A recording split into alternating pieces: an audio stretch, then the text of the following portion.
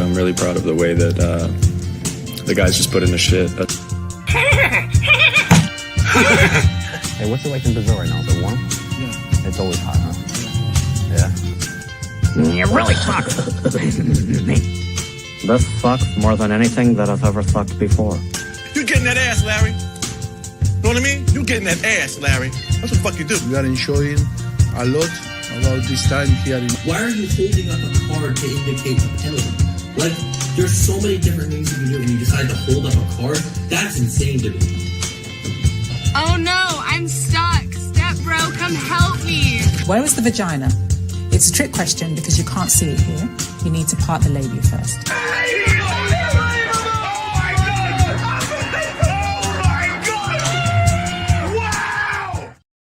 All right, welcome to Straight Red Card. We're back. Hope you had a great Xmas holiday Christmas season. Stu, I did not bang your grandma. She just might have banged someone who looked like me. I don't know. Not a lot of people do look like me, so I don't think that. Brett, how was your were the kids happy with their presents and all that? Yeah. No, it was a pretty good Christmas. Kids got a bunch of presents. Their grandparents spoiled them, as always. Mm-hmm. Jackson, started going through his presents, just handing them to him, and he gets a box. He goes, close, rips it up, and it's closed. And another box later on, close again. Dude, if you'd stop fucking growing, maybe I can get you something besides clothing. Yeah, I know. Yeah, kids don't realize the clothes importance thing, but you're more happy about those. Those should be gifts wrapped with your name on it. He's gonna get more use out of those clothes than any other present he got this year. Yeah, but he doesn't care about that. I know. That's why it should say you're just gonna go to school in a burlap bag. How about that?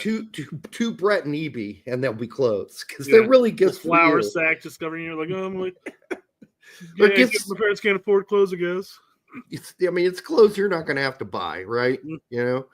All right, the turd in the background is back after a brief respite. Vacation, apparently, a couple of months there. Exactly. He says, "My wife and I slept together yesterday. I just wish she wasn't so rough with the strap on." Brett complains about that sometimes. Partaking the KY, right? A little more KY, a little more lube. Welcome to the Straight Red Card. Today is the Turdies. What a year 2024 has been. Gregg 2026. Oh, Gregg. Fuck no, he's gonna be at Chicago. What are you talking about? Yeah, he is for you. So you'll get to continue with the pleasure of watching Gregg. I was watching football. And not American football. There's a player, I can't remember, is he on Stoke? Doesn't matter. His name's Ashley Phillips. And I thought, of all the names, that seems like the weirdest one to name a male child. Ashley. Doesn't that sound like a very feminine sounding name, Ashley? Or am I taking this too far? Generally speaking, well, at least here stateside, generally speaking, yes. Yeah. You could go by the name of Ash, and you have famous Ashes from like Evil Dead, Army of Darkness. Those are some famous Ashes. I guess so. Yeah. Johnny says no, it's British. So maybe that's why I said here stateside. Here stateside is different. Yeah, I think it's just here. Like I called my daughter. We named our daughter Charlie. Yeah, I know. Her nickname's Chuck. So you're not worried about it, No, my thought process is if she's putting Charlie Corbett on a resume and turning it in. Oh, good point. More likely to get an interview, right? Could be. That used to be true. I don't know if that's true anymore. But maybe in the old days, going back to the 70s through the 50s, maybe. By the way, tonight, real quick. Alex Kevin says, Ashley, yes, it's the guy's name here. And yes. He's from the UK, so. Yes. No, I know it is. I just was thinking to myself, this is more of a moment of contemplation. When you're listening. Is it the most feminine of male names, is what you're saying? It just struck me. Yeah, over the weekend. Ashley. That's really feminine sounding. Even here stateside, Jamie can be both ways. You can go both ways there. There's some go both ways. Giggity. All right. More options. I am drinking a Trappist Rochefort number 8 tonight. They were out of number 10, which is my favorite. And it's more expensive, though, too, the number 10. I've got Brookside, the rye whiskey. Oh, nice. Local. It's from Lawrenceburg, Indiana. It's about as close as Kentucky as you can get. Yeah, I did. I do have on reserve when I'm probably not going to get tonight. The Jimmy Walker and the Drambuie, which I had on one of the other shows. And boy, it fucked me up, dude. I can't drink that hard stuff after drinking all that beer. Anyhow, I'm too blind to be able to read the alcohol, the ABV here, because there it is, 9.2. That's pretty good. Ooh, nice. And so let me taste it. I mean, I know it's going to be good. Kumar wants to know if we've tried Screwball. Yes, I have. And no, I will not. Well, I guess, are there different varieties of Screwball? Yeah, peanut butter whiskey, yes. No, I will never do that again. Yeah, that just makes me sick to my stomach. I don't know. Most of those weird liqueurs do. My nephew was like a big proponent for Screwball. And we were like, okay, well, he's a big whiskey type of guy, whatever. We go out and we get a Screwball, and there's also this cookie dough one. I was like, well, fuck it, we're going super sugary. Let's try them. We try them, like, oh my god. Technically, once you put flavors into whiskey, isn't it a liqueur? Doesn't it become a liqueur? You're referring to when he talks about it being a cocktail? I mean, it's decent exotic cocktail. It's fine. You couldn't drink it all night. You would definitely get sick. Peanut butter and jelly shots. What would the jelly be? I don't know. Somebody was asking me online, what's my favorite Mexican player? Well, duh. I mean, I'm a Fulham fan, so the answer is pretty obvious. Raul Jimenez, of course. It's my favorite Mexican player. I mean, that goes without saying. I also bought a meat slicer. I think I may have brought that up last show. Like, it just arrived, I think, the day of. So I'm making my own beer schinken. Well, I'm starting it tonight. It's going to be a lot of work.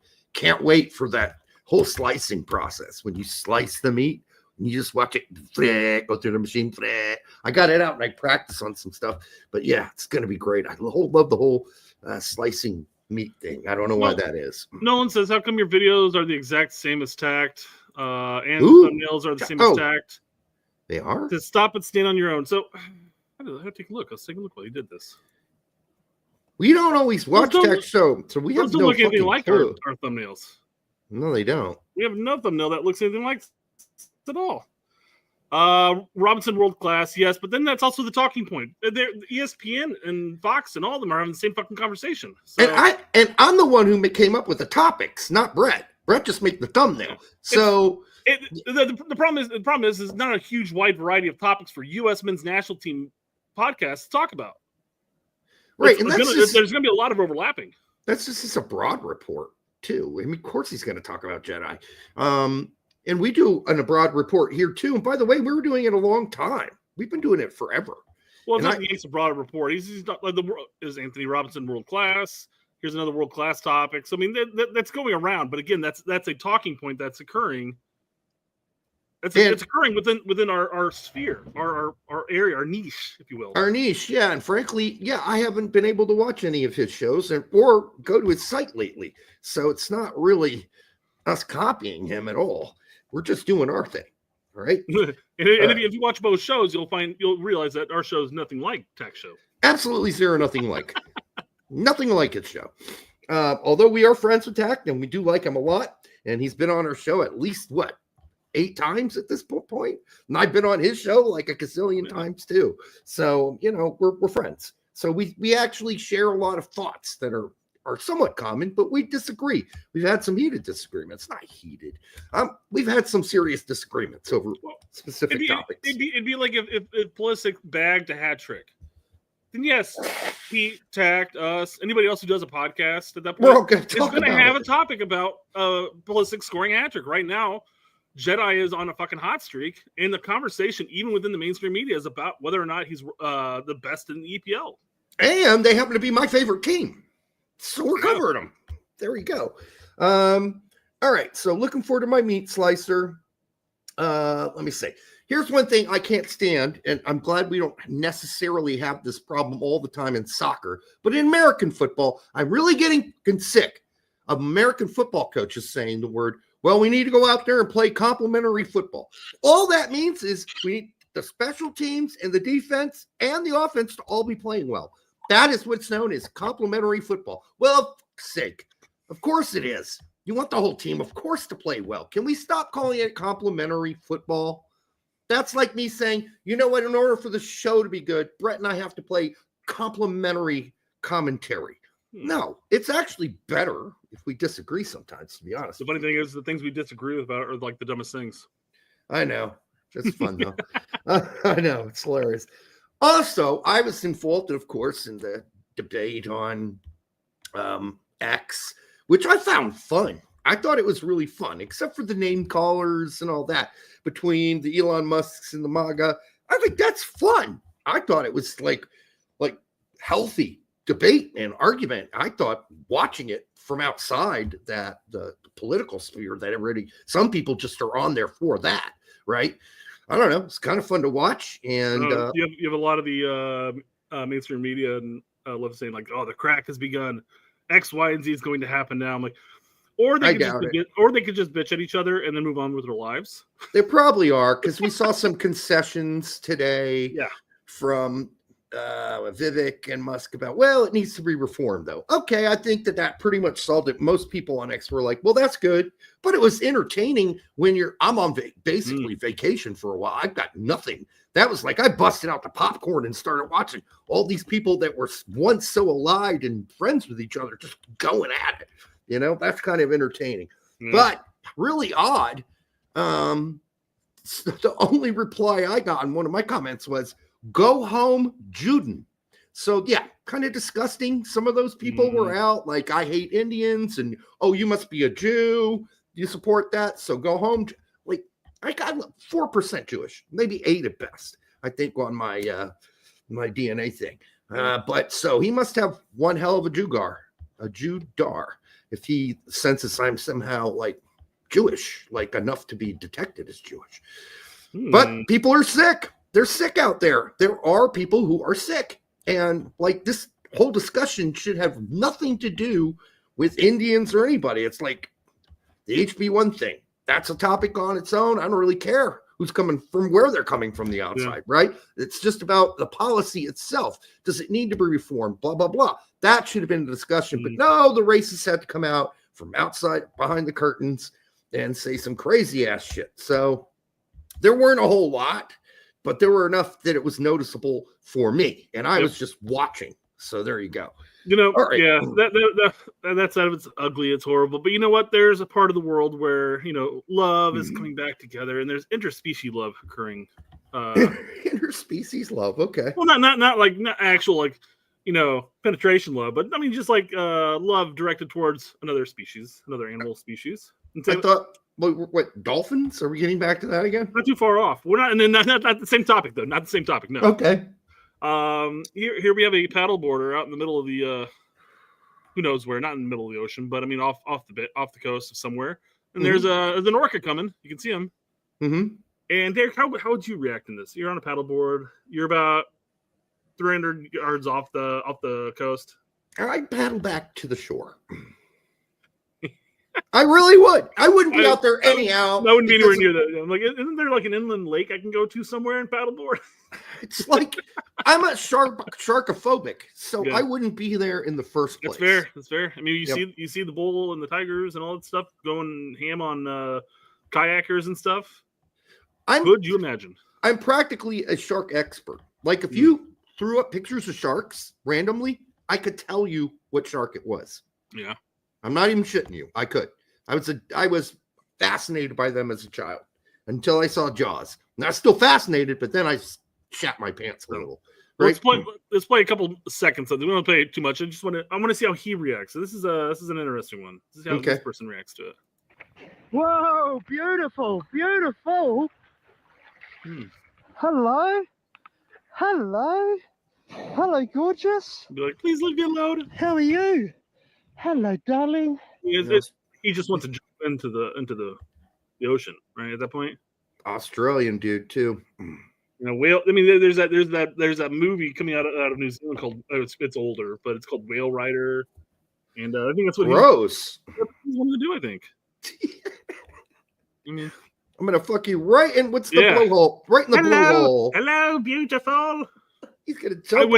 That would never be my reaction. First off, no. I would be like, wouldn't say a goddamn word, like trying to paddle, and then they'd probably attack me, thinking I'm attacking them or something. I mean, orcas. There's no record of an orca attacking a human outside of boats. well, and at the if they're at SeaWorld, aquarium, yep, SeaWorld. If you were this massive porpoise, because that's what they really are, this massive dolphin.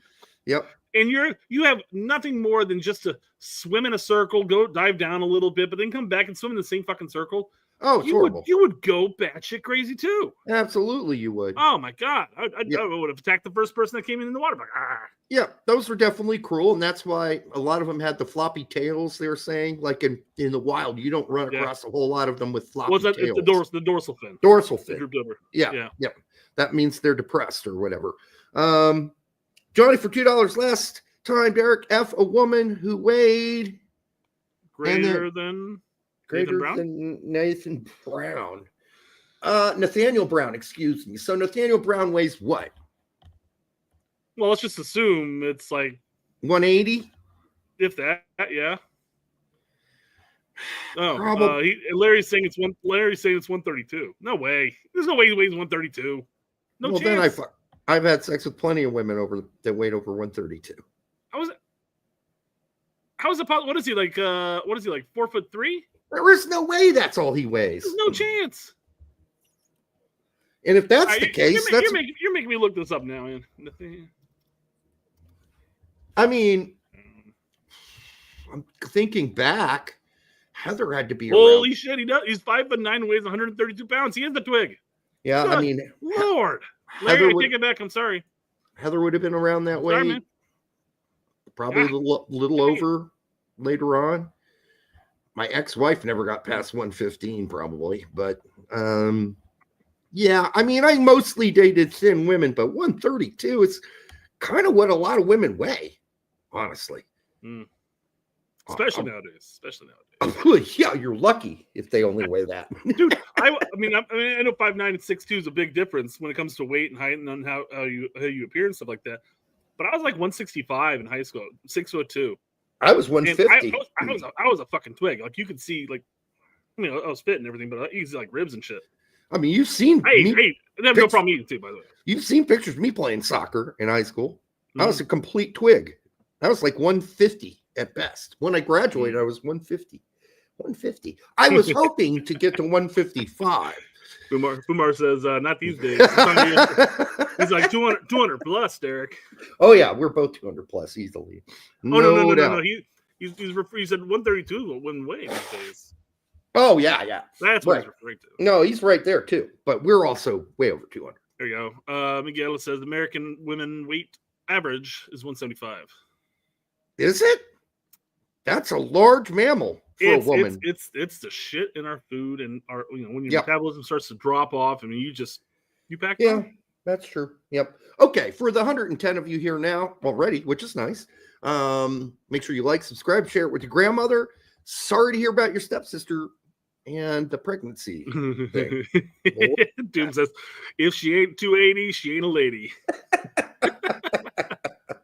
That's when her kneecaps have kneecaps, right? Yeah. Well, she can't get through the Walmart door. Yeah, that's an issue. Did you see that video too? Yeah.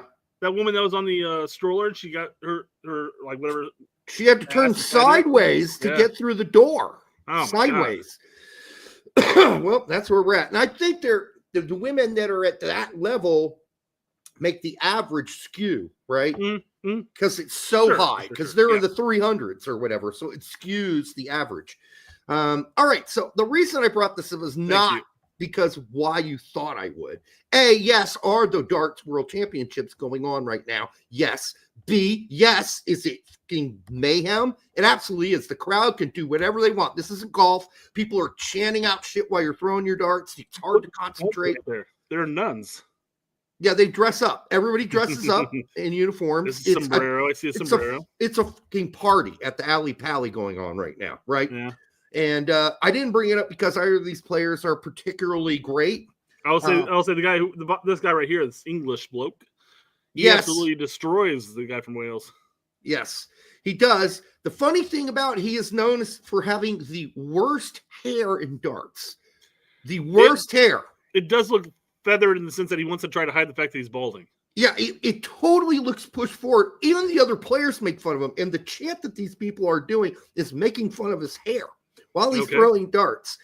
Now, you can't hear what they're saying. I couldn't even make out of it, but maybe we can make something out of it here.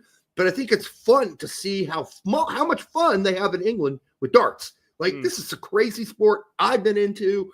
I've been playing darts since college, so I've been into it for a long time. Over here. But look at the atmosphere in this gigantic arena. This is crazy. You see the consistency, really, that Ritz both just dropped off a little Look bit. at that hair. But it's Ritz with the advantage. What is that? It's like he's got a rat on his head. I mean, this is definitely a hair that combed up that of somebody who has a full set of hair. He's fine. I'm saying when he what's this Colin Ritz dude doing? What is this? That is fluff. That's feathered, and that's basically to hide the fact that maybe it's starting to fade back a little bit. But it's all pushed forward from the back of his head. Is what I'm saying. He should just accept it and move on, because this look is bad. It's really bad. He is known in the darting community for having horrible hair. So you can't do this. You can't push it all forward like that. It just looks like a squirrel died on your head. That's what it looks like. Anyhow, BTW, I couldn't pick up anything from the chant itself, so I have no idea what that they were saying there. It's something about his hair. It's like Colin Ritz. Colin Ritz, his hair is like a bag of tits, or I don't know what they say, but it's some funny rhyme. And man, those people are going crazy. So that's another thing kept me entertained during this break, right? I mean, we have soccer, but I mean, there are days where there aren't any soccer, really, not a lot. And so what am I going to watch? Well, I've been watching the World Darts Championships. This was also insane. Like, I thought they were done touring, and I'm a mild AC. I have appreciation for ACDC and some of their songs, but this kind of creeped me out. But it also impressed me because you don't have to play a lot of this because the energy comes out immediately. This is Angus Young. He's fucking 70 years old. Yeah. What the fuck? This is a 70-year-old man. I mean, there's no way. I mean, I imagine he was doing that because he couldn't stop. He's just like, oh God, help me, somebody, But, he's been doing that for 50 years, though. Yeah. That dance. And he still does it, no problem. And he looks in great shape, except for, obviously, he doesn't have much hair left, just in the back. But, I would imagine doing that dance and doing what he does, that his legs would be a little bit bigger, though. I know he's 70, of course, and there's whatever atrophy or whatever the muscles and whatnot. Yeah, but he still looks pretty good. At least looks in good shape. Yeah. Skinny as fuck, though. But yeah, I would accept the hairline. Yeah, all right. Sure you would. I think we missed some super chats. Yeah, I'm gonna pull it up. Yep. They all started coming up right when we pulled this up. I'm like, well, I'm not gonna pull it up right when we're talking about this. Right, Johnny for $2. Hey, Johnny, how you doing, Larry? Maloney/Dietz will take Tannerman and Adam's cheeks. Hey, that rhymed nicely. Maloney and Dietz will take Tannerman and Adam's cheeks. Yeah. I take it back. It didn't necessarily rhyme perfectly, but it sounds pretty good. It could have been the rhyming sequence inside of a song. The rhyming count is off, but it still works. We will find out where Maloney goes. He's obviously leaving this January, and he'll find another team. Dietz just needs to get healthy and continue, since he was injured through much of the middle of the season so far, and hopefully gets back to it. Robin, I fucking love darts. Thank you. Nice to find another person out there that does. All right. I mean, Robert, I believe Robin is from the UK, so it's understandable why. Well, yeah. And then there aren't really a whole lot of good American players. Like, all the Americans were out in the first round. They lost in the first round. They were out. Yeah. So, no. One of them got to the second round. I apologize. But they're just not very good.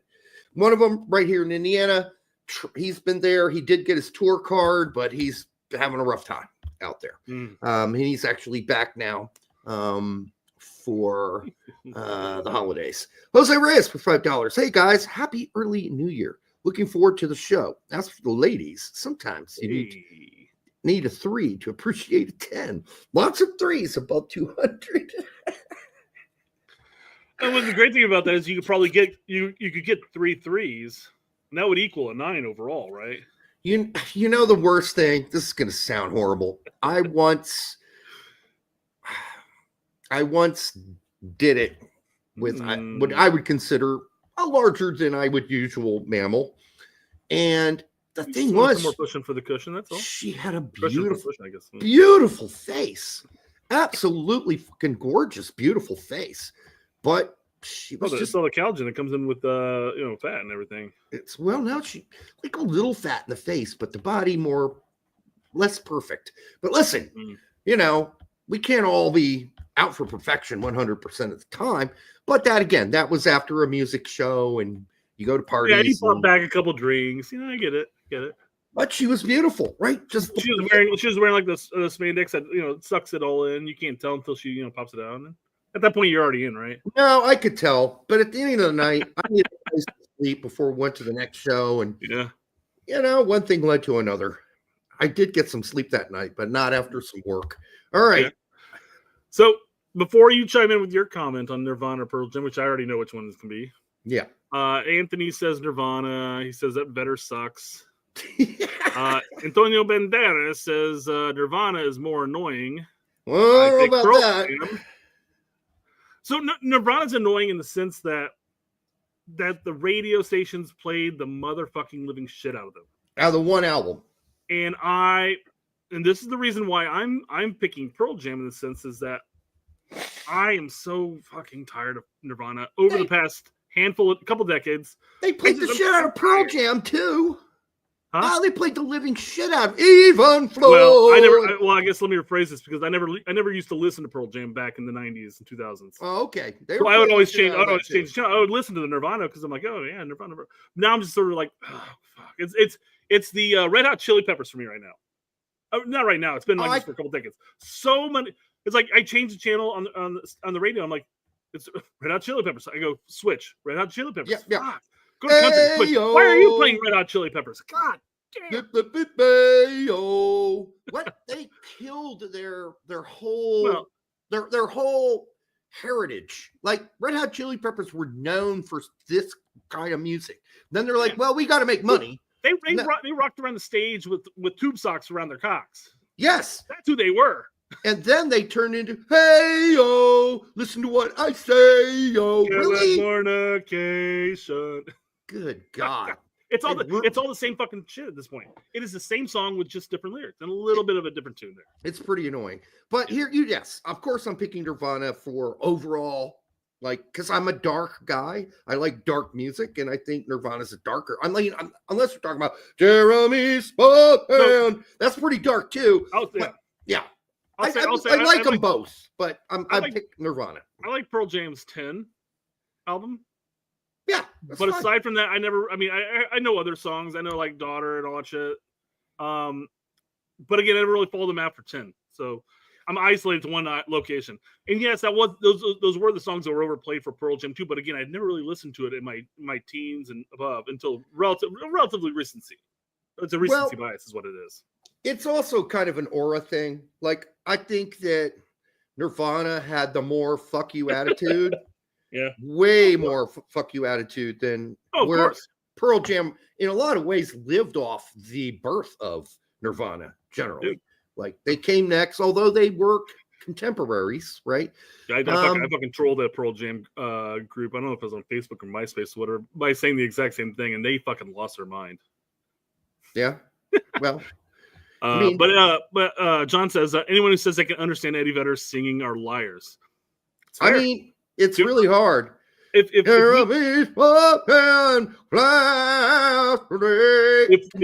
didn't know what I was saying, would you know what I just said? You have to know. Once you know the lyrics, then you can hear it. That's the problem. Jeremy's spoken in class today. I had to look it up when the song first came up.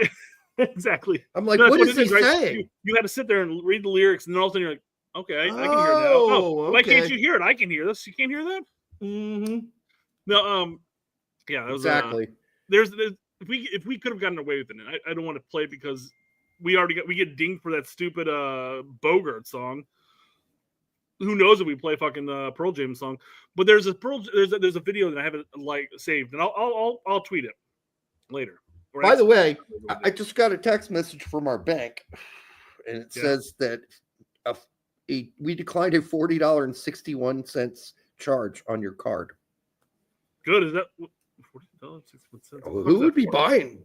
Use our card to buy $40.61 of whatever. Yeah, I was gonna say you've been trying to get rid of Adobe and Prime for like a year now. Yeah, maybe that was it. Maybe it finally worked. I was like, well, that doesn't add up, right?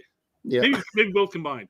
But there's a video on Twitter, and I have it saved on either my burner or my actual account, that it takes the song, and then as Eddie's singing the song, it shows like Facebook or LinkedIn profiles of people's names that sound just like what he's saying. Oh, yeah. It's fucking hysterical. Like, yeah.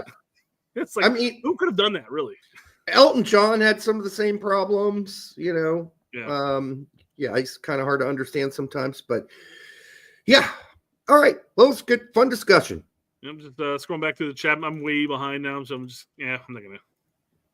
not. I mean, go to the next thing. We probably got to get to soccer soon. Nah, we're gonna keep going with some fluff here. So there's an American Doll that's been released. It's the first American Doll with hearing loss. What? Of course, hearing loss. And Faith Moore says, "Wait, the other ones can hear us." That's insanity. Well, it's the ultimate virtue signaling. It makes no sense. This doll can't hear? Well, no fucking shit. I think that's an improvement from the other dolls. At least this one just has hearing loss. The other ones are completely deaf. All right, for the 132 of you here, make sure you like, subscribe, share it. Which, Grandma, we do appreciate you showing up on a Monday night. Hopefully, maybe you didn't have anything else to do. But let's see if we can't chug this thing over 200 by the end. We'll see. Yeah. What, 200 minutes? We'll go over 200 minutes. No, 200 viewers. We'll see. So a little bit of soccer fluff here. Oh yeah, this is really cool AI. Mm. That's how it happens, buddy. Just like that, yeah. Man, you start crying too, man. Man United's going to do that to most any player or coach, manager at this point. So I wish him the best. All right, Brian Rincon. Wait. So, BMR sent us this. So Evan is absolutely smashing the world's strongest man, but his poor Nan is in last place. Evan Singleton is winning. Evan's Nan. Evan's Nana. I think that's kind of funny. Yeah, a little bit of laugh. Wonder what channel that's on. The Ocho. What's that? Yeah, the Ocho. Oh, I don't get Some Ocho. dodgeball. Oh yeah, I don't get that. I get ESPN. Nobody gets the Ocho. Oh, well then I don't know where it's on. The Ocho is from dodgeball, and it's like the World Dodgeball Association of whatever of America or whatever. The dodgeball competitions on the Ocho, and they have these obscure sports on there. So okay, fair enough. I didn't think this. I mean, these ESPN used to play those all the time, like kind of late at night. You'd watch the World. No, there were a couple years where it was like prime time. Mm-hmm. Oh yeah. Yep. Mm. All right. Jason Bateman. Yeah. On to an actual soccer topic here, Derek. Jason Bateman's funny. All right. Soccer tournament fees has been out of control for a while. They are now into the is this for real level of pricing? Cost per team. So join a youth team? For a youth tournament. Okay. So that's like for a tournament, it's like less than $100 per player. We don't have context though. I mean, I don't know what kind of tournament it is. Is this? I think Chris needs to provide that info because if it's a tournament where somebody's going to win money at the end, or if it's not, if it's just like a local youth tournament. Apparently. So. But if you got 16 players, as you said, that's $100 a player. It's like a little over. Like I said, even if it's for club, I mean, you're looking at most clubs have, something along the lines of like 20 players, 18 to 20 players on the team. Right. That's less than $100. I mean, I still would, as a parent, I would love it if it was cheaper than that. But I mean, like that's not terrible. I don't think, but.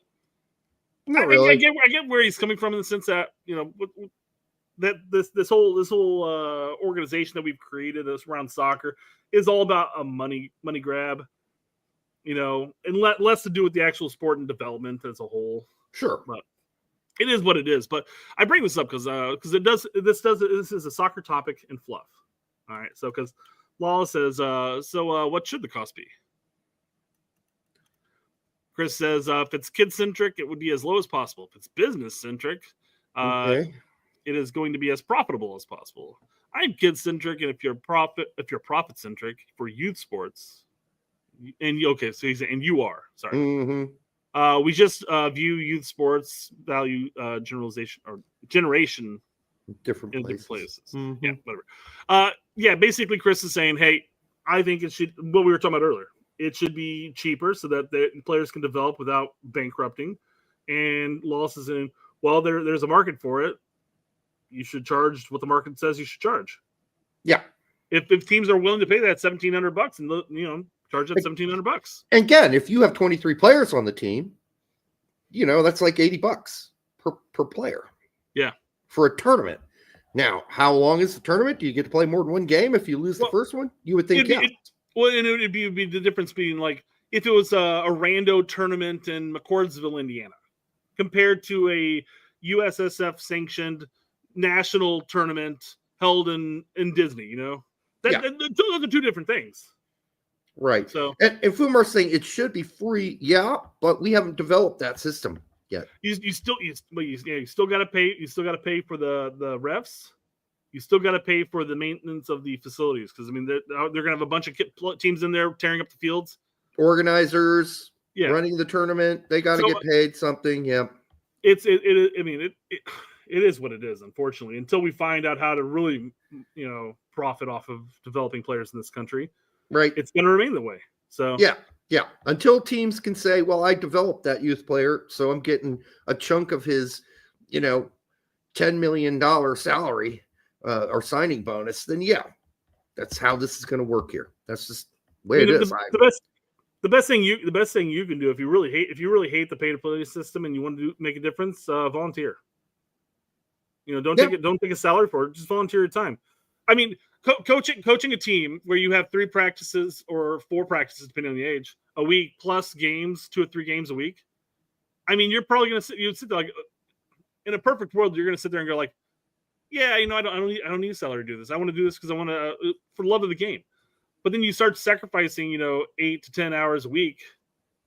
You're like, wait a second, I want to get some fucking money here. I drive all of these places. Why am my gas being covered? Yeah, right. So it's tough. It's tough in the situation we're in right now. Fumar says we have the money to make soccer free in Amy. America. He says America. Oh, okay. I was going to say, who's Amy? And why does she have soccer in her? All right. Well, here's the point, though. Good. I was going to say, do we really? Because it seems to me the U.S. soccer doesn't have that kind of money to make soccer free everywhere. We would have to resystem everything and turn it into a European system, which is going to take money and investment to do. That's the big key right there. And the money's got to come from somewhere. I mean, if you look at, like, we're going to use England as an example because I know I've talked to a number of people who talked about the system in England and stuff. And there's a certain age group up until X before they go into the academies where the people in the community volunteer their time and they train the kids and do X, Y, and Z. But when you get to an actual academy and stuff like that, those coaches are getting paid. And they're getting paid because the idea is obviously you're going to be developing these players who you can either transfer out or you make profit off being on your team. We don't have that right now. The local travel team down the road isn't going to make a goddamn cent by developing players. It's not going to happen right now. We have to change the whole system. It would have to completely change. So saying, well, you can it's between MLS, the USSF, and corporate sponsorship, Fumar. But I mean, they're not pulling much of a profit off as we're speaking. And U.S. soccer just doesn't have the money, millions to throw around. Total system change would have to happen. That's the only way that works. The federal government would fucking probably have to get involved to make it happen. Ideally, the biggest change would be to not have MLS constantly cutting USL's at ankles off. Yes, yeah, that would help. Because the way it's going to develop and the way you're going to pull in investments at a local level is that there's a local team that you can funnel these players through. And right now, the USL is getting crippled by MLS. Yep. MLS comes over and they just cherry pick like, ooh, you have a really successful team. We'll just either place our own team there or we'll just take your team. And USL can't get a foothold at this point. Right. And it shouldn't be a competition. That's my big argument with Lawless here in this sense, because Lawless is going to be like, well, it's a business. Well, yeah, it's a business.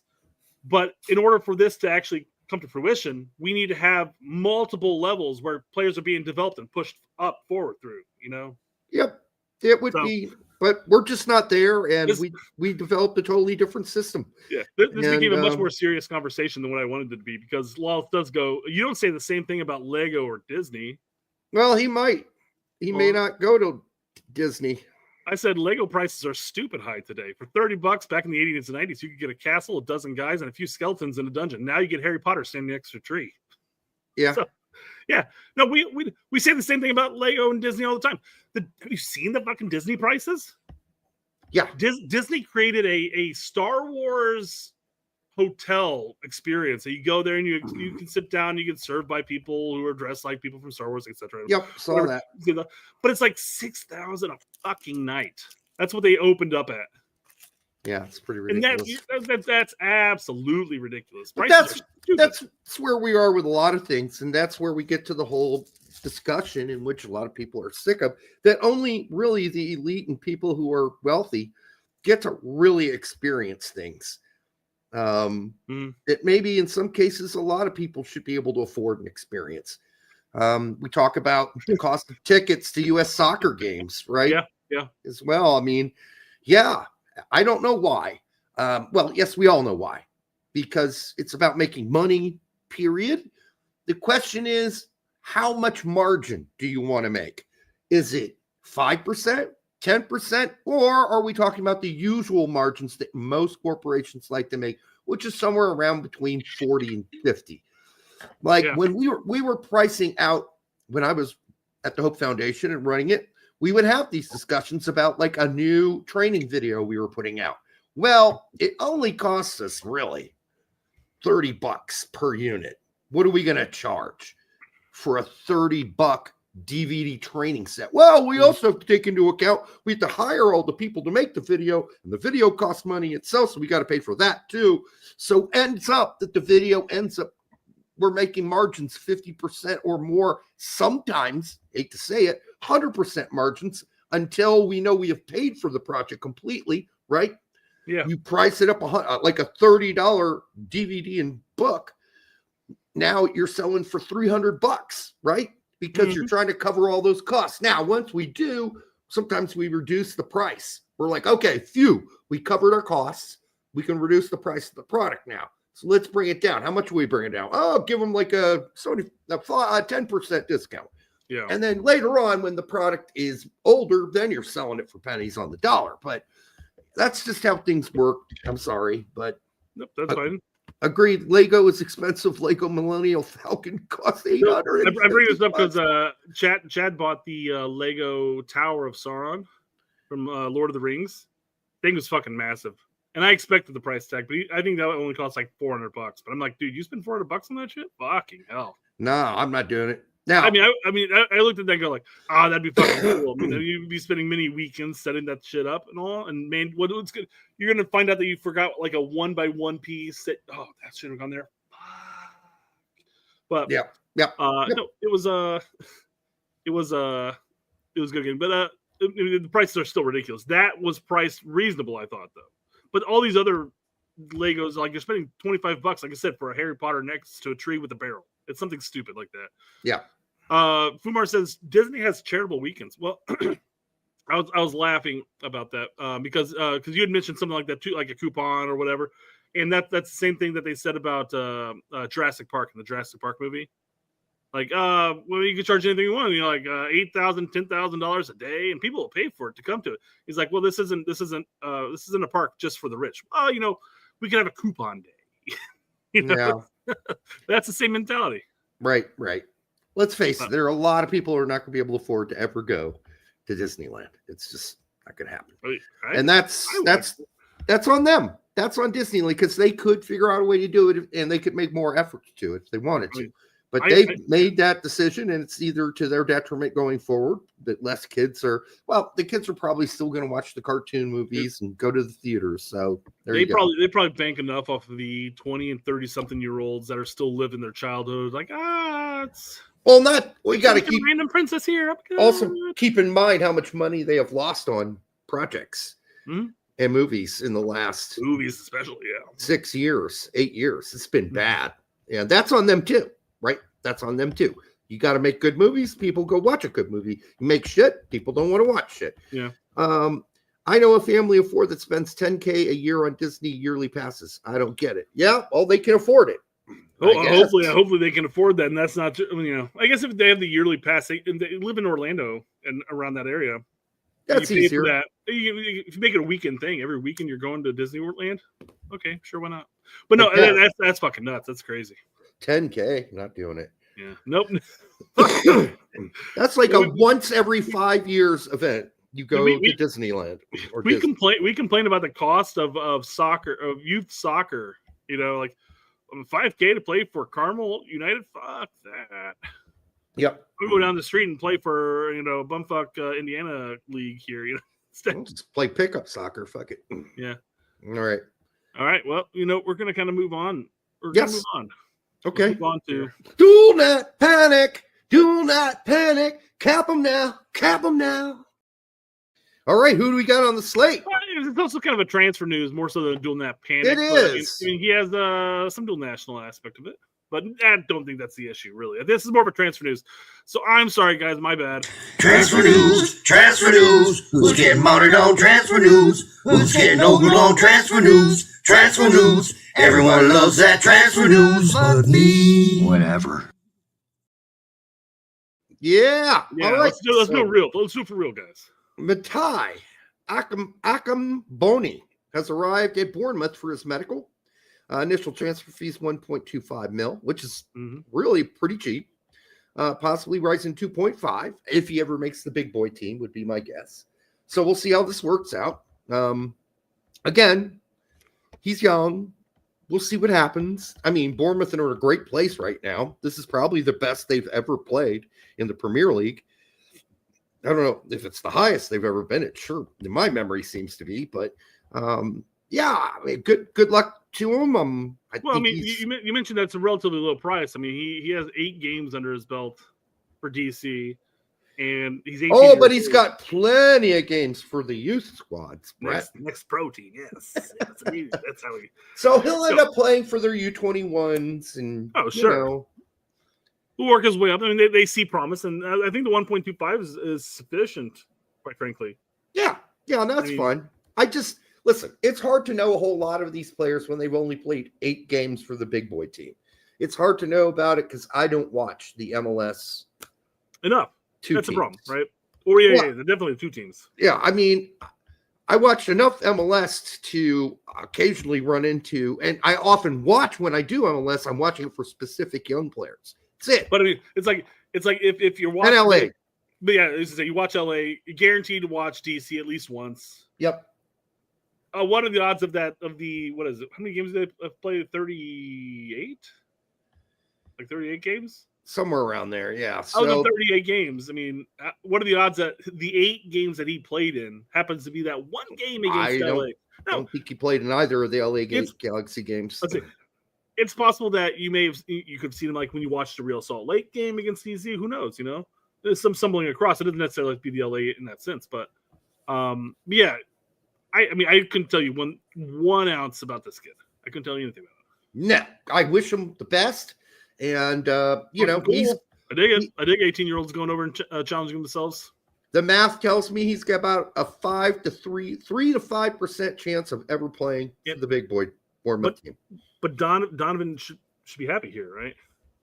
Because he started his career in MLS. That's right. And then he got the move forward. So, I mean, that's a step in the right direction.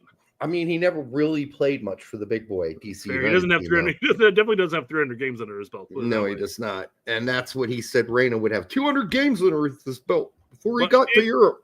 in fairness, in that sense, though, I mean, 300 games for Matai to get. I mean, he'd be sitting there like at 23, 24. Yeah, that's assuming that he was moving up in the ranks. Such a ridiculous thing to say. But anyhow, we'll get into that later. It's also possible that he signs for DC and he plays one season, gets a handful of games, and gets released a season or two later. Yeah. So why don't you just take this fucking chance? Yeah, you take the chance. You'll probably get loaned to Scunthorpe or something. Barnsley. No, not even Barnsley. Probably get loaned to Scunthorpe or Crawley Town or something weird in like the fourth level. You know, a former DC United player plays at Barnsley. I think you probably throw in a good name. Like, hey, this kid right here who's pretty good when I saw him in the academy like 5 years ago.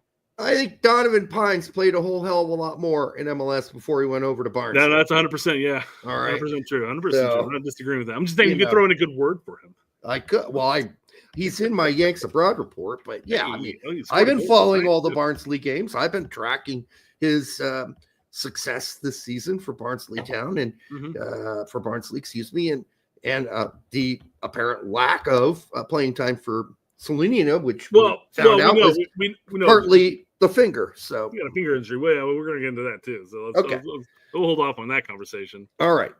What do we? Oh, by the way, for the 144 of you here, make sure you like, subscribe, share it with Grandma. I guess you're here from X, and from, of course, YouTube.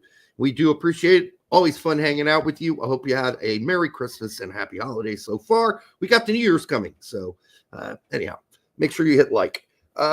Gabriel Slonina has been officially recalled from his loan at Barnsley, returned to Chelsea, reported by Felix Johnstone, the Barnsley. Blah, blah, blah. The decision follows a formal letter sent to Chelsea to Barnsley. Slonina had been dealing with a finger injury, which has kept him out of action. Chelsea medical team will know. You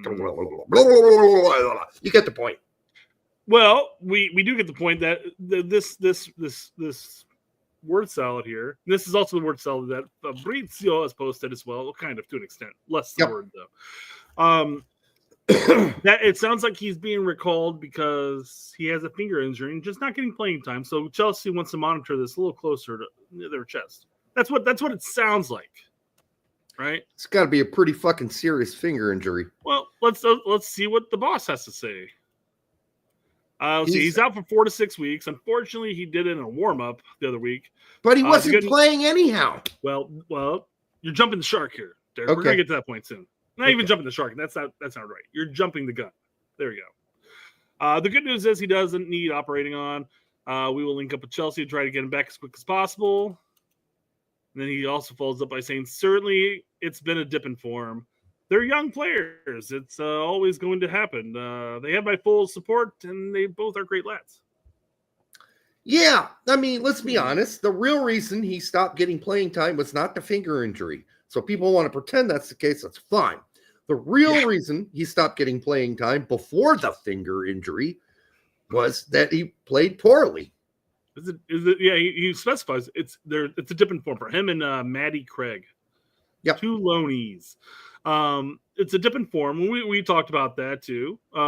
We talked about his poor performances before he finally lost his spot, and now an injury pops up for 4 to 6 weeks, and Chelsea's just going to pull him out. And we're going to. This is one of the Turdies later on. I don't want to spoil anything here, but what this tells me is that Barnsley's like, hey, you know what? We got other guys in here that are doing just as good, if not better, and we're probably not going to play him any. You want to call him back up? Yeah. That's what it sounded like to me. And you know, this may sound horrible, but he may get loaned out to a League 2 team next, not a League 1 team. So we'll see. Yeah. Remember, he's a super young goalkeeper, but he made some poor decisions, and he still could fix all this. Room to grow, and goalkeepers have a long life. Exactly. So as long as he continues to develop and stuff like that, but definitely wasn't a great loan segment of his career. You know? Well, especially when there are some other young goalkeepers we haven't even discussed yet. So on the bench for Roma versus AC Milan the other day was Giorgio De Marzi. Yeah. Yep. I saw that on the Twits. Yep. He's 17 and he made the fucking bench as the backup goalkeeper for that game. I mean, you got Coachin, who was 17, 18, making the bench for Barcelona at the time. Yeah. So there are other options.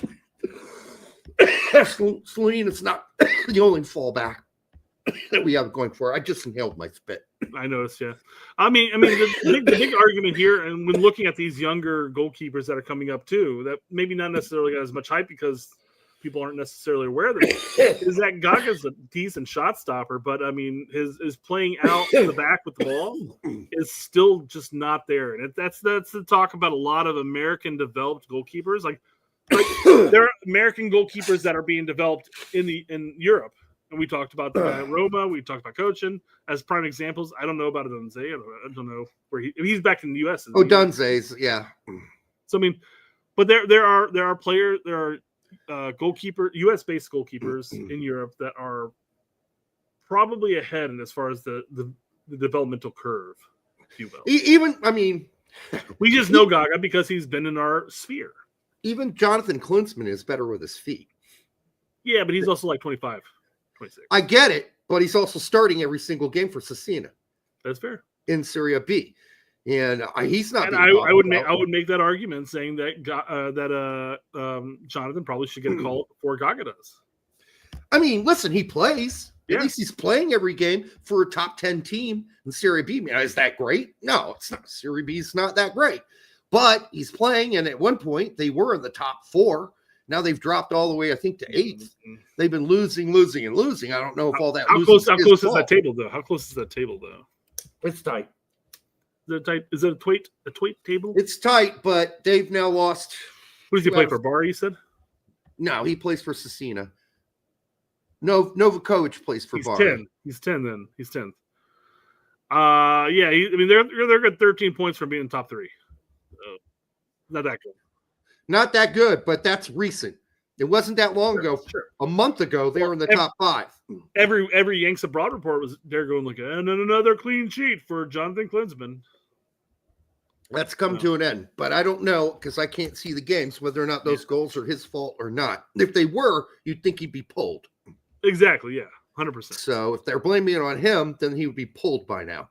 But all I'm saying is, it's not only the fact that Slonina's not great with his feet.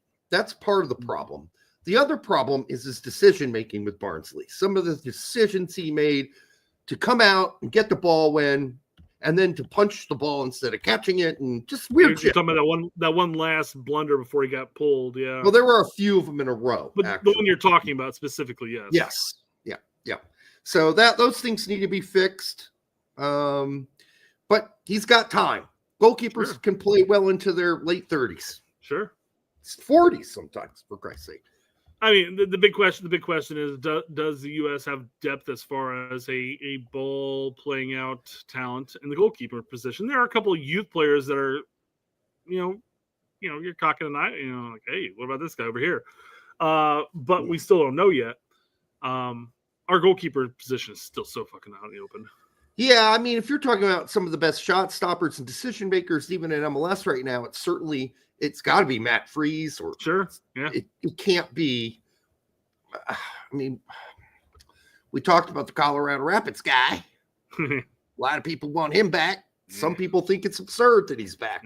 So we'll see what happens there. But right now, it's really a bag of dicks.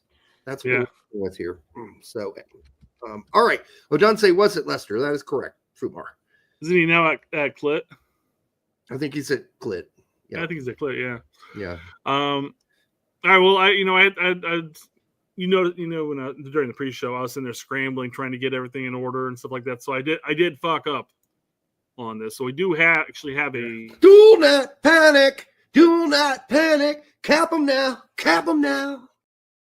All right. The Do Not Panic is an American who's quietly breaking through in Liga MX. I think that's kind of breaking through. Okay, all right. I guess so.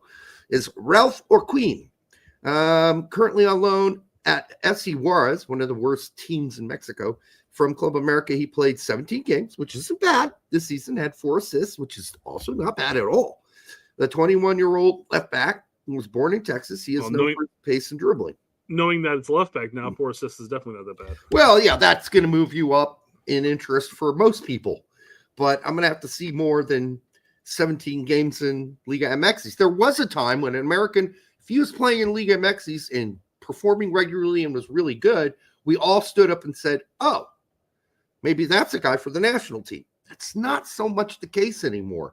I think because Liga MX has lost its overall outright supremacy over MLS, right? A lot of people see those leagues as being fairly close now. So it's going to be up to see, I guess, how Poach sees it, right? Yeah. I mean, and you're also looking at it going, looking at him as a 21-year-old left back, and you're looking at the MLS equivalent being what, maybe like a Tolkien? Yeah. At that point? Yeah. I mean, Tolkien has, MLS, Liga MX, I mean, you can make your arguments either way. I still think Liga MX has a still standing a little above. Yep, a little. As a whole. Yep. But I mean, Tolkien has had multiple seasons now of where he's got, damn near 10 assists each season, a couple goals. Yep. As a left back. And we're sitting here as the U.S. men's national team pundits, and then the independent pundits, if you will, going like Tolkien's like third or fourth in depth at this point for us. Probably, so and he's probably heading to Europe. Yeah, more than likely he's going to be in the Netherlands or Belgium or somewhere soon. Not championship, but I doubt. I think first opportunity he gets, he'll be leaving. Oh, absolutely, yes. Fumar wants to know if he's ever played for the U.S. I'm just taking a look at that real quick. I don't believe so. I don't recognize the name, quite frankly. No, he has not. I don't think he's played. He hasn't played for either national team. Yeah, either or either. Yeah. I believe technically it's either, but that's okay. I think you can say either one of them. I'm the English major here. Derek, do you say often or often? Often. I say often. Well, there's a T in that fucker. I know, but you know what? There are E's in words that are silent too. That's true. You don't say white. You don't say whitey. I mean, you might say whitey, I guess. Well, yeah, you would. You could. Whitey? Hey, Whitey? Yeah, but that usually is a Y in it when you say it like that. Okay. Yeah. You look at the word white and say whitey. I mean, we just like you used to say words like what, you would actually throw in the H, what? Right? What? Sure. Or where. We got rid of a lot of those stupid U's from the English language. And H's. Favorite. Come on.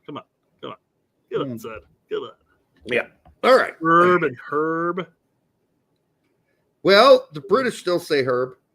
I say it's definitely Herb. Well, there's a fucking H in it. Well, it's silent. It's a silent H. Look it up in the dictionary. Except I have an Uncle Herb. All right. That's fair. If it's the name, it's a herb. Yeah, you're right. Yeah. But if it's a piece of grass, it's herb. I guess. Absolutely, 100%. Some shit you throw in your soup, now it's herb. Well, why do we do that, Derek? Nobody knows. Nobody knows. Nobody knows. Nobody knows. I swear that's gonna be my favorite SNL skit in a long fucking time. In a long time. Long time. Like, I know. How many feet in a mile? Nobody knows.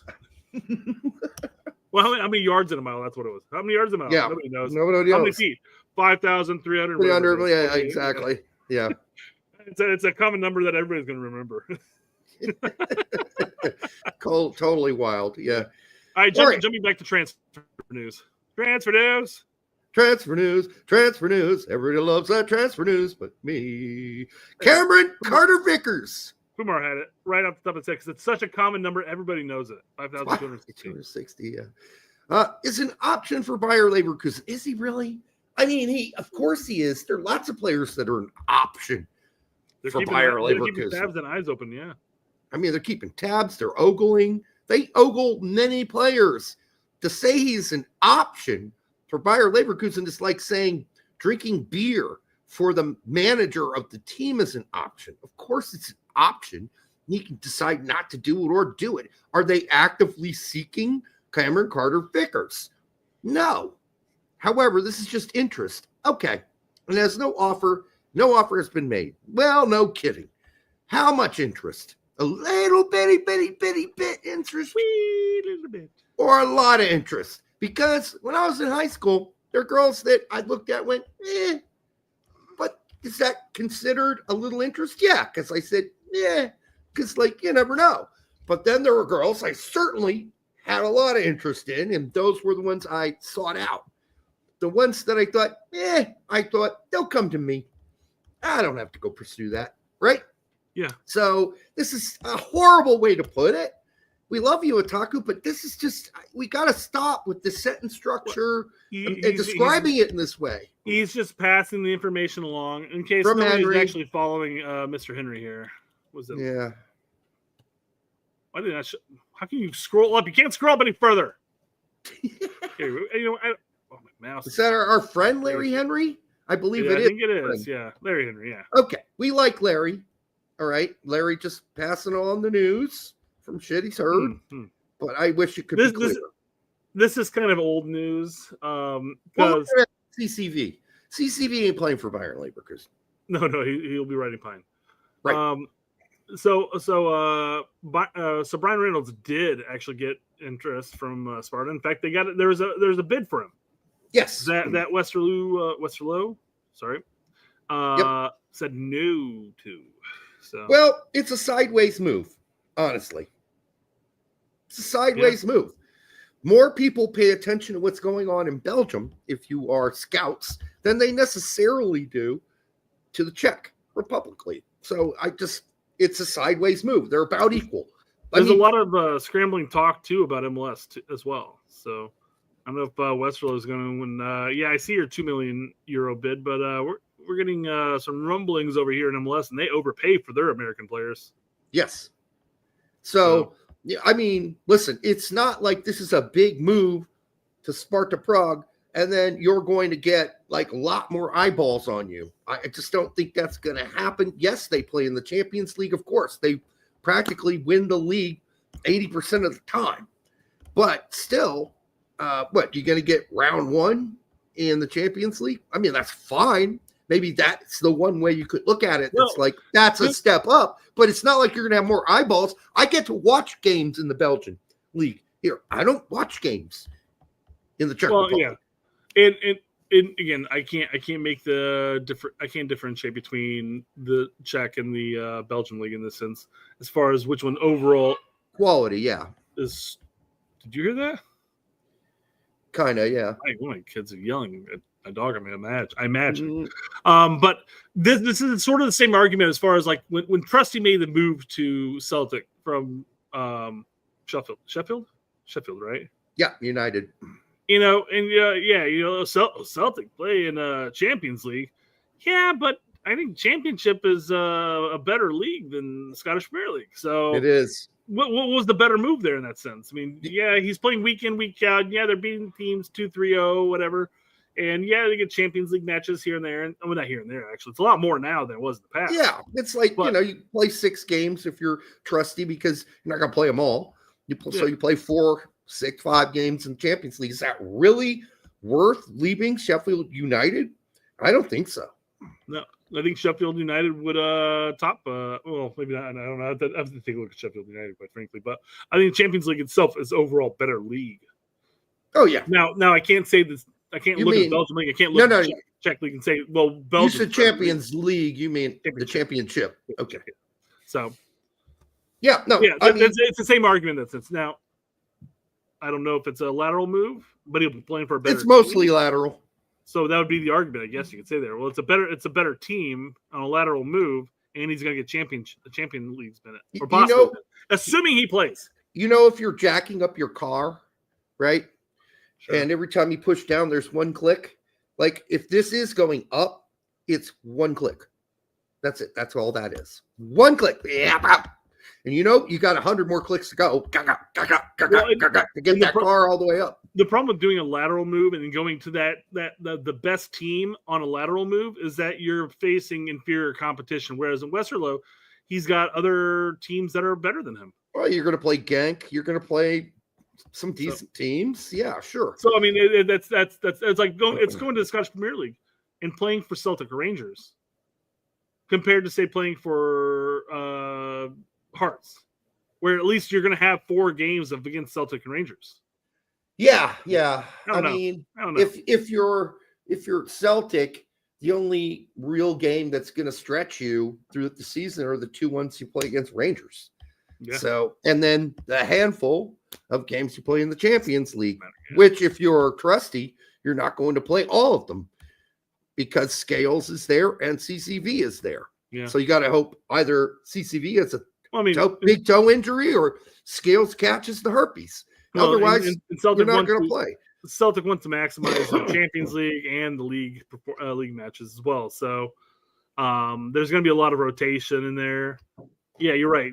Trusty might play 3, 4, 5 games of Champions League, but he also might get removed from those, starting lineups.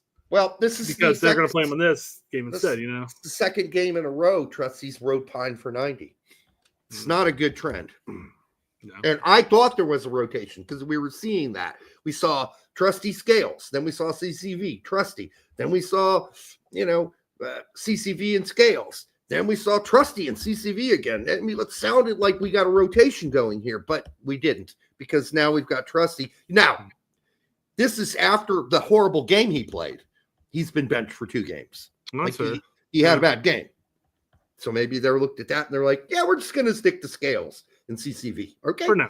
Yeah, for now. All right. Julian Vivas, Las Vegas for $4.99. Do you see Edgar Moreno post about Nathaniel Brown on Instagram? He's with Reyna, Scally, and Paredes in the pick. Edgar is? No. Nathaniel Brown is with Reyna, Scally, and Paredes. Oh, good. No. That's great. It's good news. It's not like Nathaniel Brown said, I never want to play for the U.S. Men's National Team. He said, I've no one there that's ever talked to me. Wouldn't that be funny if you look at this and say, well, the players are doing more work for the U.S. Men's National Team than the federation itself, Yep.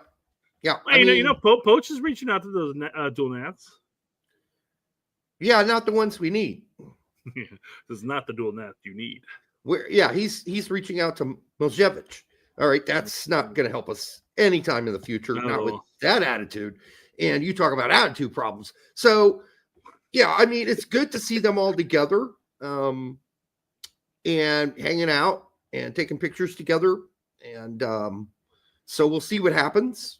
There are 2 other young American center forwards in the youth system at Frankfurt as well, whose names I just forgot. But it looks like, Frankfurt could have some more riches coming our way down the line. They're young. I mean, I think they're both like 16 and 60 years old. So we'll see what happens. But Nathaniel Brown, that's a phone call that needs to happen. And if maybe it already has, Brett. Maybe since we started bitching about it, a month ago, maybe the phone call's been had at this point, and there's been some sort of discussion and meeting between Poach and Nathaniel Brown. One would hope that discussion and the discussion with Henri Chase has since happened. Because if it hasn't, that's just pure fucking things up. Yeah. Like, that's bad management. Well, and we're not asking to beg. We're not beg. We're not saying beg. We're saying, hey, we're watching and we give a shit. That's it. Nothing else needs to be said. Not please come play for us. No, we're interested. We're watching what you're doing. Keep up the good work. That's it. That's all we're saying. Rawzilla the Thriller, Slavia and Pilsen are good and level with Sparta. Wouldn't be the worst thing.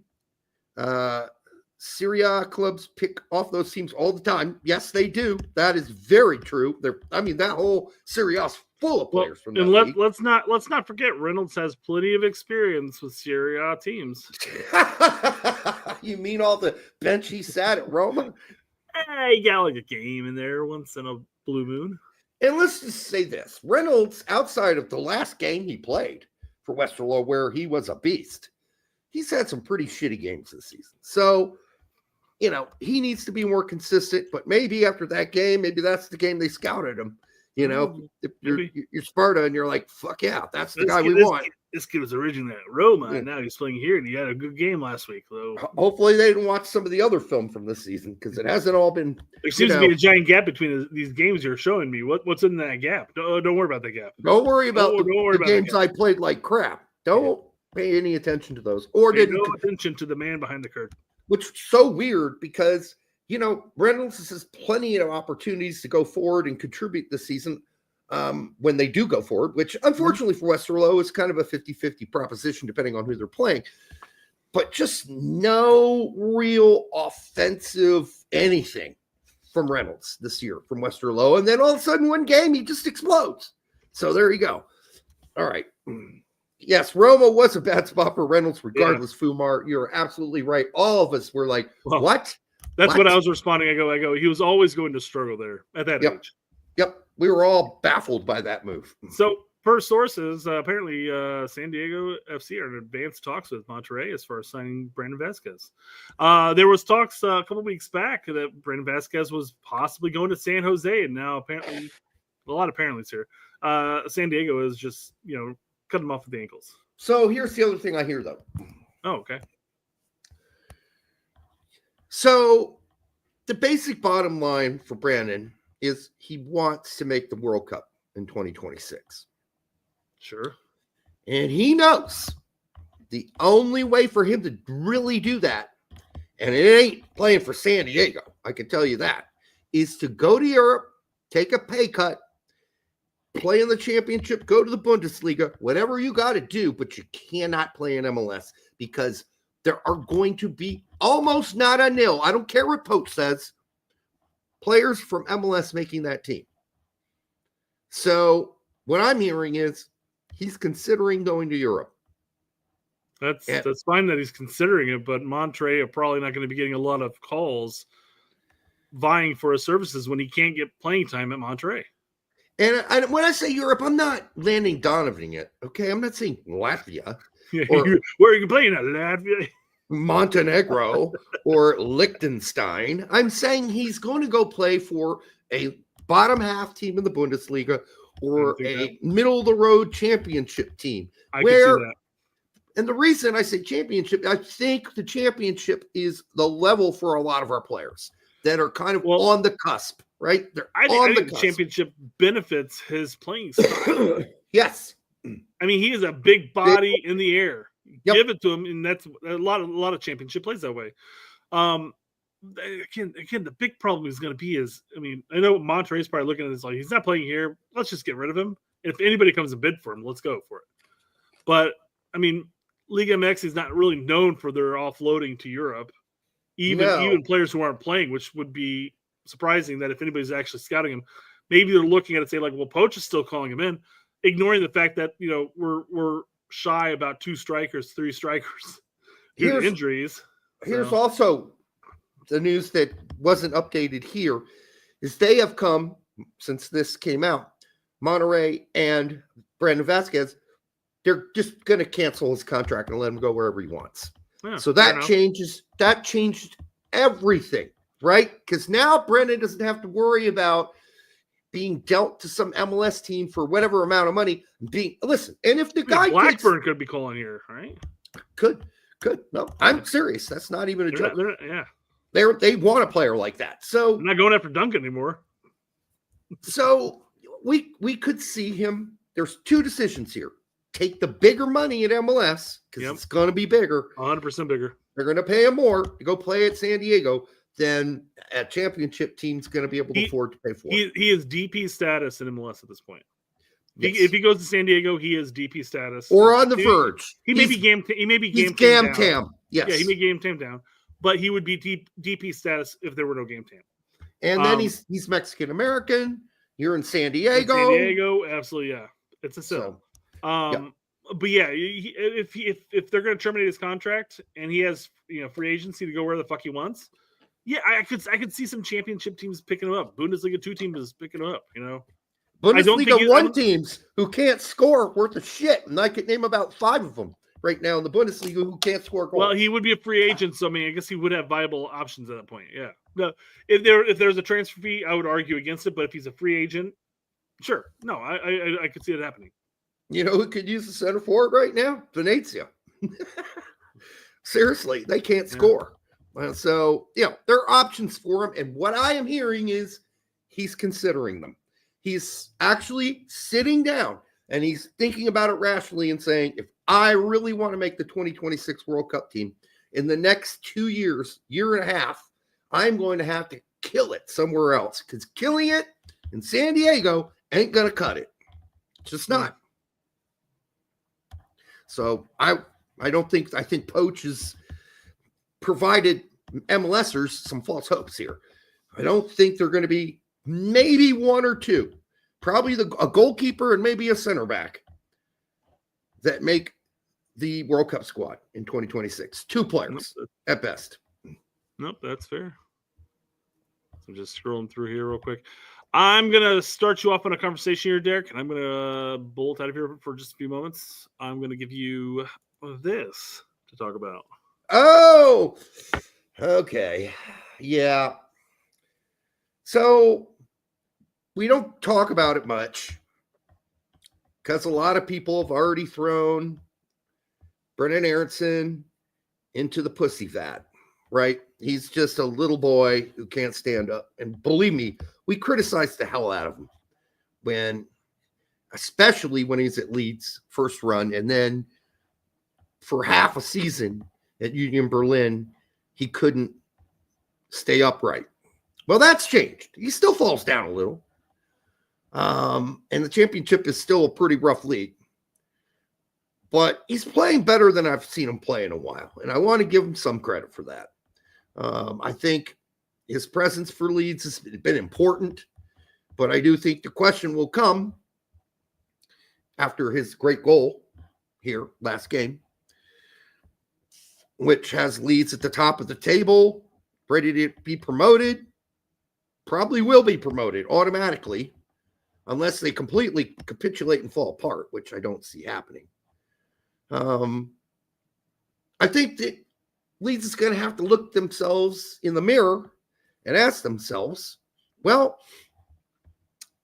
are we hanging on to Brendan Aaronson? And if we do hang on to him, are we going to go out and get some more players? Like an upgrade from Brendan Aaronson. And my first thought is, well, you should. But looking at some of the deal making and the upgrades that a lot of the promoted teams do when they go up to the Premiership, it's not been very impressive. No, that's why we have all the promoted teams that came up from last season in the championship pretty much at the bottom of the fucking table. And I think that's going to be the case for the promoted teams to get promoted out of this season too. I think it's very hard for them to open up the wallets and just start pouring out cash for all these players, some of whom don't work out. So Brett, what I was saying is if Leeds are going to get promoted, right? Mm-hmm. Yep. I don't think Leeds has the coffers to go chunking up all the kind of money they did in the past. All right. Sure. Go sign all these big name players to come in and play. This is the same reason the 3 teams that were just promoted into the Premiership are at the bottom of the fucking Premiership right now. Yeah. They did go out and make some minor signings, but they're not like major game changers. And I think the same thing will be true for Leeds. They're going to try to hold on to a core group of those players and sign a few guys who have some sort of Premier League experience and add them to the team. I think Brendan will play. I really do. Yeah, I mean, the problem with getting guys with Premier League experience is that they cost. They cost money. If you can just shore up aspects of your team, like when Marsh was there, we talked about it every week. Like, dude, on the window, he needs to shore up his defense. Center back, 100%. Maybe a striker because Bamford sucks donkey balls. And Rodrigo obviously was off and on with injury and where he got played and everything like that. But now it's just like, hey, when you're looking at your squad and you're going in there, if you look at you're being promoted, where's your absolute weakest spots? Don't actually look for necessarily Premier League talent there, but maybe find somebody who's within your range that can solidify that a little bit more. And do you still trust guys like Tanaka, who've been balling this season, have been essential for the success of this team to carry that form into the Premier League. I think, is Dan James really a Premier League player? Is Pirro really a Premier League player? Are you willing as Leeds to take that risk? Or do you have to take that risk because spending lots of money didn't work last time? And I'd rather have the core guys go forward together as the team that earned that promotion, have them stay together and fight together to stay up. I mean, I would look to make sure that your wings are pacey. You've got Brendan's playing more or less a 10 for the team. Yep. So make sure you have a striker who can score goals. Make sure your wings are pacey, and then solidify your defense. Those would be the gambles I'd go for. Yeah, and is Melier really a Premier League goalkeeper? I mean, those are all the decisions they're going to have to make. And at times, he has experience though. At times he's fine. He had some mental blunders from time to time, but I think the defense fucked him over more than he fucked himself over. That's true too. I think that's going to be on them. And then Leeds has to look at their pocketbook, because it wasn't too long ago we were all thinking Leeds was financially at wit's end. They had to sell a bunch of players, which they did, to barely make FFP. Right? Yeah. So how much money are they going to get enough money moving up here to spend as much as they really need? So I don't know. I think there are a lot of questions there, but then there is also the whole idea of, well, we'll just do what Sheffield United did. We're just take our guys up, keep the core team, and see if we can stay up. Well, that's not working for them. No, that's not working for the three teams that got promoted this season either. No, and that's the thing, right? Because I mean, worst comes to worst, you have the parachute payments that we talk about as far as getting relegated. I mean, you don't want to have to rely on those by any means to get back up in the end. But I'm not saying break the bank, but go out and again, there's plenty of talent in the various leagues out there. Not necessarily requiring Premier League talent, because again, with Premier League experience comes Premier League pricing. Yes, but you could use the Brighton method, right? And go out and find these gems that nobody else seemed to think were gems. Because Brighton's been pulling that off now for seasons and season after season after season. Yeah. So, if you've got that kind of eyeball for talent, hidden talent, like they do at Brighton, you can do something special and stay in the Premier League for a long time. But if you can't, and you're just betting on guys out of personal preference, which I think was the case for Jesse when he brought in Adams and he brought in McKennie and Brendan. Well, Brendan was already going to go anyhow. That was already, Here's the question. Here's the question. Fumar says, unless Aaronson puts on 12 pounds of muscle, he's slaw in the EPL. Which one would be more physical and more dirty, if you will, I guess you could say even. I wouldn't say dirty, but more just physical in the sense. What do you think Championship would be the more physical league in the end? It is a lot of the time. I mean, you have a lot of very good finesse style players who can play you off the ball in EPL, but I feel like you have those players who are like the fringe EPL and fringe, League One players that are all there, that are all vying for this is my last 15 minutes of fame. So I'm really going to go 100% into the stackle type of thing. Yeah. In the EPL. I'm not saying anything against the EPL. EPL is a very physical league. I'm not taking anything away from that. They're fast, physical. But I think Championship itself would be a more physical league itself. I mean, of course. Brendan's falling down a lot less this season than he ever has. He's Championship is definitely more physical than the Bundesliga. And Brendan was on his hands and knees forever at Union Berlin. Yeah. I mean, when he was there, he was on the ground. Minus the last 6 games. Minus the last 6 games. I'd agree with that. Brendan. Which I said while you were gone, by the way. And okay. I just think that, let's see what kind of, I think, is Brendan learning? Because I don't think it's that hasn't put on the muscle or the weight or whatever. I think it's because he used to think, that used to draw a foul. Yeah, it'll call a foul. In Austria, that's a foul. Well, it's not a foul. That's the thing. It's anticipating it at that point. Yeah. Looking like he's coming in for a foul. Oh, I took the hit. I'm taking the foul. No whistle. What are you talking about? Yeah. No. How many times have we seen hands in the air going like this? What are you talking about? Yep. First season at Leeds, so much of that. What? Eye-opening. What? 100%, yeah.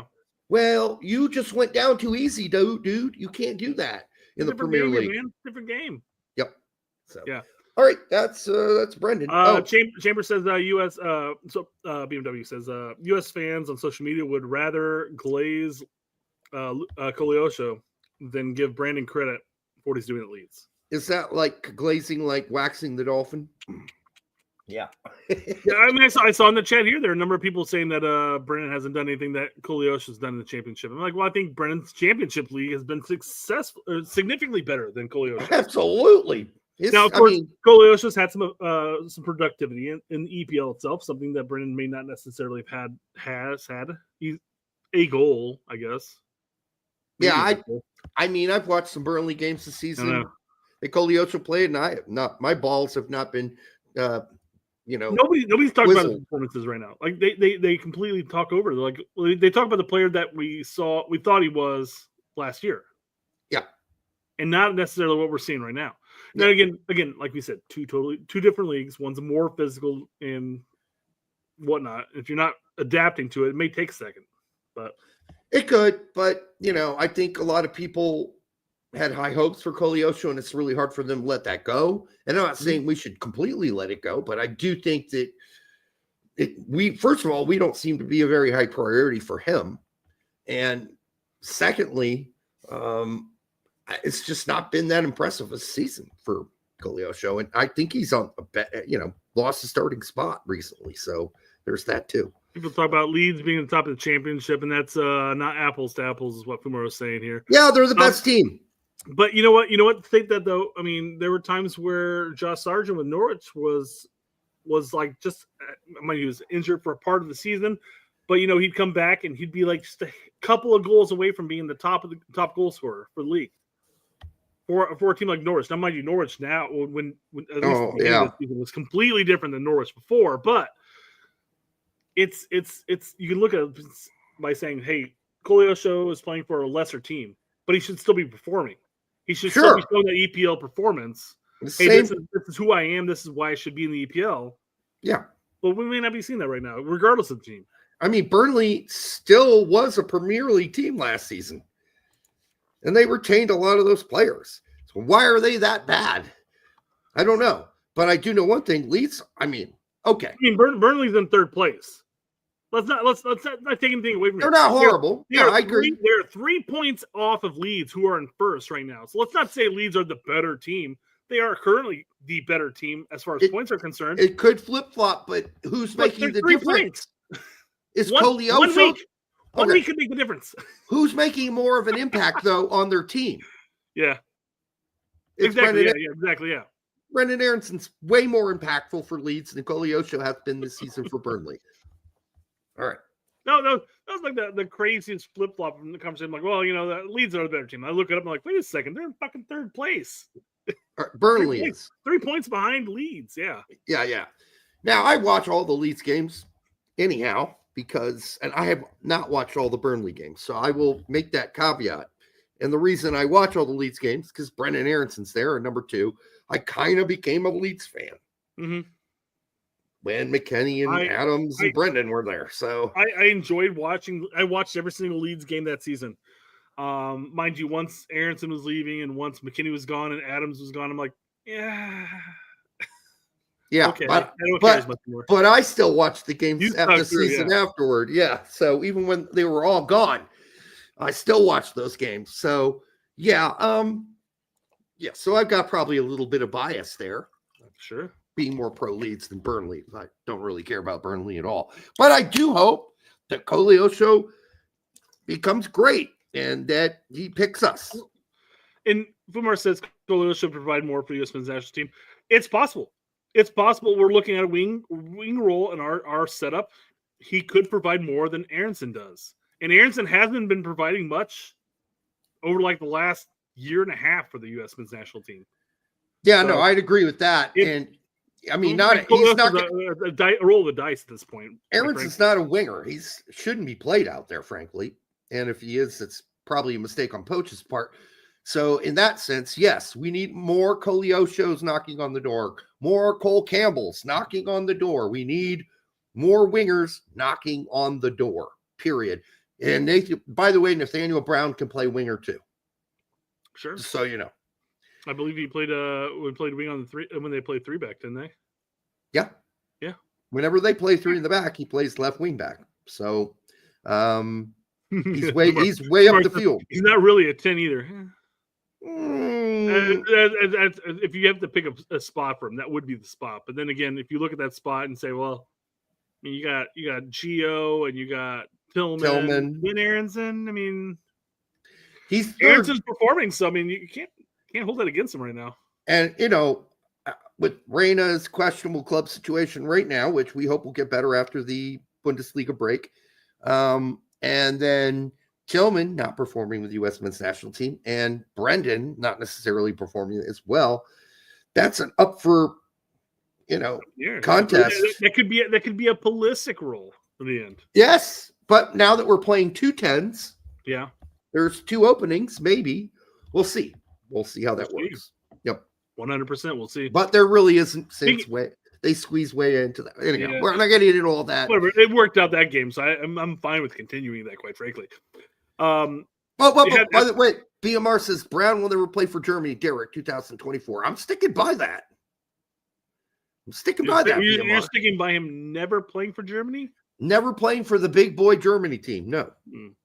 He'll play for the youth squads. A few weeks back, you said that, hey, it's a possibility. It'll only happen through incompetency from Poach and U.S. Soccer. Oh, okay. I see what you're saying there. The only way that's happening. Not necessarily he's not capable of playing for the German national team, but the only reason that he wouldn't be would be because of the U.S. would be incompetency. Right. We go after him, obviously, based on the photos we saw with him hanging out with all the other U.S. players. Oh, and the Christmas photo near the Christmas tree. Did you see that one too? No. Nah, it's a fake photo, but it's fun. That's fair. I made a bunch of comments. That one got like 15,000 views. Speaking of Pulisic, let's talk about Pulisic for a bit here. I should tag you more often in those when I'm getting those kind of views. If you think anything's worthwhile, bring it on the show, man. By all means. I don't know how you were probably busy with the in-laws or whatever when that photo that came out. My Twitter and social experience during the break here has been almost nonsensical. It's been nowhere near what it used to be. Yeah, I get it. Well, it's the same thing with watching games. I haven't really been able to watch any games because my mother-in-law just left today. So like, she's like, she like comes over and hangs out and everything. Like, kid and Jackson comes down here, plays on the computer. Charlie goes and hangs out with some friends or whatever. And then I'm like, well, I don't want to put on a soccer match because she's gonna be like, what the fuck am I watching here? So we watch something that's gonna entertain her as well as everybody else, whoever else is there. So yeah, I didn't get to watch shit for so far. Is she Italian too? No. Oh, okay. Her I'm not gonna. I believe it's that side of the family is German. Okay, so the Ebi's father is the Italian side. Correctamundo. All right. Does he still speak Italian? No, he doesn't. But he holds a lot of Italian traits strong. He might speak some Italian. I mean, he doesn't speak a lot of Italian around us at all. He might say a word here or there type of thing. Just like, hey, Italian. Hey, look at me. Like when he leaves, he's like, ciao. Yeah, well, I don't know. I've never heard him say ciao in my life. Yeah. No, I didn't think so. No, but I mean, there's definitely still some Italian traits that he holds. I'm sure I've mentioned this on the show, but the first time I met Evie's Nani, who's her grandma, or basically my father-in-law's mom. Well, she speaks Italian. She's not Italian. No. She married an Italian, like an Italian immigrant. Right. Like he didn't speak much of any English when they got married, type of thing.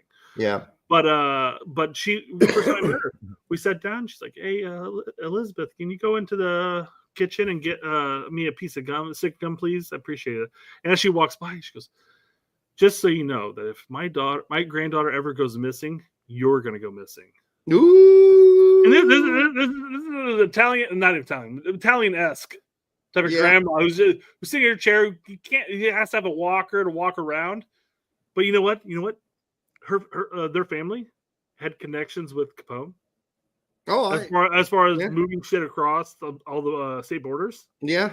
Yeah, 100%. So I'm like, Okay, that's fair. Yeah. I mean, I'm sure she still doesn't have those connections, but still, you don't want to test the waters. I don't want to test, man. She might know somebody in Chicago. We'll disappear you. All right. We don't have alligators up here, but we know how to get rid of bodies. Wait for the lake to freeze, and we'll drop your ass in there. So my Tantanani was married to Nick Manana. A lot of syllables there that don't work. Well, he's an Italian guy. And ex-chief of police or whatever the hell he was. But boy, yeah, he was a rough dude, rough around the edges. He used to always help. When you said something he didn't want to hear, he'd go, all right, now hold the phone. Hold the phone. That was his big thing. Hold the phone. Yeah. You know, he used to say it to my my great aunt all the time. Marie, hold the phone, Marie. Marie, hold the phone. One day I got up and I grabbed the phone, you know, because the phones used to be up on the walls. Yeah, I grabbed it and I picked it up. I said, I'm holding the phone. And everybody was laughing. He wasn't laughing. No, that's exactly right. Yeah, you're like, you mocking me? My parents. Were you mocking me? My parents were laughing. My brother's laughing. My great aunt's laughing. He ain't laughing. He's like, smart. I'm going to slap that smart ass kid. All right. Anyhow. Motherfucker. Yeah. Yes, I've left Milan. This is life. It goes like this. I have a good conscience. I did all I could. Paulo Fonseca. I don't know what they expected him to do with this many injuries, number one. And number two, I don't really think they went out and got anybody before the season started that was going to really help the team and be a major difference maker. So, like a Fofana, I mean, really? I don't know. And some of the signings aren't working out. Like Chukwueze, certainly not the Chukwueze we saw in La Liga. And, I mean... Oh, he's been better of recent than he was last year. I mean, it's okay. He was all right any form of improvement, right? It's not been that great. I don't think he's the problem, frankly, and I don't think bringing in the defense is the problem. Conceição, they're leaking in too many goals. Right. Yeah. So I don't think this is going to be a big improvement. I mean, maybe, but this is absolutely going to be benching some of your favorite players, like Teo, Pulisic. I mean, Bruce is already a bench player. I mean, I couldn't imagine Pulisic being one of the players that's been benched. I mean, once he's healthy, maybe sit some time on the bench until he gets back onto the pitch. But I mean, given his production level for AC Milan this season, I couldn't imagine.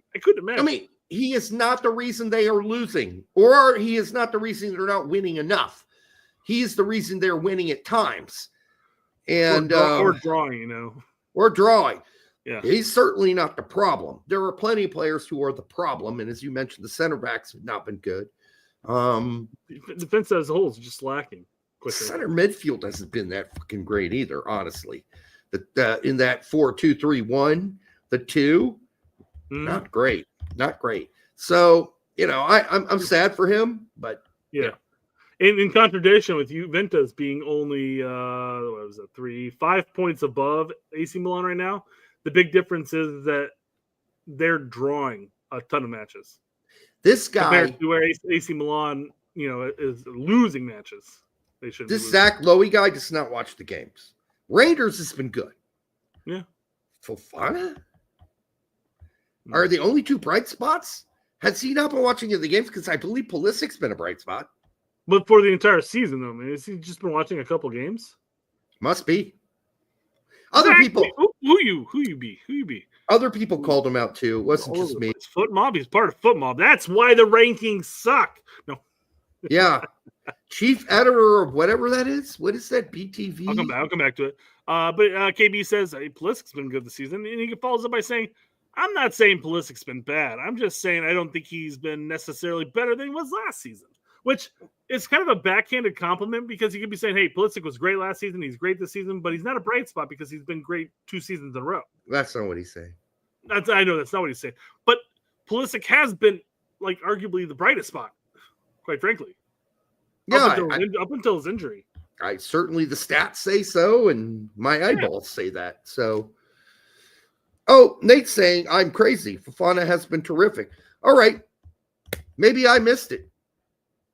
I haven't really been blown away by Fofana, and I've watched every game. So if I missed it, Nate, but I'm not alone.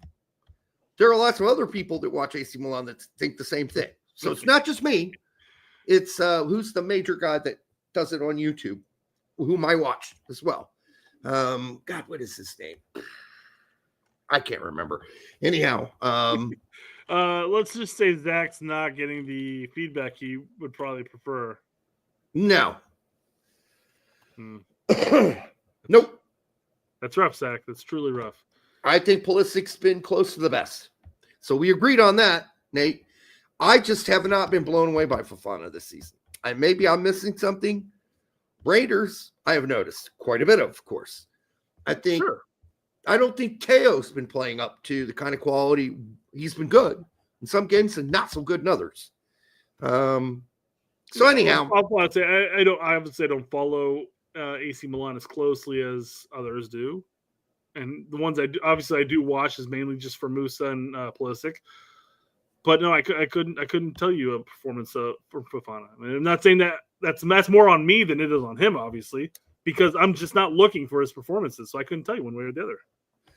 Well, when you're I'm not going to argue one way or the other on that point. When you're watching the game for Pulisic and Musa, and mostly Pulisic because Musa doesn't play every game, or he plays a handful of minutes, you do start to notice the players' names over and over again who are making a difference. So Leao, Leao, Hernandez. You start by Fofana is just not a name I associate with anything. Come up to me at least. I mean, anything important going on in the game, but I might be wrong. And I guess at this point, Nate's bringing out the fact that he is a defensive midfielder, and quite frankly, and this might be the case. Quite frankly, the best defensive midfielders are out there are the ones that you don't hear much from. And I guess maybe why he also might be getting shit on, and he's right. Teo goes running up the pitch from his left back spot. He does say he covers he's just gone. Teo so much. So he has to cover fucking Teo all the time. That's fair, and that's probably unappreciated. You're probably correct on that. And that's the biggest thing too, because when people talk about like Leonard Maloney, and they're like, "Well, everybody only talks about that he can just run a lot." Like, well, they're missing all the other aspects of the game. These are never going to be stats on football by any means. You're never going to see him breaking up the plays and stuff like that that are ever going to show up. It's never going to happen. It's not a position that a lot of people respect, quite frankly, because it's either goal scoring, goalkeeping, defense, center back, whatever. Yeah, I can't remember the AC Milan guy that's on YouTube that I watch, but he certainly wasn't like massively impressed by Fofana either. But I will say this: is it easy for me to miss Fofana? Absolutely, because when I watch AC Milan games, my eyeballs are peeled on Pulisic when I'm watching the games. Yeah. Off the ball, I'm watching where he's moving, where he's running, what lanes he's picking, when he's raising his hand to get the ball. Then the same thing with if there's Musa on the field, then it's more complicated. Now I got to check out what two guys are doing off the ball and moving. So maybe I don't know as much about Fofana as I should, but as many games as I watched, you'd think I would hear his name more often. Well, again, it's a dirty job. A dirty job. Doesn't get a lot of respect, quite frankly. Adams, Maloney, yes. The people who are big AC Milan fans will look at that and go like, "Oh yeah, he's doing a great job because you're a big AC Milan fan." But if you're watching it from an outsider's point of view, and we're not AC Milan fans, either of us. No. So again, you might be looking at that going like, I don't ever hear his name. I don't ever see him doing anything. Well, you're not paying attention to him, quite frankly. And that's an argument you can have. Could be. So Nate, you could be right. Of course, I do listen to other shows who exclusively cover AC Milan, and they said in the last show they've been disappointed with Fofana for at least half the season. He's been not what they hoped he would be. Then they said, yes, but it's been inconsistent. He's been up and down. So I did listen to those shows, and that sticks in my memory. And then my own watching the games, Fofana's not a name that comes up a lot for me. Tom, and he mentions later on that he's being sarcastic a bit here.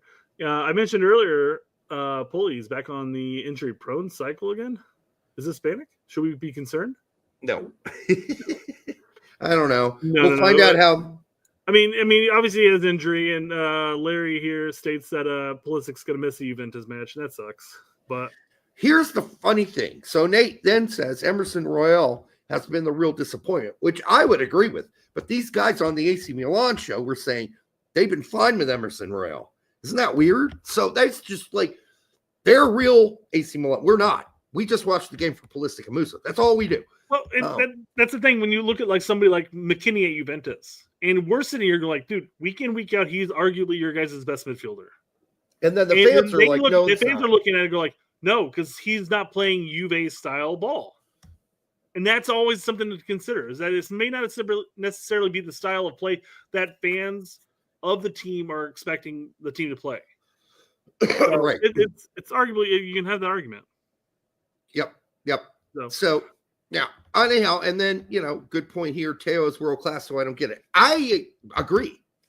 I mean, there have been parts last season where Teo was blowing my mind with the shit he was doing. And this season, it's been, again, up and down, like their whole season's been up and down. I mean, they have had, collectively as a team, some fucking horrible games where I can't believe I'm watching it. It's so painful to watch. And I'm there for Pulisic, but just watching the game is agonizing. So some really poor games from AC Milan. I guess that's why Fonseca is the, he's the, what do they call that? The sacrificial lamb, right? Oh, yeah, this topic. Christian Pulisic says it was a crazy thing to say, suggests that he and other U.S. men's national team players were responsible for bringing Gregg Berhalter back as coach. Pause. It's just strange because prior to Berhalter being called back in, a handful of very prominent, stars of the national team were sitting there gargling on Berhalter's cock. Yes. Leading into it. And you don't think that it's possible that U.S. soccer is looking at the players and saying, like, well, our big players really want Berhalter back. We don't have a huge problem with calling Berhalter back, but they really want him back, and maybe that's just who we're going to go with. Who were the big cock garglers on Berhalter? Pulisic, Weah, Adams. But those are three important players. Sure. I can't remember any other people guzzling. Not to an extent. I mean, I know McKinney said something along the lines of like, I wouldn't mind him being back, or something along those lines. But he followed up by saying, he followed that sentence by saying, but it really doesn't matter who it is. We're going to win with whoever's the coach. The funny thing is, if you go back and you look at that original Pulisic interview with the one guy that was always leading him in the direction of an answer. God. You remember that interview? Yeah, he's in the new fucking Pulisic special too, by the way. There was a point where Pulisic basically stated, he goes, we, the team, really don't care who's coaching us. We just want to get back out there and start playing again. And it doesn't matter if it's Berhalter. Maybe I'm paraphrasing here, of course. But he's like, I don't care if it doesn't matter if it's Berhalter or if it's somebody else. We're the team. We're going to go out there and play how we play. Yeah. But we're comfortable with where we're at, type of thing. It's basically what he's referring to. Oh, a bunch of them said we're comfortable. Yeah. Famously, McKinney said the same thing. We're really comfortable with Gregg. Turner, yeah, okay. We left Turner out. Not that Sure. Turner's like a heavy hitter or anything, but I'm sure it made some difference. Now, is Pulisic theoretically correct that it shouldn't have made a difference? It shouldn't have, because those dumb fuckers at U.S. Soccer should have said, I don't care what the players want. You're getting fucking paid the money to do this shit. The players don't know what's best for them. We're going to go get Poach now. Well, Poach wasn't available at the time, but we're going to get whomever now. And they didn't do it. They just settled. And so there you go. And then he goes on to say, but if we were looking from our perspective, we had just put on some really great performances at the World Cup. No, you didn't. You put on one good performance against fucking England. The rest of them were mediocre performances at best. Against Iran and Wales. That says a lot that your best performance was against England, the best team you're faced, up until Netherlands, I guess. Yeah. But even then, you could still say that, though. I mean, England's a very talented squad. So taking nothing away from them. But your best performance was against them. Okay, well, that means the other two performances against lesser teams were weaker. Yeah. Arguably said there. Easily, you'd say. And then he says, and we had some great performances in the World Cup and thought we had really grown as a team. No, you hadn't grown. So it did seem to us, at least from my perspective, I guess he's talking for the whole team, although we know there are several players that did not want Gregg back specifically. It seemed to us, minus Scally, Gio, and Reyna. Insert all the people here that we, right. Pepe, Stefan. Pepe didn't want him back, right. And most folks, Yeah, exactly. At least from my perspective, and I know a lot of others' perspective, it was kind of unfair what had been going on. Okay, again, this is the fucking Lawless argument. I don't give a fuck how unfair it was, Brett. His contract was up. They had to look at that team and go, all right, the World Cup was meh. It was all right. We got out of the group. We should have got out of the group. It had Wales and Iran in it. So, and then we lost. We got our asses handed to us by the Netherlands. So it's time for a different voice now. And they should have known that already. So I don't give a fuck about life's unfair. Fuck that shit. It's just one of those things. Like, as an organization, you have to work. Even if we punched above our weight, even if we came out, I'm just saying, even if we did, are you looking at 2026 and saying Berhalter's going to move the needle forward? Well, let me tell you this, Brett. That's what you got to ask, because we're hosting the fucking event. We got to push that needle forward. I get it, but if Gregg beats the Netherlands, we got a whole different song we're singing. No, 100%. No. But that leads to my point, though. U.S. soccer, we're looking at, well, we beat the fucking Netherlands. Yes, they'd have an excuse. Now, of course, he's gonna take us to the glory land. Of course, he is. Right, because he's shown we can beat a top 10 team in the world. He's shown it. He never showed it. We've never shown it. The big problem with U.S. soccer at that point was, I feel like we can knuckle under, maybe punch above our weight with Berhalter and still, retain some of the funds, because even though Berhalter was still a pretty pricey coach when you compare him to other national team coaches, going with somebody better than Berhalter would have cost a lot of money. We saw that with Pochettino right now. So my thought is they're looking at that going like, well, we can still do good and still maintain our bank. So U.S. Soccer says Gregg Berhalter didn't want to face litigation. That's why they didn't fire him.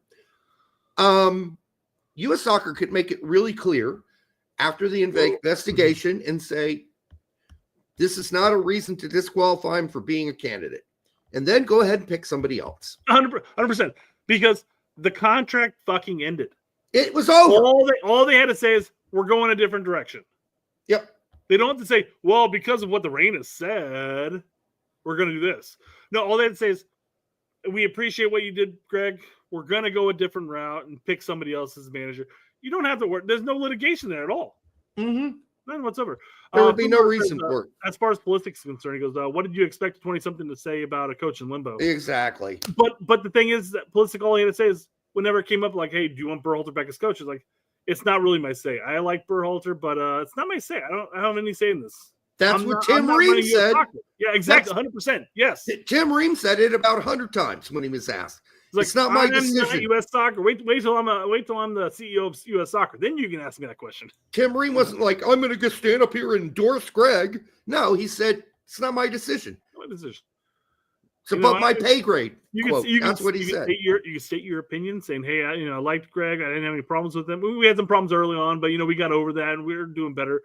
You don't even have to say that much. 100%, I agree. I'm just saying, if you want to state your opinion, you could, but sit there and say I think he needs to come back. That's different.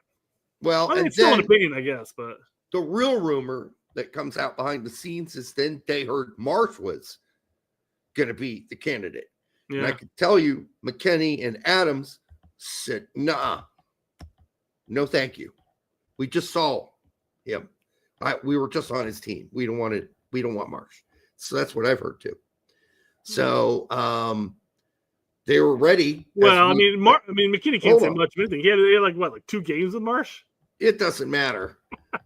He had already seen what was going on there before it happened. And from what I understand, and this is all pure horseshit, could be complete horseshit, a lot of these guys did not want to play for Jesse Marsh. And yeah, that's we heard that from a number of people. Yeah, that's why they, after practically offering him the job, canned him before hiring him. Well, I mean, that was always the shittiest part of it all was that it really just came down between those two. Now, I guess you could look at it and say, like, well, U.S. Soccer was necessarily considering Berhalter as a true candidate, and they wanted to bring Marsh in, and then the players like, well, we don't want to play with Marsh.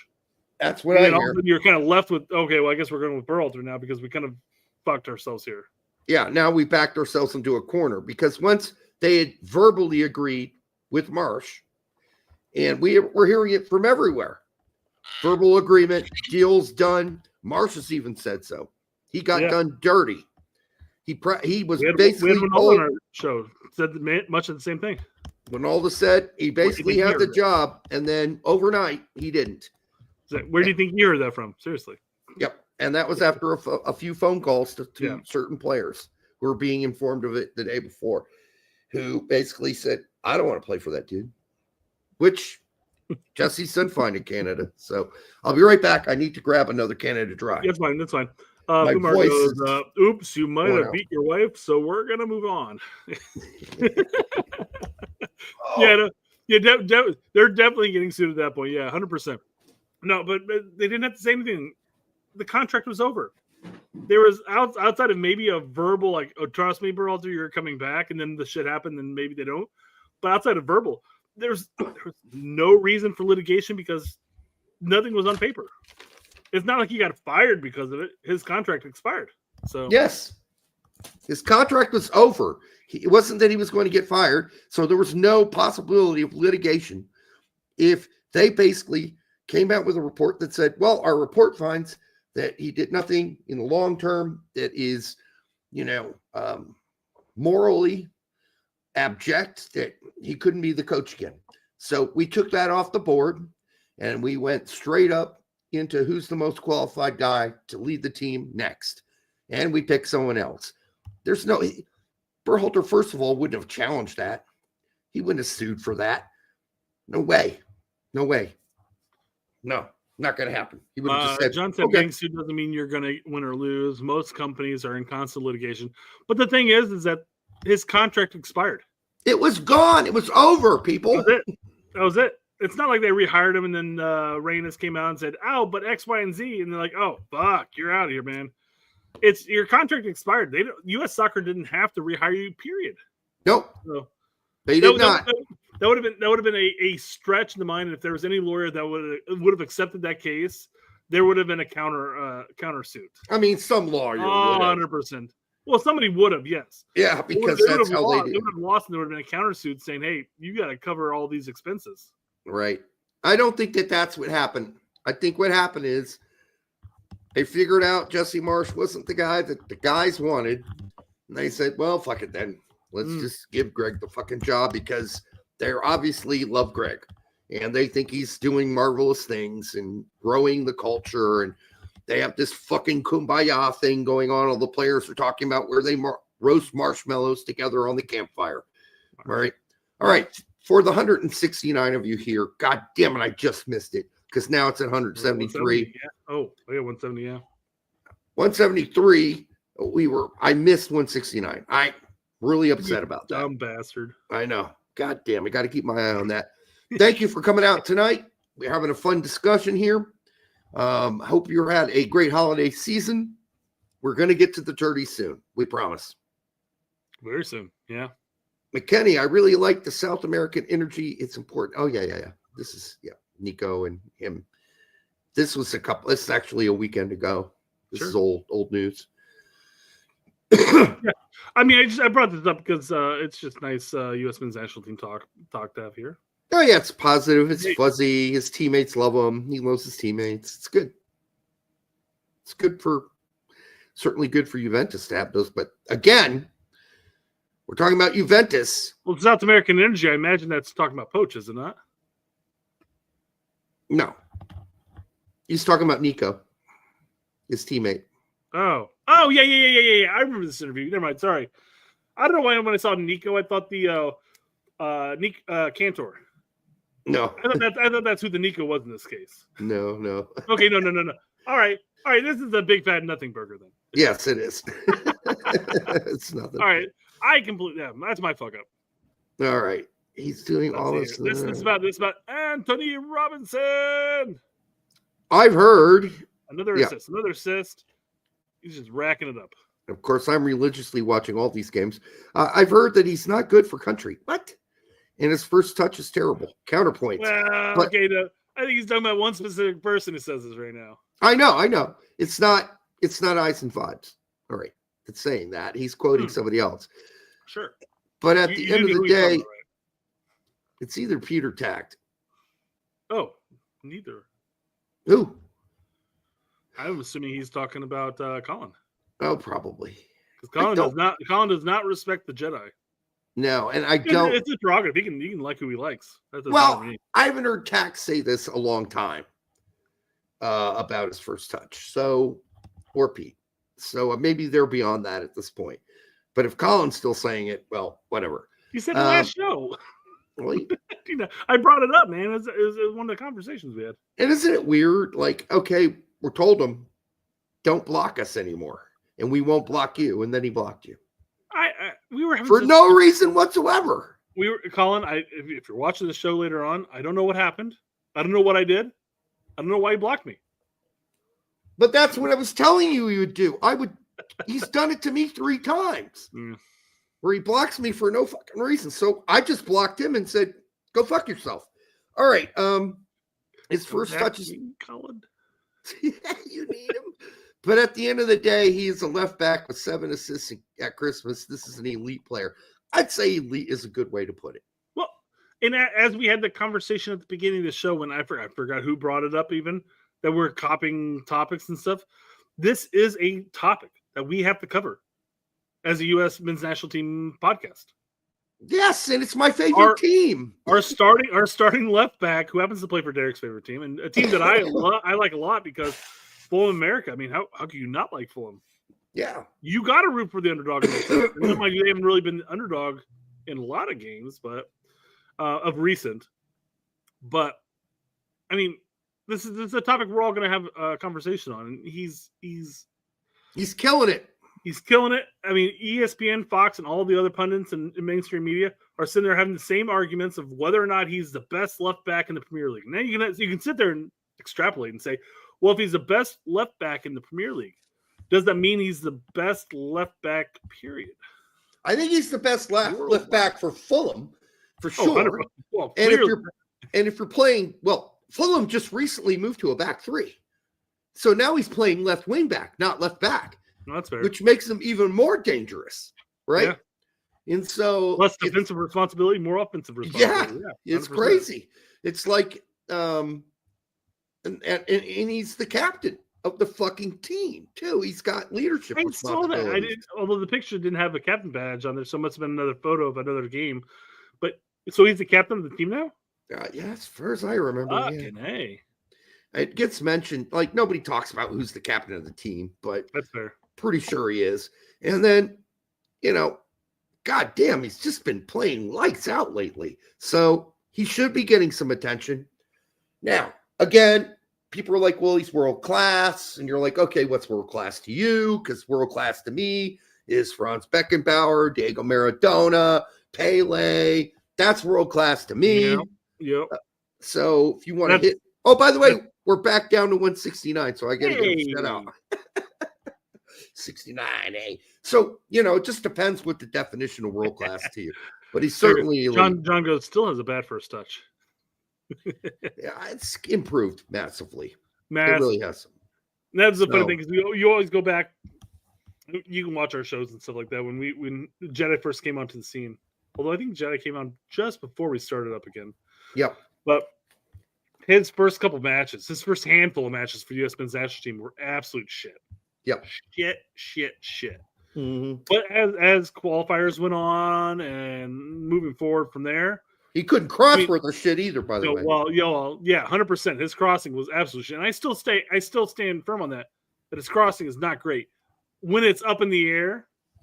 When he doesn't do that anymore. When he does low crosses, it's great. I've always said, like, why don't you cut that back, drop it back to the PK spot where somebody's going to run onto it? Just do that. I mean, I'd say 90% of his crosses now are either on the ground or low. Sure. And it's working. So that's why he's gone for. Remember when this is a few seasons ago, we were like, he had 59 crosses. Yeah. All like, season. 2 assists or whatever it was. None. 0 assists for the season. Yeah. So it's like, I okay. knew it was something incredibly stupid. I didn't want to say none because that would have been crazy to guess. But. It might even be more wacky. It might have been like 89 crosses for the season, 0 goals. And that was 3 seasons ago. He's assists. He's changed that. He still isn't scoring. You know, he scores for us. He doesn't score for Fulham, but I don't expect him to. He gets in different positions for us, though. Quite frankly. He's much wider. Yeah, he's not a pincher inner. But I mean, to sit here, I mean, us as U.S. fans, obviously, we're going to sit here and go like, "Is he the best? Is he the best left back in the EPL?" You're going to sit there and go like, "Oh, no, that can't be right, right?" But I can't really think of anyone who's better. Yeah, but we have a default setting for us to go quickly to like, no, we can't be the best. Can't be the best there. Yeah. Right. Yep. That is the default setting. But I can't think of a better left back right now off the top of my head in the Premier League. 100%. Yeah. You look at stats alone. You look at it. He's performing best. Yep. I think got to go by that at some point. But as far as the topic is concerned, whether or not he's world class, I think you and I have a general understanding of what we classify as world class. Yeah. And it is a more extreme version of what other people. I think some people look at like every season, there are X amount of world class potential players, and he's doing the best, so he's world class.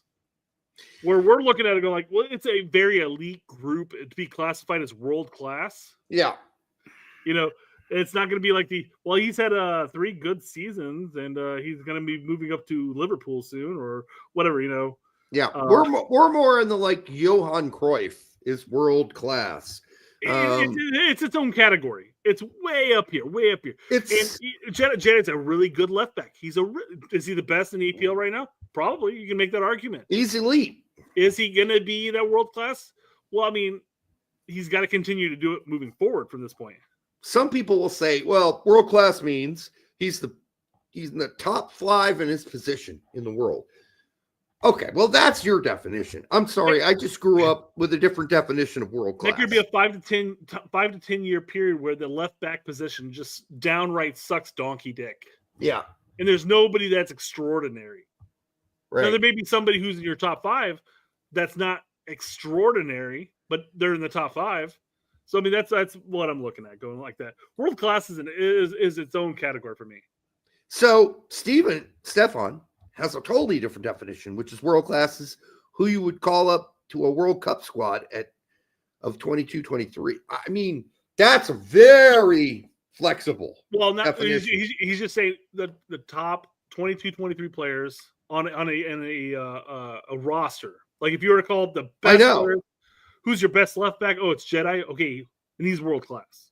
Yeah, that's what he's saying right there. That's pretty flexible though. Whereas our definition is more like Beckenbauer, Messi, fucking Pele, Maradona. Yeah, Cruyff. It's not a yearly thing. It's not like who's the world class players of this year. That's not what we're saying. Yeah, anybody can have a stellar fucking season. Right, exactly. So if you fall below them, I guess you could say, oh, well, we're talking about legends. You got legends, sure. Then you got world class. Then you got elite. Okay, then we need to make this scale. Somebody needs to make it, right? I would say that's fair. If you want to classify what we're saying as world class being legends, sure. Yep. That's fair. That's a fair argument you can make. Yeah, exactly. So maybe what we're talking about, I mean, all the legends are world class. Yeah. So we've kind of, for us, that's the same thing. Maybe it's not the same thing for you. So it could be legends, world class, but most of the world class players are going to be legends.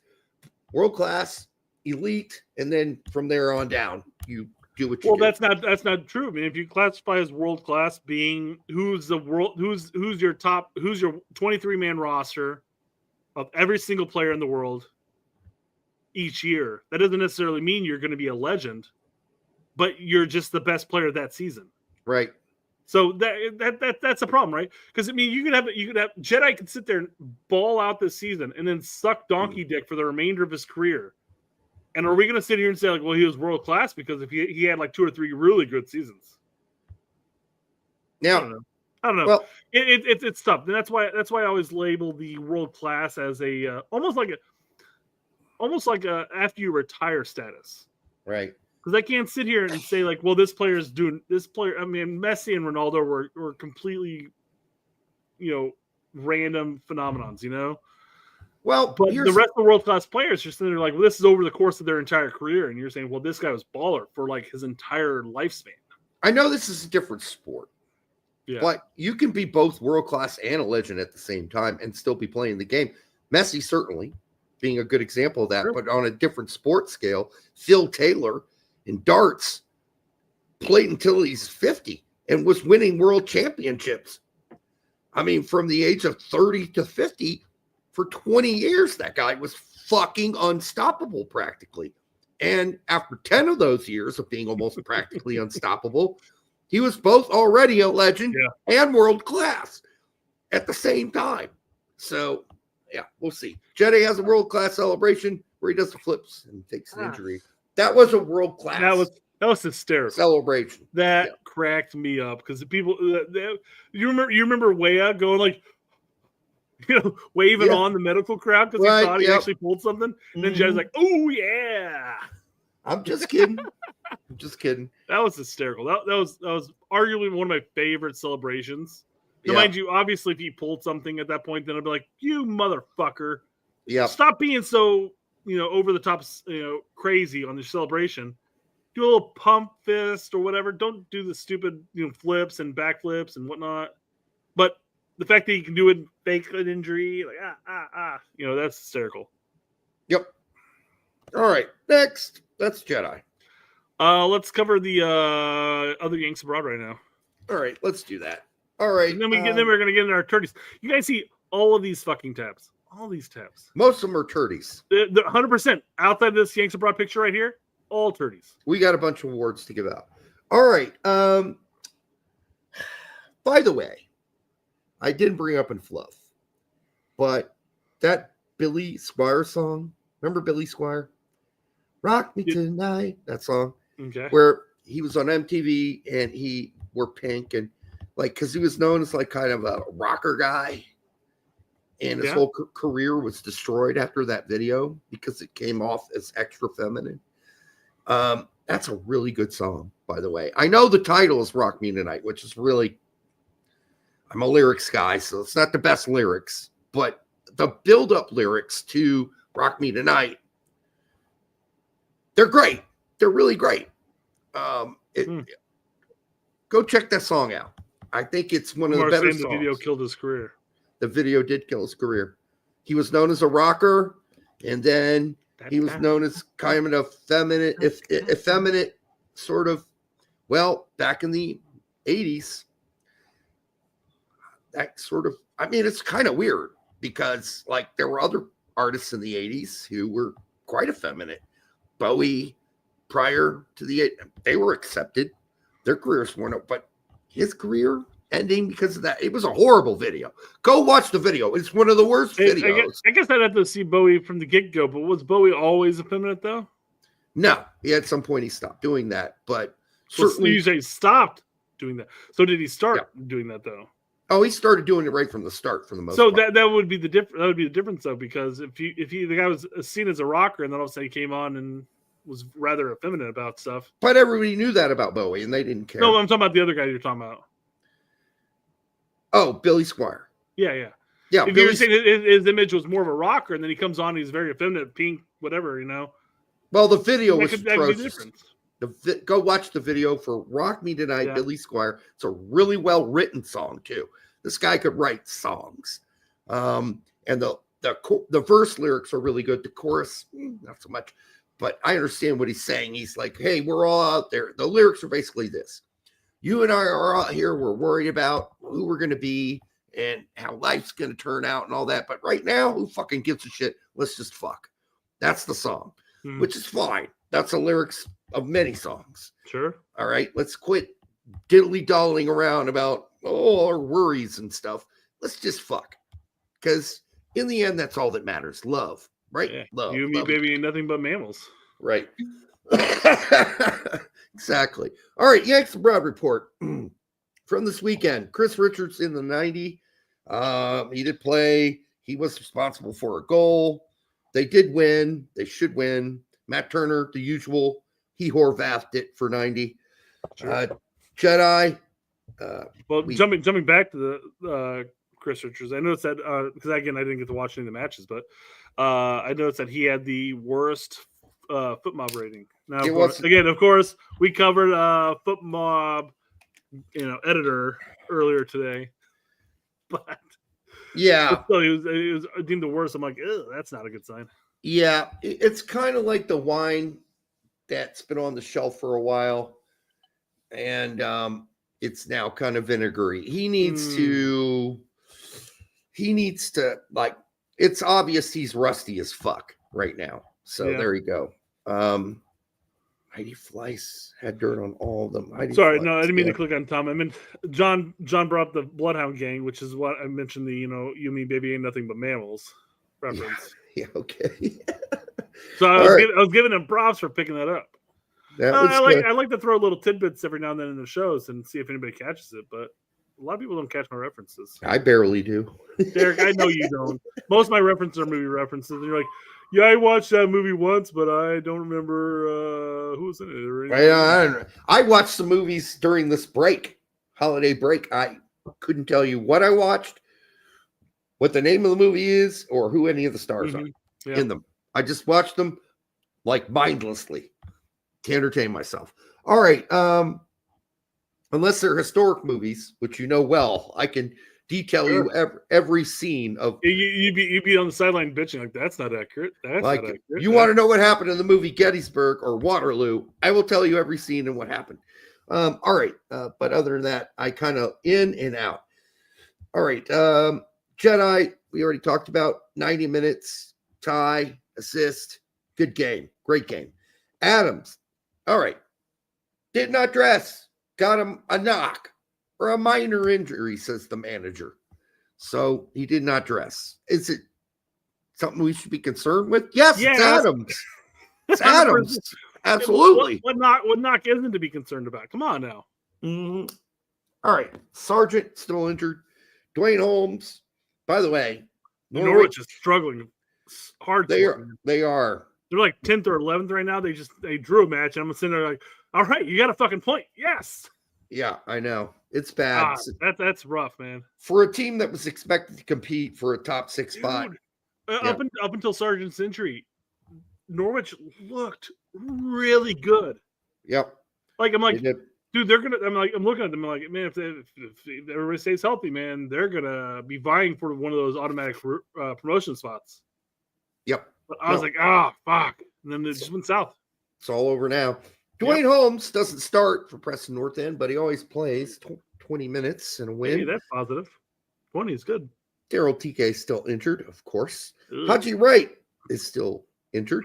But the interesting thing, since he's been gone, coach was fired, and now his new coach is Frank Lampard. So when he does get back, gets to play for Frank. I was drinking at the time when you said that. I should have been like, ugh. I think Frank got kind of fucked, honestly, at Chelsea. So I thought Chelsea was perfectly fine. I thought they're still vying for a Champions League spot at the point. Yep. He's playing the young players. Yeah. And then Tuchel came in and fucked Pulisic, so fuck him, fuck Chelsea. Well, he won a Champions League too. With Pulisic's assistance, you're right. So, I'm not a fan of Tuchel, but it's not all on Tuchel as well. So, all right. Lyndon Wait. No, didn't Tuchel's Champions League spot come from Lampard's role? No, not really. When did Tuchel come in? Tuchel came in and won the Champions League. He took over for Frank Lampard. That's not what I said, Derek. I said, didn't his spot in the Champions League come from Lampard's role? Sure. Lampard was the one who got them to the Champions League spot, and then Tuchel took him and won the Champions League. That's what I'm saying. Yeah, that's true. I guess. Yeah. Technically, I mean, if you're saying that to say let's not shit on Frank Lampard, I'd say yeah. Well, I was also saying that. Well, I was also kind of shitting on Tuchel in the sense that Tuchel didn't necessarily earn the spot. He did end up winning the Champions League. Props to him, but then he also led them to being like 8th or 9th in the league. So yeah, I think Lampard got the short end there. Yeah. Lyndon Gooch is back and starting. This is twice in a row now that he's healthy for Stoke. 85 minutes and a win. Since he's been back, Stoke's been playing better. Ethan Horvath, obviously Horvathed it for 90. Horvathed it up, yep. It doesn't have that name for nothing.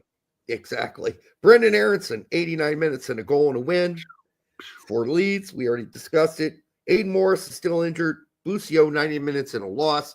Kind of responsible for the goal they gave up. Yeah. He kind of it's like he stopped paying attention for a second and it cost him. Happens.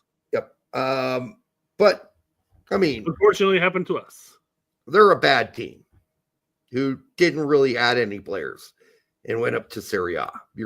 They're getting crushed. Mostly, they're losing. McKennie, 62 minutes in a tie. Way is still injured. Pines, yes, for Barnsley, 90 minutes and a goal and a win. All right. Problem is, you're still talking about League Two at that point. League One. Is it League One? Oh, yeah, you're right. Yeah, that's third division. Yep, you're right. Yep. Slonina obviously did not play because his pinky has back. hurt. Well, and he's back at Chelsea now. Well, this is before he was sent back. He did not dress. He has herpes on his pinky. Got to get rid of the herpes. Novakovic, 20 minutes for Bari in Serie B in a win. Jonathan Klinsmann, 90 minutes in a loss for Cecina. Again, they've dropped all the way to 9th. Toljan, 90 minutes in a win for Sassuolo. They currently sit top of the table. Toljan's an every game starter for Sassuolo. Still can't get a sniff at the U.S. men's national team level, though. Or a phone call. Kevin Lund.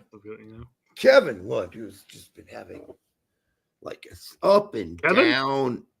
Oh, not Kevin. Christoph, sorry. Lund's been having a pretty lackluster fucking season with Palermo. But this time, he came out this weekend, got a goal. They still lost. They still dropped to 11th in Serie B. Not good there.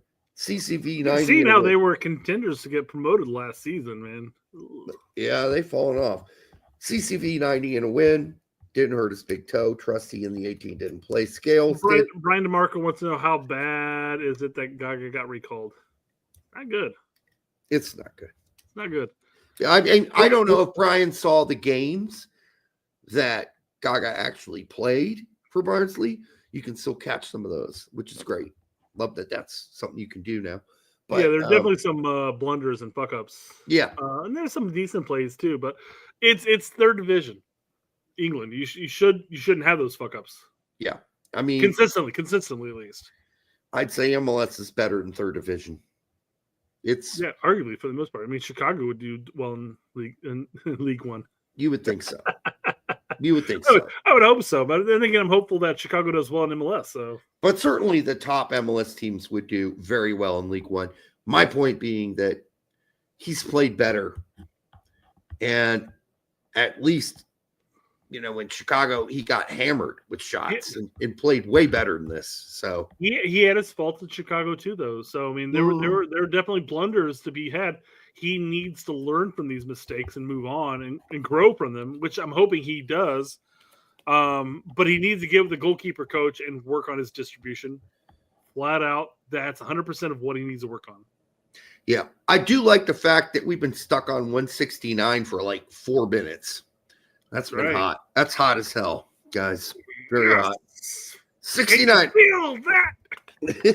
All right, that's the end of that. We are on to the Turdies. Oh, was that the Yanks Abroad, really? Yeah. That was this weekend. The Turdies. The Turdies. So Derek was nice enough to send me these slides that had the questions as far as what the Turdies were about, which award was being given, but then they also had the answers. So I sat there and I'm like, hey Derek, I like 6:20. Like, hey Derek, could you send me the slides with just the titles so that way we can talk about it beforehand? Yeah. Without giving the answer away. Well, we think the answer at least. And now you're wishing you didn't, because now the show's going to be 3 hours long. Oh, it absolutely is going to be 3 hours long, Derek. But I don't have to work tomorrow, so I don't give a fuck. I don't either, so fuck it. This is the glory of both of us working for school systems.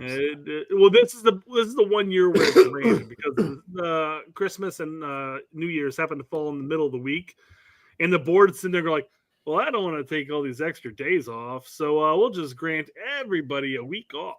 Yep. Beauty. So it benefits me at least. You as a teacher get it off regardless. Right. I think these are the 3rd annual Turdy Awards. And just so people know, the Turdies. I know we've been doing it at least since 2022 because I accidentally pulled up the slides from 2022. 23, 24. Yeah. To the end of 24. So this is 3 years. This would be the 3rd year, yeah. So at of least the Turdies, 2022. Because I went into the Turdies folder. Yeah, and I was like, wait, this isn't right. These are all from 2022. Right. And I looked at our text message. I'm like, oh, it's in its own folder. Okay, cool. Now the Turdies, you don't want a Turdy. These are not great awards. These are awards for things you don't want, like the Truest Turd Award. That's for somebody who's done something. Like, have you ever met somebody who did something bad to you, but they didn't have to, but they did it anyhow? Yeah. Like, why are you doing this to me? Fuck it, because I don't know. Kind of like wouldn't this be this year, of course, because this has been a decade since then. But this would be kind of like the Jonathan Klinsman mocking Donovan not going to the war. Yeah, what's the point of that? Why are you happy? That would be the truest of turds. Like, that's like Schadenfreude, right? It's like enjoying while we're sitting on these awards right here. Post what you think is the answer. Give us something to talk about. Well, the Truest Turd Award will go to somebody who loves the pain of others and inflicts the pain on them. Mm-hmm. And no basic reason. He didn't have to be an asshole. Jake Linda. I mean, he didn't really inflict that much pain on us. He inflicted more pain on himself. That's the problem with that. Yeah, it would have been one of those things like we actually took offense by that. We're just sitting there going like, dude, what the fuck, man? Like, we were great to Jake, and yeah. So we're sitting. I think us sitting here mocking and laughing at it is probably more hurtful than being called it. Us saying, "Oh, well, we're just below the basement," journalists, is more offensive towards him than it was towards us. And he didn't have any clue of our background, or mine, especially. My 20 years of journalism, soccer journalism. So, and Brett's time at Big Soccer. No recollection of any of that, apparently. And so he got kicked out of what I would call the indie soccer syndicate, and that's those of us who do this for fun. It's not for a living. Yeah. Pete, Tack, us, MLS Moves, who I definitely welcome into the family, and Adam, who doesn't have a show, but is on all our shows, filled in for Brett, and Brett was gone. Love Adam. Like, that's our kind of indie soccer syndicate, and he was in it for a little while. Yeah. And then he kicked himself out by being a dick. We are the Capones, and we have our army, if you will, of gangs. Oh, it's a battalion. Battalion, yeah. A brigade. A brigade, whatever. Just off, hey, you got that city over there, you got that city over there, and that's how we're gonna run it. We're not the biggest channel by any means. No, we're not. But I mean, the people who are in know who we are and love who we are in that sense. Well, some people hate us. We're not going to appeal to everybody, guys. No, some people fucking hate us. But we spent 30 minutes talking about killer whales and like that. So it's not we're not everybody's cup of tea, but I mean, we are in everybody's circle in that sense. Right. And good luck to Jake. By the way, we're the easiest going of people too. I mean, And we don't take. It takes a lot to snuff us, man. We really don't take offense. Honestly, when Jake said that, we just laughed it off. And I'll flat out say if Jake were to come and DM me and say, "Hey, man, I really didn't mean much by that. That was just a one-off throwaway." I'm like, "Hey, that's cool, man. Whatever." I let it go. I don't care. Well, obviously, he's not willing to do that since he's making all these big deals where he sells off. Good for him, man. Hey, listen, I'm good with him. He's got 2 kids now. Yeah. I hope it works out for him. It's 2 kids? I believe so. Yeah, he's another one. Or he had him. another one on the way. But I hope nothing but the success for him. So I do too. I wish him only success, but it's just unfortunate. That was just totally unnecessary on so many levels. Unnecessary. So many levels. Whatever. All right. It is what it is, and we move on. Yeah. So the Turd Award goes to somebody who does something bad, but doesn't have to do it, but does it anyhow. That's the truest turd. Robin says Berhalter. Oh, he spelled it wrong. We have a Colin Reese. We have Landon Donovan. We have Berhalter excommunicating Brooks, but that was well before this. That wasn't this year. Yeah, but it's a good pick. Nope, the truest turd for the year goes to. We have the Asinine Open Cup. That's what I wanted to pull up, and that's what the answer is, by the way. Don Garber and MLS for Open Cup part. Partial pullout. So yeah, this was the we had the we talked about this ad nauseum for like 2 months straight, easy. Basically, when we mocked MLS and US soccer for that fact because they just bent over and let MLS do what they want to do and include 8 MLS teams plus whatever it was, like 11 or 13 MLS Next Pro teams. Yep. And it was the biggest blunder ever. I think personally, that was the most shameful thing I've seen of US soccer in a long fucking time. Yeah. I mean, they wanted to stand up, and in the end they couldn't. And so they bent over. They started to. JT tried to. He did try. He started like, hey, and then he's like, okay, fine, whatever. It's so weird because Garber didn't have to do that. He could have just said, all right, well, we're going to go through with this season, but going forward, we're going to have to figure something out. No, he just said, bend over. I'm going to fuck you in the ass. Well, why? Said JT. Why are you fucking me in the ass? Just because I can. But I don't want to be fucked in the ass. But I'm going to fuck you in the ass because I can. I'm Don Garber, and I'm a fucking sadist, and I want to fuck you in the ass. And you're going to bend over and just fucking deal with it. Again, and this is to rehash old topics, U.S. soccer doesn't control the roster for the teams that are incorporated into U.S. Open Cup. MLS is the candidate there. All they had to do was simply adjust how their roster is set up for as far as the U.S. Open Cup is concerned. Yep. And hey, and you look at the different cups in England, like the Caribou and etc. Yep. And they all do the same fucking shit. They all do it. They all have reserve players, the U21s or whatever, come up and play for the early stages, and then they bring in the A-team senior players later on. That's exactly right. All you have to do.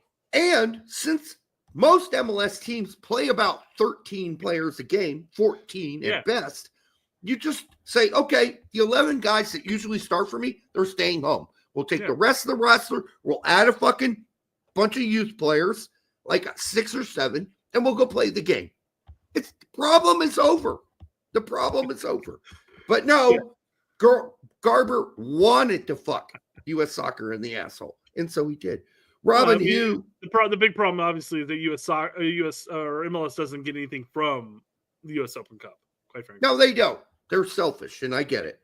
I'm sure Lawless would say, well, it's all about making money, man. That's well, Lawless, it should be more.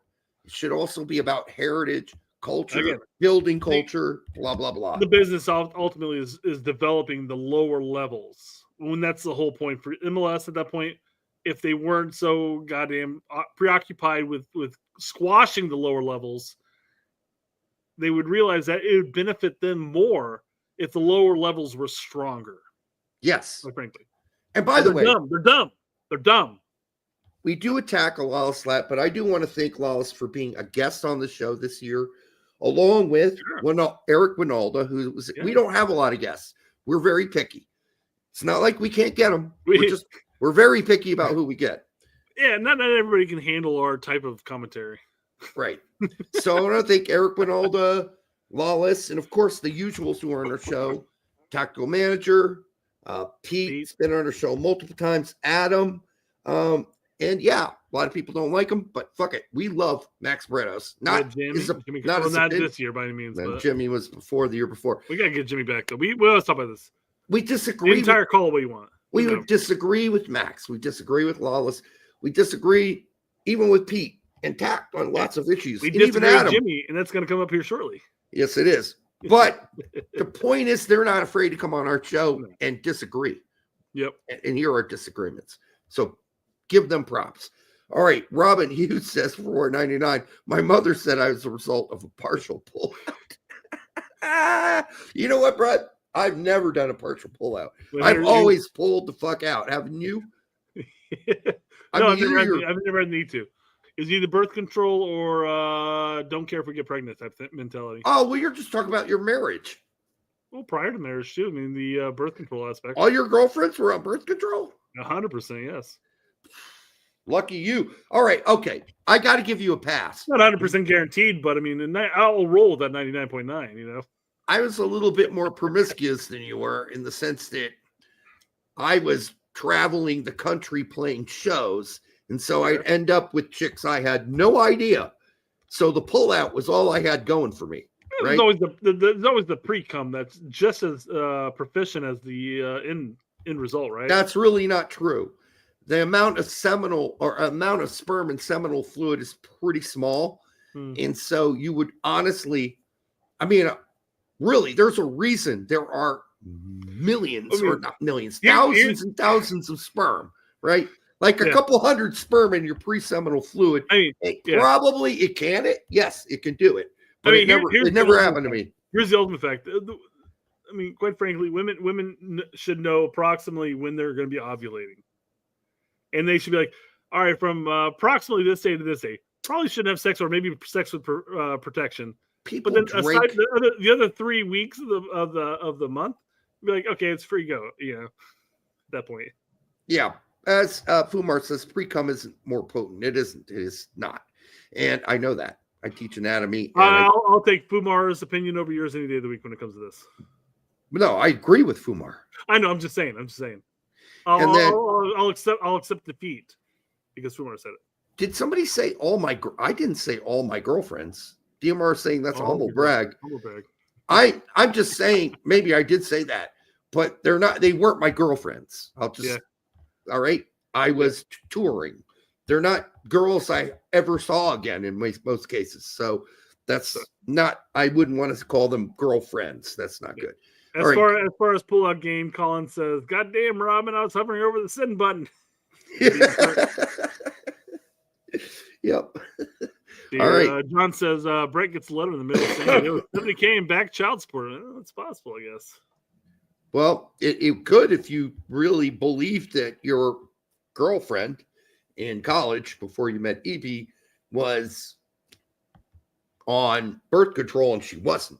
Now, I'm lucky to have a dick at this point because I was such a fucking dumbass bastard. Like, any of those girls could have had herpes or whatever. So I am lucky to not have a venereal disease. Like, that'd be the one thing that I joked about, and you're like, "Oh, I've never had that." I'm like, "Oh, you are fucking lucky as shit, dude." I went in and took my first venereal disease test in 1998. 99. Trembling. I was that fucking nervous because I felt at the time I was going to have AIDS or herpes or something. And I had no symptoms, but I'm like, for sure, this is going to be bad. Dude, I had a pregnancy scare in high school. So I had a couple of those too. Like, no, not in high school. College. Oh, thank God. Thank God. Had a couple of those. Not the time, guys. I can't do this. Well, I won't get into it, but yeah, actually, Heather and I had to have. Well, she had. All right, so all right, MLS was incapable of pulling out properly. Partial pull that was the problem, right? Next topic. Next topic is the most consistent Turdy takes. Oh. All right. So to give an example, obviously Landon Donovan has a lot of Turdy takes. I think you're giving this one away.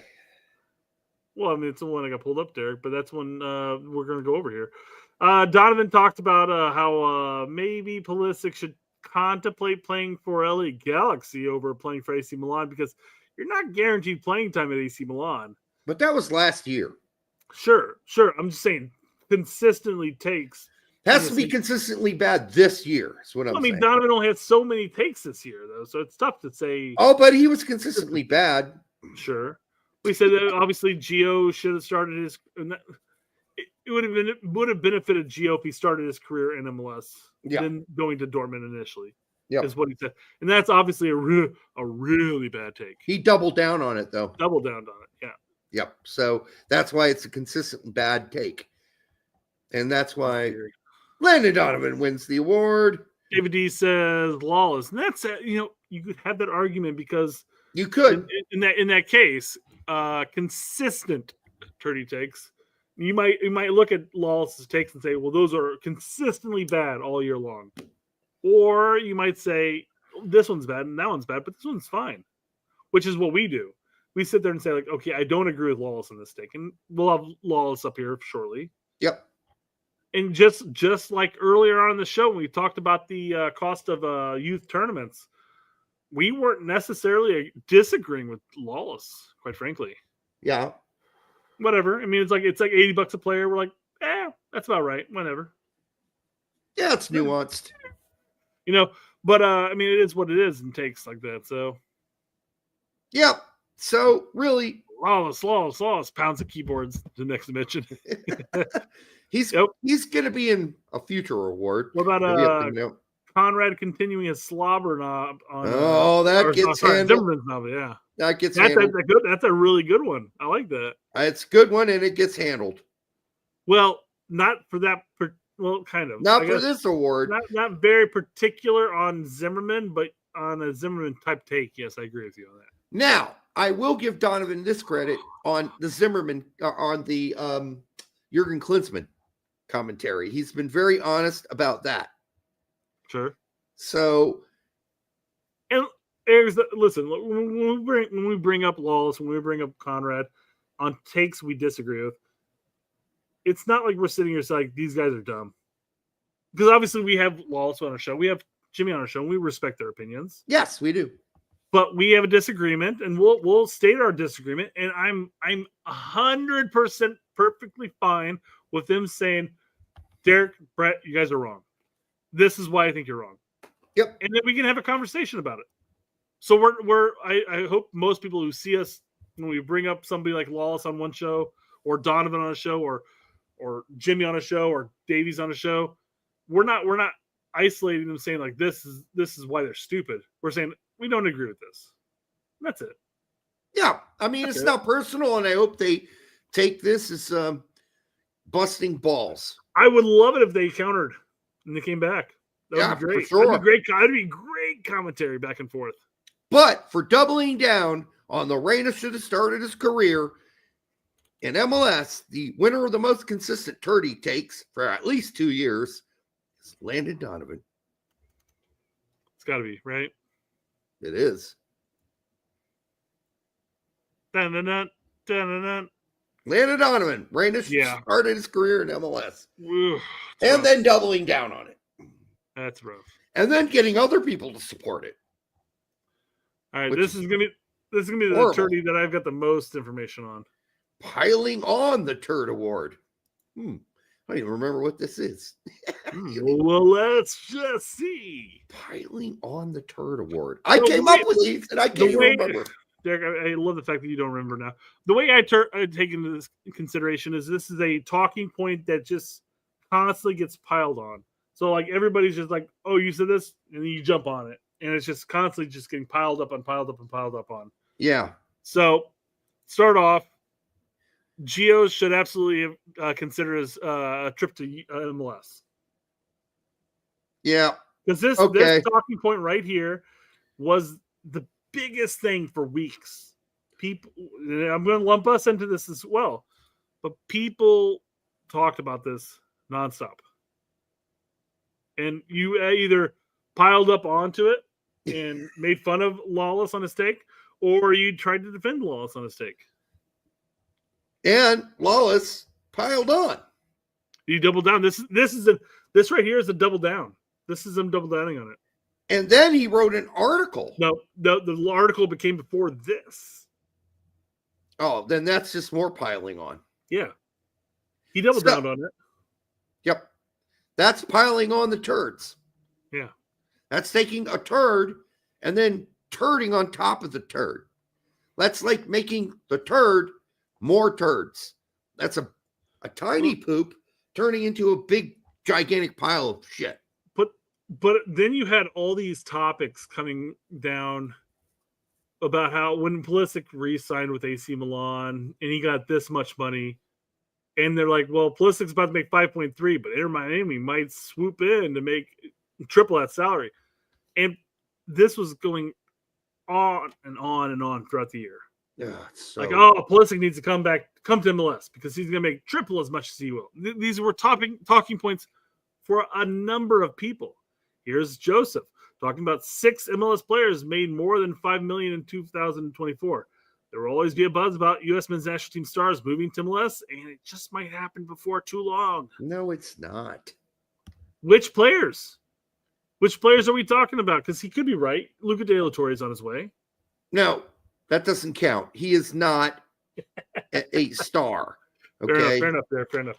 I don't think as Max brought it up initially, and this is one of the originals, as far as one of either Pulisic, Gio Reyna, or Weston McKennie will be in MLS before 2026.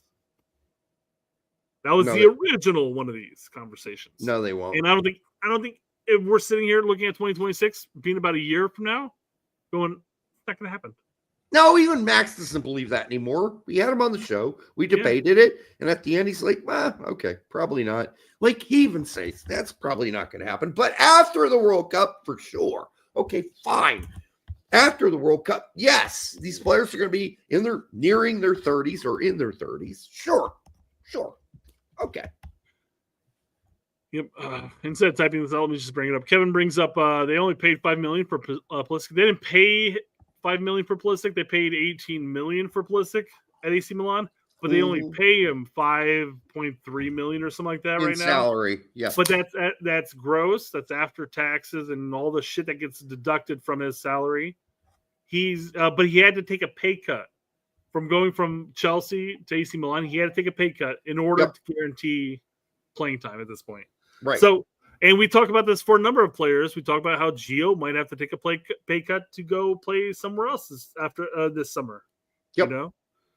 So it's not like oh my God, he's only getting paid $5 million. Well, he went from a situation where he was getting bit minutes, half a season more or less, and then AC Milan was willing to pay most of his transfer fee minus a salary take, and that's what he took. So it is what it is. And yes, he would make triple going to MLS. He's just not going to go to MLS for what reason, Derek? Who are we talking about? Pulisic. Oh, because he has ambition? Yeah. He has ambitions. Right. He has standards. And he wants to play at the highest level. That's why. Yeah. Simple as that. And simple as that. We got a later award where Landon Donovan could have won that one too. For basically it's all over the place. Always putting himself first in his. So if you're analyzing a situation, you can't always say, well, I was in that situation and this is what I did. Well, you're a different fucking person. Yeah. You skipped out on Bayer Leverkusen early in your career. Yeah. You didn't continue to fight to win a spot. Well, guess what? Pulisic stayed at Dortmund, fought, and won a spot. Then he went to Chelsea. You, Landon Donovan, went to MLS. So that's why you think Pulisic should go to MLS. You got to view the world as a transparent eyeball, not as a super subjective It's all about me and my experience. Yes, Landon Donovan has a big problem with projecting. It's getting brought up later, yeah. Yep. Big problem. Here's another one of these. Young U.S. men's national team fans are so predictable it hurts. Team lost a friendly in preparation for Copa. The stampede to fire Gregg Berhalter is underway. Every Liam, Holden, Fallon, and Beckett are demanding they burn the house down. Well, here's the fucking topic. Listen, we need major guys like Colin Cowherd to cover the sport because they're going to reach out and touch people who don't usually. But honestly, if you're going to have dumb fucking takes like this, you might as well stay off. Well, that's the thing, right? Because this is basically him slobbering all over Gregg's knob. Well, and he's friends with Gregg, too. Exactly, yes. That's my point. Yeah. He went out to lunch with him. He had dinner with him. He had him on a show twice. He knows him. Like, of course he's going to knob on Berhalter's cock. I'm fine with Colin being involved, but if it was any other sport and you had a coach who was underperforming, do you think Colin would have been slobbering all over that coach's knob? No. This is his one in to soccer is Gregg Berhalter. And he was slobbering all over that knob. And you can name multiple times on Cowherd's show where he's criticizing NBA coaches and NFL coaches for being 7-7 or being mediocre or middling. And yet, when we do it, now we're Liam, Holden, Fallon, and Beckett. Well, my name's fucking Derek, dickhead, and his name is Brett. That could have both those names could have been fallen into stereotypical white names is what he's referring to there. No, because I have met one other white person named Derek in my life. All the Dereks I meet are black. All of my whole life. So no. Untrue. I once got an interview for a job because the prospective employer thought I was black. Contradictory, Derek. I found that every Derek I've known is white. I mean, I've seen some Dereks that are black on YouTubes and stuff like that. I can name you tons of sports stars who were black named Derek. Well, I haven't met them personally. Well, I can name you. I don't know a whole lot of white Dereks. I really don't. That's because they're not professional athletes, Derek. No, you stood a chance to change that, and you chose not to, and you decided to go the musical route instead. All the white Dereks out there, Derek, you could have made a name for yourself. Maybe so. And listen, I don't know about other countries. I'm just talking about the United States of America. See, BMR knew an Asian Derek, so I mean, it's definitely not. Well, I'm sure there are Dereks of all persuasions. I'm just. Robin Hughes says Derek is so white in the UK. I'm sure it is in the UK, but it is in the United States. It's all over the board, yeah. No, 100%. Like I said, I mean, and a lot of famous sports guys. I know. I'll start out with Derek Coleman, Derek Taylor. Derek Ray, right? And they are spelled the same way I spell it. Now there are also kinds of. There's the kid in my class named Derek, but he spells it Derrick. He's also African American. So. Oh well, that's unheard of. I'm joking, of course. All right, whatever. Yeah. We can move on from this conversation. Okay. So Colin Steak is obviously a fun one I decided to bring back up. Fortunately, I'd gone through and I bookmarked most of these things. Like, I feel like I'm going to come back to this at some point. And next, starting in a couple of days, anytime there's a really bad take, I'm going to go through and clear out all my bookmarks for the 2024 year. If there are really bad takes, I'm going to bookmark every single fucking one of them. And they're going to come up in a year from now. Good. Hold people accountable. So it's so dumb. This is a really dumb take, and it screams somebody who doesn't follow the sport, but knows somebody in the higher ups at that point. Yeah. And Gregg was a higher up.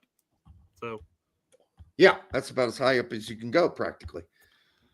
So real quick, just piling on the Turd Awards. So yeah, I wanted to bring up this one. This was the messy not going to all MLS matches debacle. And this is probably the Vancouver one, if I recall correctly. I'm seeing Bell back here. It makes sense. Right. But yeah, the guy here obviously says, "Hey, spend $1,000 for a flight. Hotel was $1,700. Dinner was $800. 2 tickets, $1,400. No Messi is priceless." With Vancouver broadcasting for months that this was a come watch Messi play Vancouver, and then what did Miami and Vancouver do? What did Miami and Messi do at that point? Miami is like, "Yeah, you know what? We're not going to have him travel, to the complete opposite corner of MLS." And play on artificial turf. And what did I say at the time? Do your fucking research, dude. Yeah. This wasn't hard to figure out that he wasn't going to be there. It was pretty much guaranteed. The guy's super fucking old. At the same time, it would have been nice if fucking Miami had announced it a couple days earlier. That was the thing, too, because up until like the game day, it was announced that he was going to be there. And then all of a sudden, game day, he's like, nope, he didn't make the flight. I think it was the day before they mentioned it. But still, this guy had already probably bought all that already. Yeah. So that's the thing. And it has nothing to do with Messi or Miami making that decision, because I understand you got to make that decision for your players and what's been the most beneficial thing for your team as a whole. In this case, sending an aged player to play on artificial turf all the way across the turf when you have a home match 3 days later, if I recall correctly. Yep. It didn't make any sense. Nope. And I agree with Miami in that sense. But Vancouver broadcasting that, MLS broadcasting that's my complaint. Yes. Be honest. Yeah. Be honest. So they weren't. Did we give out that award yet? Nope. We're still working on the piling on turds, because this happened for like 2 or 3 weeks straight. This was piled on nonstop. We're kind of losing We're getting there. Don't worry. Don't worry. Don't forget about this one, Derek. Okay, yeah. Don't forget about this. This is piled on quite high. We talked about this a lot, and we bring this up a lot. And this is in August, and this guy's already saying it. What a fucking idiot. No future whatsoever. Now, Reina might not have a future in the long run of things, and maybe Dortmund wants to just hike up his market value as much as possible before they try to sell him this summer. But he's getting playing time. He scored a goal. He started 2 games recently. So he has a future, some kind of a future at least. So, and we already expressed and told you why BVB are doing what they are doing. This guy running a BVB news blog, like, you get an F, dude. Like, this is your club. You're supposed to know this, and you suck at it. You suck. Like, this is the worst take. Like, do you do any research? Do you read the board minutes? Do you read German press and media? Like, are you doing any homework? Because this was never going to be the case. Dortmund were going to play him. And they did. Well, like I said, started a game of Champions League, starting the game of the Bundesliga, right off of becoming fit. And a news blog for ants? It might as well be. Like, this guy lost all credibility. When you say somebody has no future for a club, he's done. Well, I guess he isn't done. Dumbass. Way to go. He should have got a Turdy. This guy deserved a Turdy. Yeah, it could have been, but we ended up going with Alexi Lalas on Reina going on loan to MLS. I mean, that was talked about for months, quite frankly. This, in essence, you're right, because that take is a turd, the one we just did with the news blog guy, and all the other turd fucking comments, and then Lawless just piled on the turd. Yeah. And then this one, projecting a turd award. Honestly, this award could go to Donovan as well. Yeah, 100%. No. I mean, that would have been the big argument there. Donovan made the argument that Pulisic should come to MLS instead of vying for a spot at AC Milan. Yep. Because but that was last year. That's difficult there. Yeah, it was last year. So I can't use that as an example here. That's the only reason he didn't win it again. I mean, yeah, because the projecting as far as Gio is concerned, because that was this year, that wasn't necessarily him coming to MLS. That was projecting. That was saying that he should have started his career in MLS. So it's not projecting because he didn't start his career in MLS, right? Technically. So, that's the main reason why we wouldn't have selected Donovan in this case. Although it's kind of sketchy because when Landon Donovan did go back to MLS, he was fairly very young.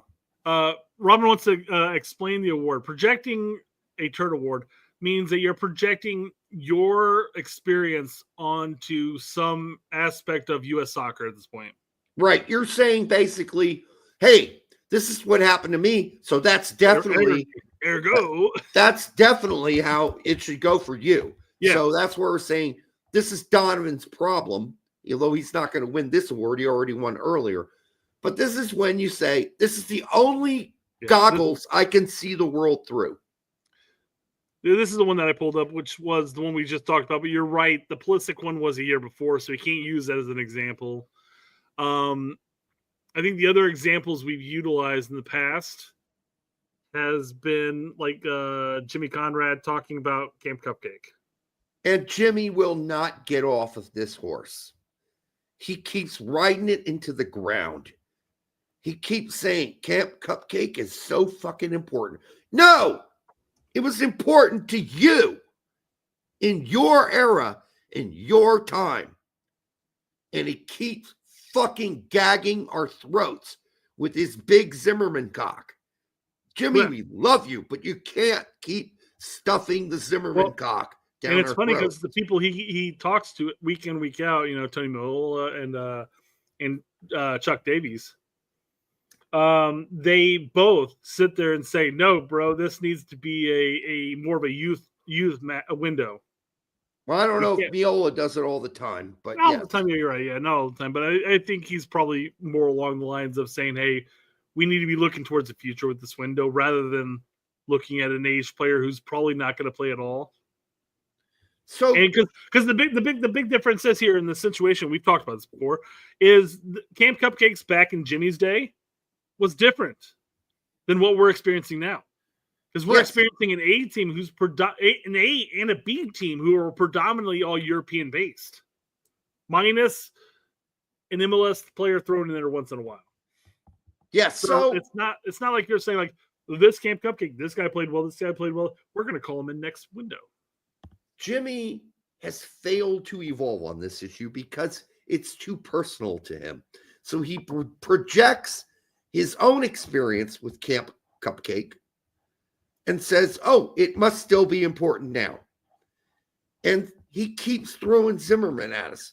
Now, we want to be really clear. We fucking love Jimmy Conrad. He's been on the guest multiple times on this show. We fucking love him. But when you earn a Turdy, you earn one. And he is earning this because he failed to fucking stop projecting his own experiences and look at a topic from outside the box, with a transparent eyeball, not a truly subjective eyeball, which is all that Jimmy provides on this topic, which is too much. And he does it with MLS too, by the way. But at least he's honest about it. He does say, I'm honest, I am biased. A little biased, yeah. Yes. The big thing here is that obviously the projection, for the most part, in this specific debate here, is that he's projecting his experience onto Walker Zimmerman. Yes. Because much like Zimmerman, not much like Zimmerman, actually, unlike Zimmerman, quite frankly, Jimmy got his exposure to U.S. men's national team after a Camp Cupcake at the age of like 27, 28. Yes. So when we had Jimmy on last, he talked about Zimmerman, actually. We talked about this. He's like, I see a lot of myself in Zimmerman since that this is the only opportunity he has at a World Cup. Yeah. And I'm like, that's glaring in the sense he keeps using that example. And he's talking about Camp Cupcake, about having Zimmerman and maybe what that's going to do for the national team. We know what we get with Zimmerman. We know what we get with Miles Robinson. Oh, and goddamn, he brings up Long too, by the way. We know what we get in Long. We know what we get from all three of these players. At this point, a Camp Cupcake's not going to do anything for any of those three players. No. At all. You don't think Poach already knows who those guys are? He already knows. It's not like he's going to bring Zimmerman and be magically impressed by Zimmerman. He already knows Zimmerman. He's not a fool. He's watched the tape. So it's just crazy. Yeah. But quit shoving it down our throat. All I'm asking from Jimmy, and this goes back to the time where we're talking about formations back in 2012 with him, 2011. He's like, well, formations don't matter. Because they didn't matter when I played. Well, guess what, Jimmy? They do matter now. It fucking changes. Systems and setups and formations do matter now. Mm-hmm. So he changed his opinion on that last time we had him on the no, that was a couple times ago when we had him on the show. And then hopefully he gets to the realization that he does need to look at Camp Cupcake differently now. He can't look at it through his glasses from when he was at Camp Cupcake through his situation. His situation is not the same situation that Zimmerman is in now or Aaron Long is in now. If we could, and by the way, Long and Zimmerman weren't even the best two American center backs in MLS this season. And we don't need them on the national team for experience and leadership. Please. I'll tell you, when that rumor came out that Berhalter was looking to get Long, I'm sitting there going like, oh my God, that's going to be such a massive waste of money. So stupid. But then LAFC re-signed him. So I'm like, oh, thank God. Thank God. And I know Colin may come back at me at that. I know he did at the time when I mentioned it too. But I'm like, I don't mean Long might improve our center back options, but I feel like we could do better than that for less than that. Dude, we've said it a long time ago. We were pretty impressed with young Aaron Long. Sure. Prior to the injuries, yeah. Coming up through MLS. Then he had the injury. Bad one, too. Because we've seen how it affects, that same injury has affected Robinson as well. They're not the same players. That kind of injury is not something that is fixable for a while. And you got to learn to play with that again because it could happen again easily. So both of them have the same injuries. They're both not the same players they were prior to the injury. So the same thing can be said about Jordan Morris in that front. We were all I would say we all, as the U.S. men's national team fan base, we were all high on Jordan Morris when he first came to the scene. And instead of going to Germany and playing for Werder Bremen, he ended up playing with Seattle, which, whatever, it worked out if he ever made the move over. But then he tried to make the move over, and then every time he made the move over, it was knee injury after knee injury. And now, as we always talk about, like, hey, he's fine going, north to south, but man, you start cutting in that east to west, and it fucks him up. Yeah, left to right, really difficult when you have the injuries Morris has. Yeah, and for both Robinson and not Anthony, the other one, and Long, they just never really had the same giddy up and go they had before. No. So, even if they still were faster than their counterparts, their lack of ability to read the game and everything like that was still less an issue. And you look at Ream, and he's definitely not the fastest fucker out there by any means. But he never was. At 22, when he came onto the scene in New York Red Bulls, he was never a fast center back. Right. But his ability to read the game is what made him a capable and serviceable center back that moved up through the ranks into the EPL side. Yeah. No, I mean, and it took time. He was a late bloomer, really.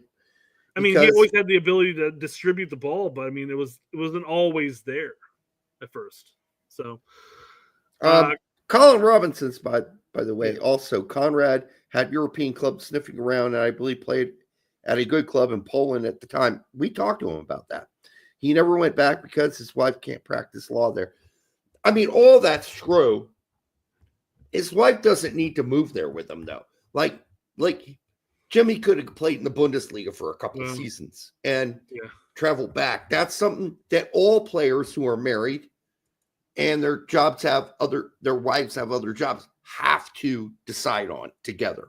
So you either one stays in one city and one goes to play at the other city, or the player's going to take the cut at that point. Or I mean, if his wife's practicing law in that sense, I mean, does the extra 100 grand, 200 grand, or whatever playing in the Bundesliga or a Polish side make a level of difference? Maybe not. So I believe he played at Lech Poznan, and I don't. This is from memory. I'm not looking anything up. Go ahead, keep talking. Conrad brags about his German career. He never had one, Fumar.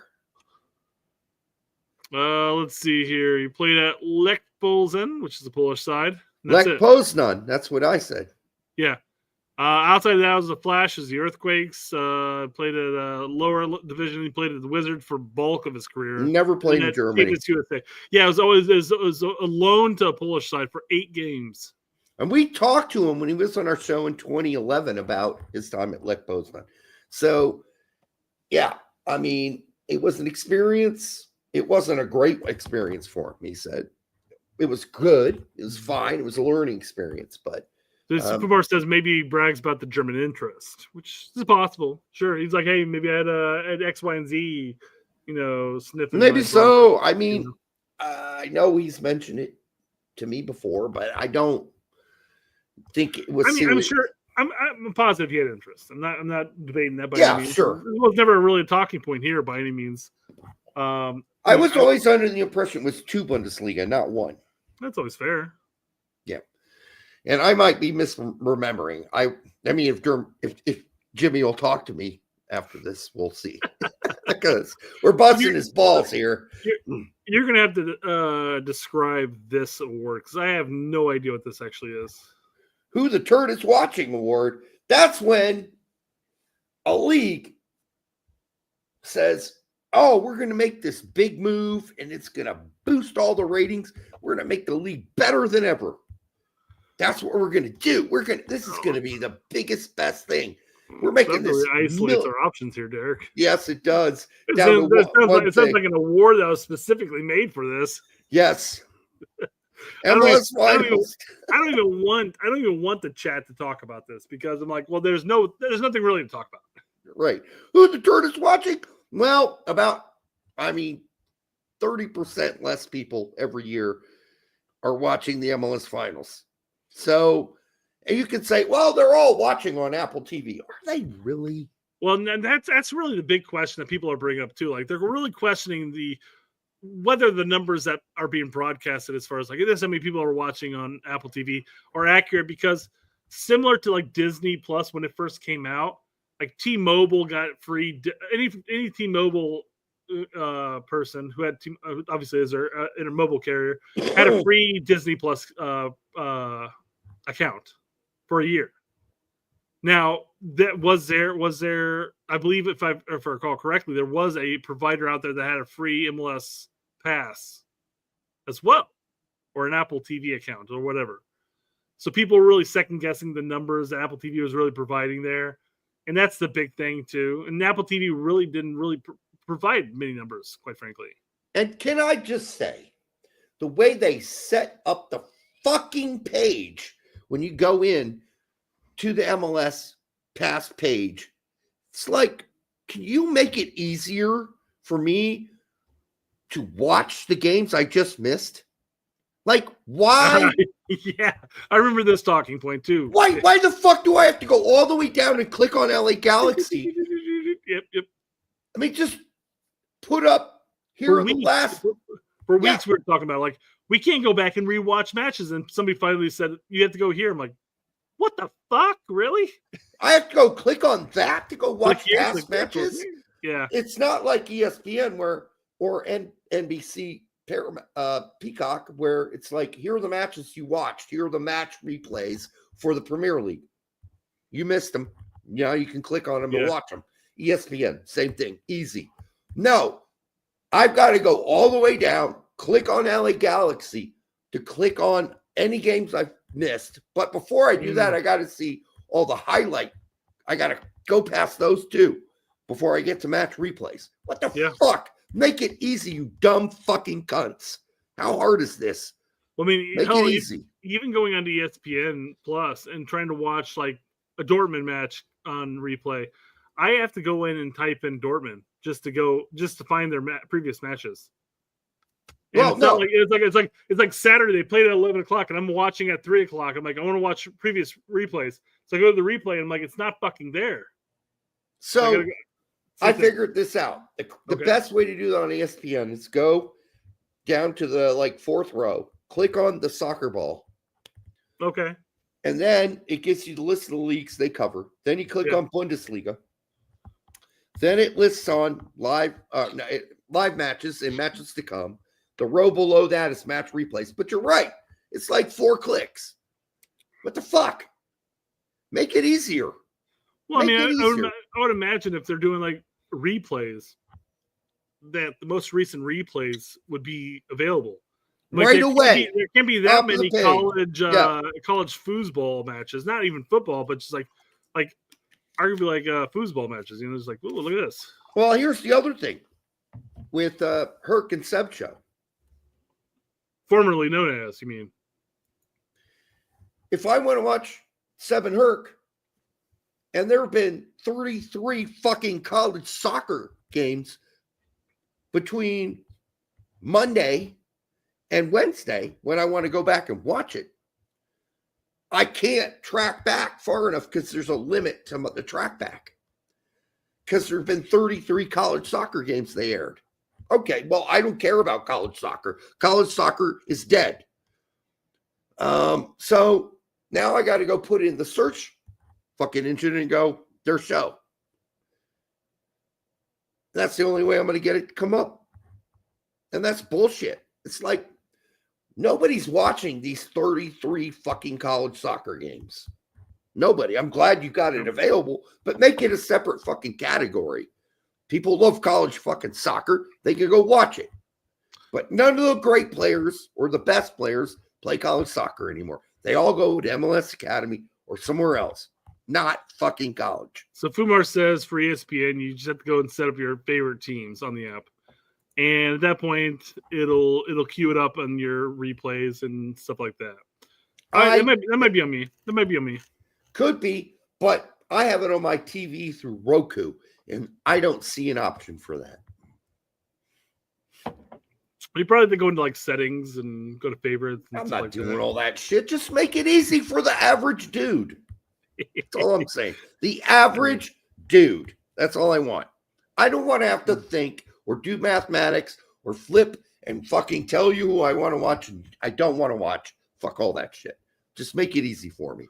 Robin Hugh for $5 says, "What a prick, Don Garber. World soccer would be in better shape if it followed MLS structure." Yeah, what a dick.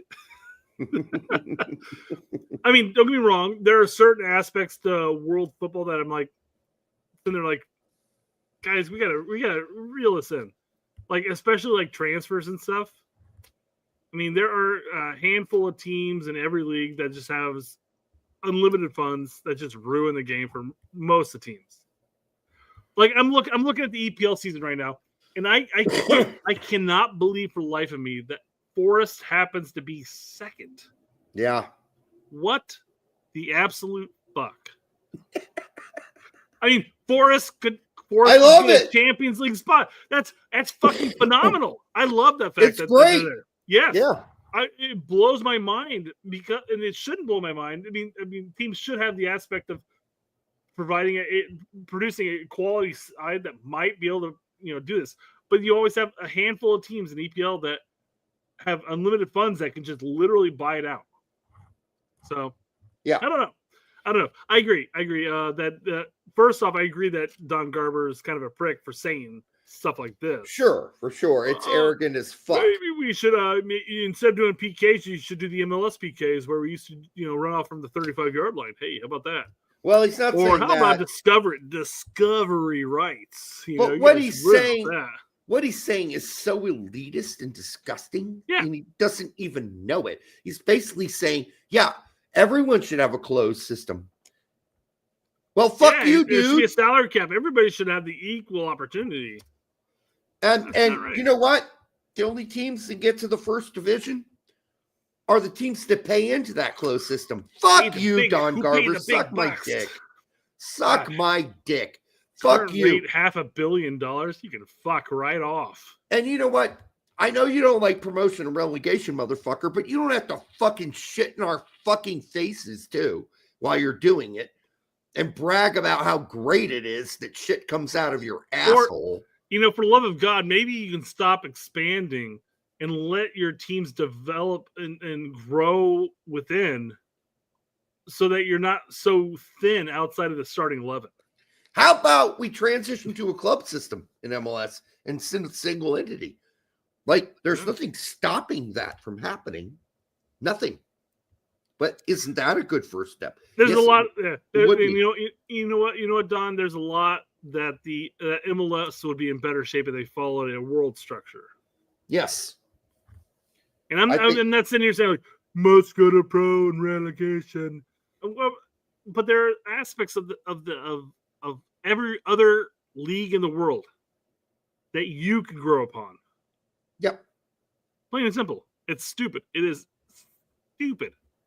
Yeah, I mean, the arrogance of it is saying, hey, the way the rest of the world does it, fuck them. We do it better, and all those dumb fuckers should be doing it the way we do it. Okay, well, a lot of those dumb fuckers are making a whole lot more money than you are. Larry will be happy to point out to you, Derek, if you would have. Do you block Larry? No, or does he block you? Okay. Well, neither. He tags me all the time, talking about how MLS overpays for their U.S. maybe I block quality, and how like you're looking like, well, Roldan makes something like $600,000. Well, that's fucking ridiculous. In no league in the world would he ever make $600,000. So why would he ever contemplate on leaving MLS? I don't know. He might make like $1 million in the championship, but nobody ever thought he was good enough for it. Nope. I don't see it. But yeah, you're right. Unlikely.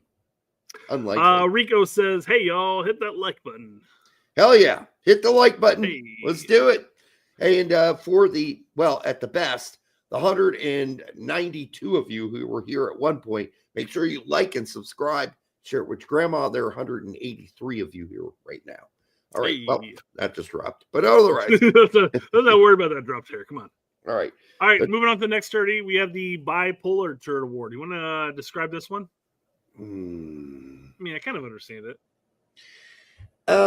Yeah, that's when you're like, hey, we love you. Oh, we hate you. Oh, we love you.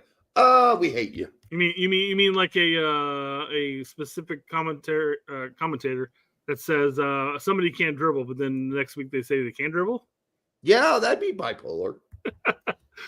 I mean, again, I have nothing but respect for Davies, and I would love to have him on the show and stuff like that. But man, he's the only one on that show we haven't had on this show. Some of his take, I'm just like, dude, what are you fucking talking about? And then the next week he counters it. And he's like, okay, changed my mind. Okay, all right, we're cool. We're on the same page, I guess. Vazquez is horrible. Vazquez is great. Fox can't dribble. Fox the best. Yeah, it's weird. What else? But that's part of what makes watching Davies fun, because you never know what is going to come out of his mouth. So flip flopping, bipolar aspects. Weston McKinney at Juventus. That's a big one. And it has nothing to do with him being a left back by any means, but this is the thread I pulled up here. But and I made this joke, and I didn't want to take the time to actually go back and find it. But when Juve said, "Hey, we're interested in re-signing him, extending his contract," I'm like, dude, you are absolutely taking away all of the transfer news of him possibly going to random club here. Stop it. And that's the big thing, is that Juve's like, we don't need him. And then they like, oh, we desperately need him. Oh, we don't need you. We're going to take away your locker, your parking lot spot. You have to take a shitty jersey. Oh, you can have the one since nobody took your jersey. Here it is back, but you're not playing for us this season. Manager says there's no need for him. He's excess. And then season starts, 2 seasons in a row. Now we've seen this bullshit. We love you. We're starting you almost every fucking 99% of the games. It's not the last 2 seasons. It's his entire time at Juve. Yes. Pirlo played him as often as he fucking could. Yep. Barring injury. And then God, who was after him? Doesn't matter. The big Italian coach. I can't think of what his name is. I know who you're talking about. I can't remember his name. The same thing. Right He played him every fucking second he could. And now with Bota? Bota's there? Is that who's there right now? Who's the coach? Goddamn. Regardless. But all of his coaches are sitting there going, oh well, we don't need him. We don't need him. And then all of a sudden they play him all the fucking time. Pioli? No. Tom says Pioli too, by the way. I thought that was I don't remember who the fucking manager is now. Pirlo, then it was the very famous Italian coach. I can't think of his fucking name right now. Maldini? No. Thiago Motta. Thiago Motta's right now, yes. Oh God. Thank you, BMR. Who was just before Miotta? Why am I Motta? Why am I spacing his name? Pirlo was before, and then it was God, this is gonna fucking drive me nuts. Somebody's gonna have to check. Come on, guys. The Bulldog. Fuck. It doesn't matter. We're you're on the right fucking path. Allegri. Thank you. Oh my God, that was driving me fucking nuts. Yeah. Pirlo, Allegri, and then Motta. Every single one of them was like, oh, you know what? We don't need him. We don't need him. And then every single fucking one of them started him nonstop. So Tortellini. Linguini and Angel Hair Pasta, all that stuff, right? All those coaches, right? Rigatoni and Rigatoni. Now, this is what happens when you are 3 hours and 30 minutes of drinking into a show. Holy crap, Brett. We got to finish this shit up. I opened this up tonight. I know, dude. I'm not even going to show mine. It's embarrassing. Yeah. Well, that wasn't embarrassing. That was pretty badass, actually. I'm going to let you finish this word. I got to go pee. All right. So, as far as the talk, as far as who the most bipolar Turd award was, I think it's pretty obvious that it was Juventus. It's not the second season in a row. It's been 4 or 5 seasons so far of constantly putting him on the butcher block just to pull him back and start him and play him the entire fucking season. So, BMR says, y'all owe us for missing last Thursday. Well, BMR, what about the last 2 shows that were like 2 hours long? They weren't even 3 hours. You were like, lame. So, moving on, this Turd needs Preparation H award, aka the Horvath Award. I feel like Derek just sort of broadcasted as far as who's going to win this award. The Preparation H award means the player who's sitting pine nonstop. So, which player has a sore ass from sitting on pine? I mean, obviously Horvath, obviously Turner. God, can we think of anybody else? Who is a bench player who might need some Preparation H? We got Horvath, we got Ethan, Horvath, Turner. Man, I just had one of those P's where you got to decipher. Luca De La Torre, you're right, Luca. Yeah. So, yeah, I had to decipher. Do I get down deep into this toilet? Because the stream was like a rocket ship. You're doing like a squat. You're doing like a squat. Yeah. Or do I back up and like, but that's more complicated, right? Because the line was pissing at such a straight level.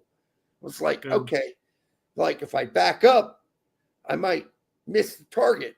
But at that point, you might as well sit down to pee, Derek. You're probably right. But Rico says Gio. Miguel says Dominic Downs. What? He's playing. No, you're thinking of Damian Downs. Dominic Downs isn't playing. Luca De La Torre. We got some trusty action going on here. Oh, hold on. Trusty's been playing. Luca De La Torre has been injured up until a couple weeks ago. A few weeks recently ago. getting some minutes here. Well, not recently, but like 3 weeks ago or 2 weeks ago he played. Yeah. Hey, winner win a chicken dinner, you know. But that's not seriously sitting the bench. You ruined it, Derek, when you said the Horvath Award. Well, I know. Once Horvath has retired, we can actually dub this as an award. But you kind of gave it away. I know, but he has earned it. Brett, he's a riding the pine preparation agent 100% legend. When he was in Belgium, what did he do? Ride pine. I agree. And now he's riding pine at Cardiff. Like, this is what this guy does. He rides pine. This is why we named the award after him. Now, did I think he would win the award again this year along with Matt Turner? I did not. I thought it would just be Matt Turner. I seriously thought he would play at Cardiff. Maybe the first couple of episodes or games, maybe at the point. And then this award would have just been for Matt Turner. Yeah. And it isn't. But, all right. Yeah. I mean, that was pretty straightforward. I mean, nobody's rode as much pine as Horvath and Turner has so far. I know people brought up Luca De La Torre. Of course, he's out of favor with his club. You have Gio, who's been injured. Once he's not been injured, he's been playing. And you obviously don't want to say like Odasawi because that's obviously that's different. That doesn't count.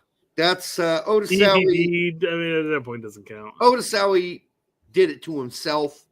He left his club, went back to England, did modeling photos, and now says he hasn't touched a ball in a year or 2 years. No, it's been like 2 years. He hasn't touched the ball in 2 years. Yeah, that's on him. What a dumb fuck. I mean, he's making $1 million a year on his fashion shit. Then no, he's not. Soccer. No, he's not. I don't know. I'm just thinking his word for it. You know, if he's not, that's on him, man. The Owen Odasawi Award. That's what Kumar says it should be. But he was in fairness to pine. In fairness to Horvath, Odasawi was given opportunities to play at center back, and he played there for a second before he was shit canned for like the last year and a half, 2 years. He started the season last season in Belgium. Yes, starting last season, yeah. And then he left, got on a plane to England, didn't tell the club. Yeah, your career's done. Yeah, and I mean, he was a pain in the ass wherever he went. When Gregg had him, he's like, "You're playing. We'd like to play you at center back." He said, "I don't want to play center back."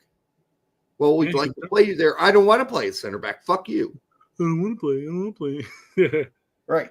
No, I agree. Yeah. He's not even in contention at this point. Turdies, you're not fooling anyone. The Turd Award. So explain this one, Derek. You're not fooling anyone, you turd. Award. You're not fooling anyone, you turd. I don't even remember the winner of this one. Well, that's good. Yeah. I feel like sometimes they get spoiled early. What could this mean? Let's see here. About Leonard Maloney at Heidenheim, their coach had mentioned how he's match fit, he's ready to play, but he's not there for a non-sports reason. I get you're not fooling anyone. We know. Yeah, we know what it means. He's got 2 feet out the door, bitch. Yeah, just be honest. Come on, just say, hey, he's out the door. We're not going to play him anymore. Right, just say it. Don't lie. Don't be a bitch. Lie. Yeah, don't fuck us over. Like, we know when you're lying. We know when you're full of shit. So just don't be full of shit. Hey, don't worry. Gaga was just released back to Chelsea because he had a busted up finger, Derek. That's why he's back there. It isn't because he played like shit and was benched and wasn't even. I see through the lines, man. I see through the lines. Stop it. And he was the third goalkeeper on Barnsley, even before the pinky herpes. Yeah. Like, he was already the third goalkeeper. You don't need to bullshit us. Don't with lie the to me. finger injury. Brazio, come on. Oh, he suffered a finger injury. He's out for 4 to 6 weeks. What means he'll be healthy when we come back from winter fucking break? It's hilarious. Come on. We can read this. Read between the fucking lines. And you know this because you know goalkeepers. You played with them. A lot of them had finger injuries. They just taped that shit up, Yep. put the glove on, and kept playing. Fuck, don't give me this Stop fucking that shit. Stop that shit. Don't play give me like this that. pinky injury bullshit. He's being sent back because the club doesn't want him. Yeah. Period. End of the story. They see no use for him going forward, which was clarified later. So we got more bullshit. Yeah. Right. Miami's being included in the Club World Cup. Total bullshit. Why? No one told us why. Did they win? Did they win MLS? No. Did they win? They won the Supporters Shield though.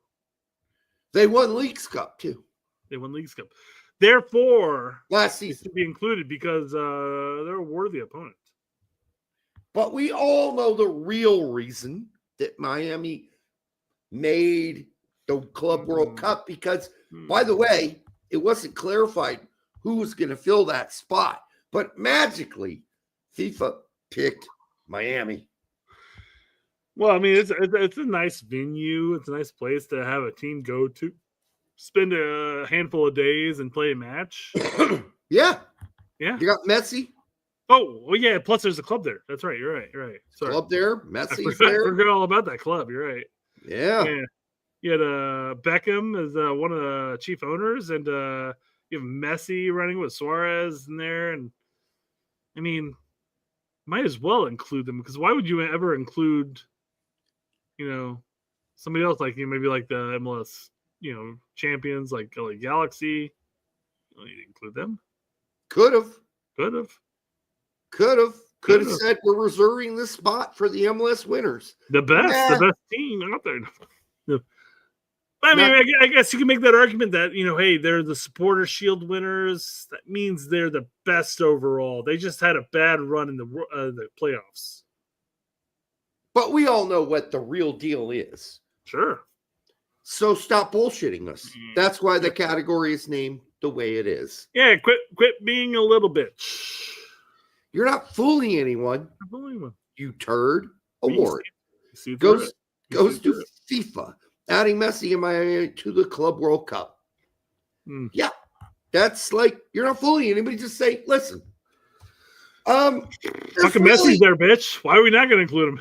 Sure, they won the Leagues Cup and they, Supporter Shield, but really, honestly, we thought it would be benefit to the tournament to have games played in Miami and have Miami and Messi play. We think that'll be good. Inter Miami made it as tournament hosts. Oh, of course they did. Yeah, sure. Of course they did. But that was already in the plans. LA Galaxy could have hosted it too. So just stop bullshitting us about why they were included and just be honest.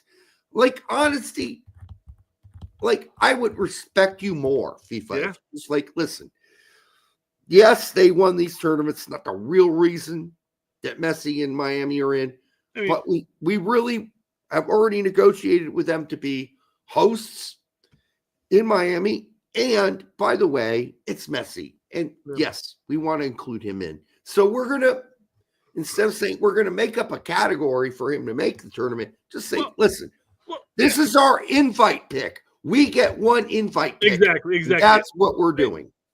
Let's take into consideration that maybe Columbus won the match. Would people have really been pissed off by people saying, "Hey, we want the Supporter Shield winners with Messi to be in that Club World Cup instead of Columbus?" Yeah, because who's going to fucking keep an eye on Columbus outside of people in Columbus? Yeah, I just think be honest and say this is our personal pick. We get to pick an out-of-the-box pick. This happens in other sports. I mean, there may be some people out there, and we would have probably sat there and said, "Oh, this is fucking bullshit." Obviously, you're obviously stating why this is the reason why Miami's being included. But Columbus deserved it, assuming if Columbus won it, or LAFC or LA Galaxy at this point. LA Galaxy included or deserved it. Like in every golf tournament in the PGA, every tournament gets to say, bro, we're going to give at least two guys or one guy a tournament pass. We're just going to say you're allowed to play in this tournament, whether you've earned it or not. Plenty of them have done that. In the monies is what you're saying. Right. I mean, you had What's-Her-Face and What's-Her-Face. No. The two PGA players playing men's tournaments. And it was fun to watch. And I was completely fine with them saying, well, this is a tournament pick. We get to pick, like, of all the people in the tournament, we get our own pick to bring to the tournament, and we're picking her. And she's going to come play. Michelle Wee was one of them, I believe. And I'm totally fine with that. Just be honest about it. Like, this is our personal pick, and we're going to pick them. Yeah, we're a business, and we want to make money. So we're going to include Messi's team in here. We're just asking people to be authentic and upfront. That's all we're asking for almost all the entities that rule us, dominate us, govern us. We just want fucking transparency. Be honest. That's all most of us are asking. The funny thing is when you talk about like honesty and being truthful and stuff like that, and you look at like channels who are trying to have a YouTube presence, and you look at Fox, you look at CBS and stuff like that, and you're sitting there, you're always second guessing what they're saying. Yes. But then you look at like the independents and stuff like that. You might not necessarily agree with them, but I mean, they're being authentic. Tact, us, we're all authentic. MLS Soccer, and I'm at here on YouTube, you can. The problem is you can gauge as far as who's going to be the most successful in the long run, because people can gauge how authentic you are when you talk. Like if you and I were shilling for MLS, people would sit there and go like, "What the fuck are you talking about, man? This isn't real. This isn't right." Right. You can sit there and decipher like this isn't legit. But we don't chill. We talk shit about anybody and everybody. Period. Yeah, I mean, and we bust people's balls in good humor. And I hope Jimmy and Alexi and I don't give a fuck about Landon taking it in a friendly manner, because it is. I mean, it's wink, wink. Unless Landon, if you want to come on our show, then we care. But we want to make sure that you know that we're just busting your balls. I mean, he's not coming on our show. Dude's so thin-skinned. I don't see that happening. But I'd love to have him on. But it's just like, at minimum, just to push back on some of the talking points that nobody wants to push back on. And no offense to some of the other shows, but I do notice that, we're in a lull. Everybody knows we're in a lull right now. Like, we don't have any of the casuals watching right now. It's just diehards. And the fact that there are 184 fucking diehard people on this show shows that there are a good group of people who fucking care about this sport. But if you're going to cater to and lightly fillet the big boys in power, people are going to notice that. They're going to notice it. It's why I called out. Well, we called them out, Seb and Herc, because when they had the guy on the show from MLS, Nelson Rodriguez. Yeah, and they were questioning about US Open. Oh my God. Yeah. They didn't get to do any follow-up questions. See anything, God damn it. Anything. And I texted it and I said, what happened? And I got no response. Yeah. It's like you got this opportunity, hold them to account. I feel like when Lawless came on the show, for the most part, except for one issue, we got to him on all those issues, except for you called tact, whatever. We forgot about that, yeah. We totally forgot about him calling tact a name or whatever, labeling him something like soulless or something like that. Well, I mean, as a whole, Derek and I don't have any qualms with making things awkward. and No. talking about things that they may not necessarily want to talk about. But I mean, it's like Lawless came on here. We talked about X, Y, and Z. You know, his qualms with the Reynas and Berhalter and the one-time cycle and the non-one-time cycle. That was the big one we talked about. We called him a traitor on the show. We flat out said, "Hey, bro, what's up with this?" You flat out went back against what you've been saying for years. I think I said we kind of felt like you, we're a traitor to that concept. Like, yeah. I think that's what I said, and he said, "Well, you're probably right, and it might be that I was wrong," and he was wrong. I mean, it was dominated by emotions and feelings at that point. Mm-hmm. But we totally at least had the conversation with him, right? And that's the thing. The other shows may not necessarily be, in the right to sit there and go on that awkward conversation, but we have no qualms with it. No, I think a lot of people, if you Whatever. have Lexi Laws on your show, are intimidated by it. I think that's pretty fair to say. But yeah, I think thankfully we've been around a long time and we've had a lot of big dudes on our show. So yeah, wow. Real quick, how would you pronounce his name? Vespigo. Wow, midnight on the East Coast and still going on TSRC. Just joined for some late work. We're at 3 hours and 50 minutes in, and we still have another Turdy to go. I know, this is insane. Edgar Castillo for almost $20. Thank you. I always watch the replay since I coach and I play in men's league Monday nights, but I see you guys are still live, laughing out loud. Thanks for all you guys do. Yeah, this is not normal. That's a night, man. We usually do 2 hours, but there have been shows we have been known to do 3. And apparently tonight we're doing 4. We felt shame from BMR specifically for calling us out for the lazy 2-hour shows that we've been doing.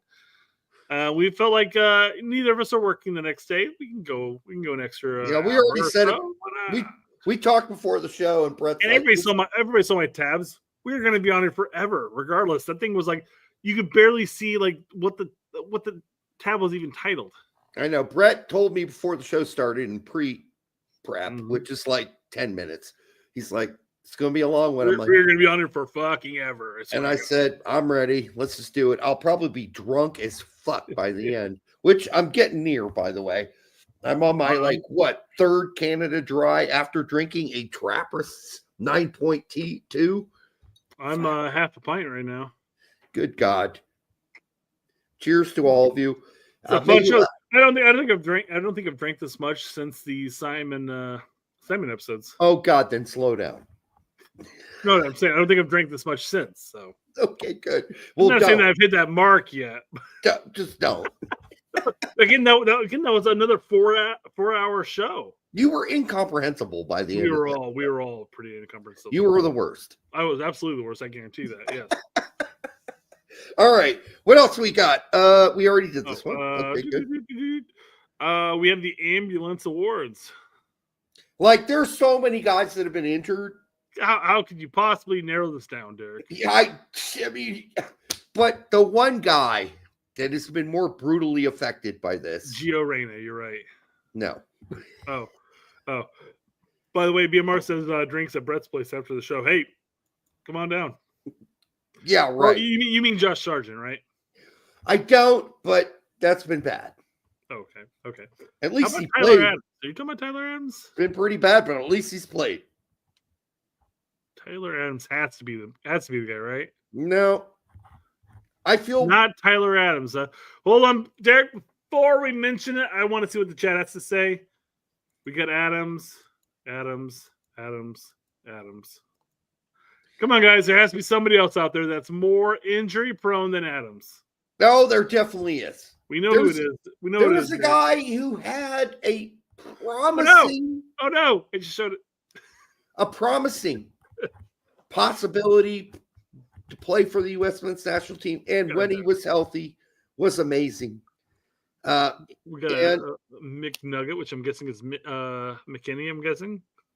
which doesn't make sense. McKinney's the fastest recovery on planet Earth. I know. He's like superhero ability. Wolverine. That's okay. We kind of know how long his injury's going to last and when he's going to be back. We don't know how that's going to work. You know what? If Sebastian Soto were more important, he would definitely come into this category, but he is definitely on the injury list for sure. We got Gat. God, Gat's long gone at this point. Gat's like the heritage of this fucking award. Mr. Glass himself, Mr. Gio. We got Balogun. He's been pretty injured. And shoulder injuries alone, man. It's worse. But at least he's played, right? Again, Weston's been injured, but he recovers pretty damn fucking quick, guys. I would just say this player played and when healthy was scoring on the regular. Fabian Johnson. Yep. We probably could call this the Flojo Ambulance Award. Giuseppe Rossi. Never an American player. Fair enough. U.S. men's national team player. So just going back in the chat. BMR says Daryl Dike, which I'm sure he saw the slide that popped up here. Yeah, Daryl Dike. Somebody else mentioned it. Let me find it. BMR, I don't hate. Greg says Dike, really? BMR, I do not hate Fabian Johnson. I loved him as a national team player. It's fact. BMR said it. Now, BMR, you forgot to put Derek 2024 on it. Because now it's not legit. It's not a legit quote. Listen, Fabian Johnson, when he played for the U.S. men's national team, was one of my favorite players. He's just, I don't hate him at all. He's just ridiculously injured through the end of his career constantly. And the money he wanted from MLS to come to MLS, the fact that nobody else would sign him, there you go. That says it all. You know what I mean? Yeah. So Boomer says DK hasn't had a meaningful cap, LOL. So DK was incredibly promising striker going into that Gold Cup performance. And he performed and did well up until a shoulder injury. And then after that, since that shoulder injury, he had one good spell in the championship. And then it was injury after injury. There was a lot of promise around the guy. Mm-hmm. And he was like the target fucking striker that you would expect. Unfortunately, his injuries took too much of a toll. Yeah, and they just are adding up and adding up and adding up. He'll come back. He played one game and he was out again. And these aren't injuries where he's gone for 6 months. He's been gone for 9 months, 12 months, 11 months. This guy is every season is a season-long injury. That's what it is. He comes back preseason and all of a sudden he has a season-ending injury. Every season. This guy went from a promising, guy you were thinking about maybe for the future, who's playing so well in the championship and scoring so many goals that there might be premier teams actually interested in him, to a complete broken Josh Gott case. This guy is broken. He is broken. And he hasn't played a fucking single game this year at all. And he got injured last year. Yeah, and he mentions DK scored one friendly. I thought he was a pretty instrumental player in that Gold Cup performance that Berhalter won before his shoulder injury, if I recall correctly. He was the Josh Sargent and the Haji Wright before Haji Wright and Josh Sargent in the championship. He was there before them. He was scoring on a regular basis. Well, West Brom early on. In fairness, at that point, Sargent was still playing in Bundesliga. That's not my point. Was he was the original of those two? Fair enough. Where there's a guy, a center forward, scoring on the regular in the championship, and now he's been injured for almost 3 years straight. Yeah, three seasons straight. Legitimately, he might get some. All of a sudden, you start seeing some minutes, and all of a sudden, it's like a season-long injury again. It is one season after the other. He is the definition of an ambulance award. Yes, and listen, I don't take any pleasure giving him this award. This is really disappointing. I really feel bad for the dude. He's seems to be, from all I know about him and anybody that's told me anything about him, like a genuine great guy. Sure. Had 100%, yeah. I've only heard wonderful things about Daryl DK. And so this is painful to give him this award. We did have honorable mentions, Adams, Reyna. I couldn't believe he came back and he's finally getting some minutes. And then all of a sudden it's like, yeah, he's going to be out for the next 9 to 12 months. I'm like, oh my God, you got to be fucking kidding me. And it was one game. Oh my God. It was hurt. It hurt me deep down.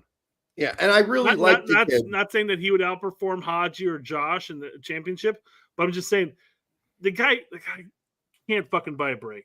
He really and by the way, I mean, I didn't put Haji on here for honorable mentions, but that was a serious fucking ankle injury. He could be gone for a while. You can't add Haji here because Haji hasn't been injured historically by any means. And neither had Dest up until his injury either. Yeah. So I can't add him on Adams, here. Adams, Reyna, and Sargent makes sense in your honorable mentions, but Haji wouldn't make sense at all. I mean, yes, he's injured now, but it would not make sense in the definition.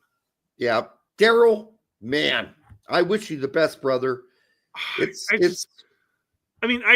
sitting here going, I want him to be healthy because I want more striker options that we can sit here and go like, well, Daryl's got 12 goals in championship. He should be included. Josh has 14 goals. Well, okay. Yeah, right. Like the debate. I like him because of this reason, this reason, this reason. I like the options. I don't want to see Daryl down. I mean, he is legitimately our best, physically speaking, he's our best target striker. Yep. No, he was good at that. We haven't been able to see him. That's how it sucks. Right, because right now, with a healthy Haji, Sargent, and DK, like there could be a real competition going on right now at center forward in the championship about who's going to score most goals for their team. And we're not going to get to have that debate because Sargent's injured and Haji's injured. But Daryl DK is out of commission and has been for 3 seasons practically in a row. So it's sad. I hate giving him the award, but I mean, it's the same reason we had in decades past going John O'Brien. That fucking sucks. Yeah. Well, it's a shame that it happens, but it happens. And the crazy thing, when we had John O'Brien on the show and he was talking about playing in that World Cup, I think it was 2006. 2006, yeah. He's like, yeah, I shouldn't have been playing. Like, I played, but I was not capable of playing. Like, I was too injured. You can go watch that somewhere on YouTube. You can find it. Look up the straight red card and John O'Brien. Never said that. Well, you kind of said that, but I don't think that's. Never said he was our best striker by any means. I think you meant in the championship. Nowhere fucking close to that. I think you meant in the championship. Not even in the championship. Not even at one point. Bullshit. At one point, Daryl DK was the best center forward. No. I mentioned that if Daryl had like 12 goals and Sargent had 14 goals, you can have to sit there and have that argument in the championship. I never once said that Daryl was anywhere close to being our best striker ever. And no. You didn't say ever. But at one point, hold on, Brett. At one point, he was our best center forward in the championship before Sargent got there. Well, that's because nobody else was in the championship. But he was scoring. And Haji was in the fucking Turkish league. Yes, he was scoring goals. I don't disagree with that at all. I'm just saying that you can sit there and say, like, well, who's the best in the championship? Because nobody else is fucking there. No, I get it. I'm just saying, I think that's what you probably meant. And people I didn't talk about that at all. In the slightest. The only thing I ever mentioned in that point would have been like, if Daryl had 12 goals, you sit there, it's like, well, he should be our starting striker. Well, Sargent has 14 goals. Well, then you get that argument. It was all hypotheticals at that point. I never said once that Daryl was ever our top striker option at all. No, I don't think you said that. That's why I was saying. That's right. Suck it, Derek. All right, asshole. Okay, I'm trying to defend you by saying I think you meant he could have been one of our best strikers in the championship. But I don't know what he's our best I don't know what striker. people heard. All I know is target striker at the point. if Daryl DK is healthy right now and starting like he used to every game for West Brom, he could certainly be competing with Haji Wright and Sargent. And he's just not there. And by the way, neither are Haji or Sargent. Or Sargent at this point, yeah, exactly. Yeah. So it's sad. And basically, if I were really put out the full ambulance list of all the players that have been suffering injuries kind of on the regular for the U.S. men's national team, it would be a long ass list because you could put in Aiden Morris. You could put there's fucking a shit ton of players. Moose is out right now. Pulisic's out right now. The list would be long. Not of players that are always injured, but of players that are just kind of injured right now. It's a long ass list. So what are we doing wrong? I mean, Adams is injured again. Sargent's still out. Yeah. I mean, it's ridiculous how much our players are injured. And then I was like, well, maybe that's the same for the Greek national team. So I'll just indiscriminately go look at the Greek national team lineup and find out how many of them are injured.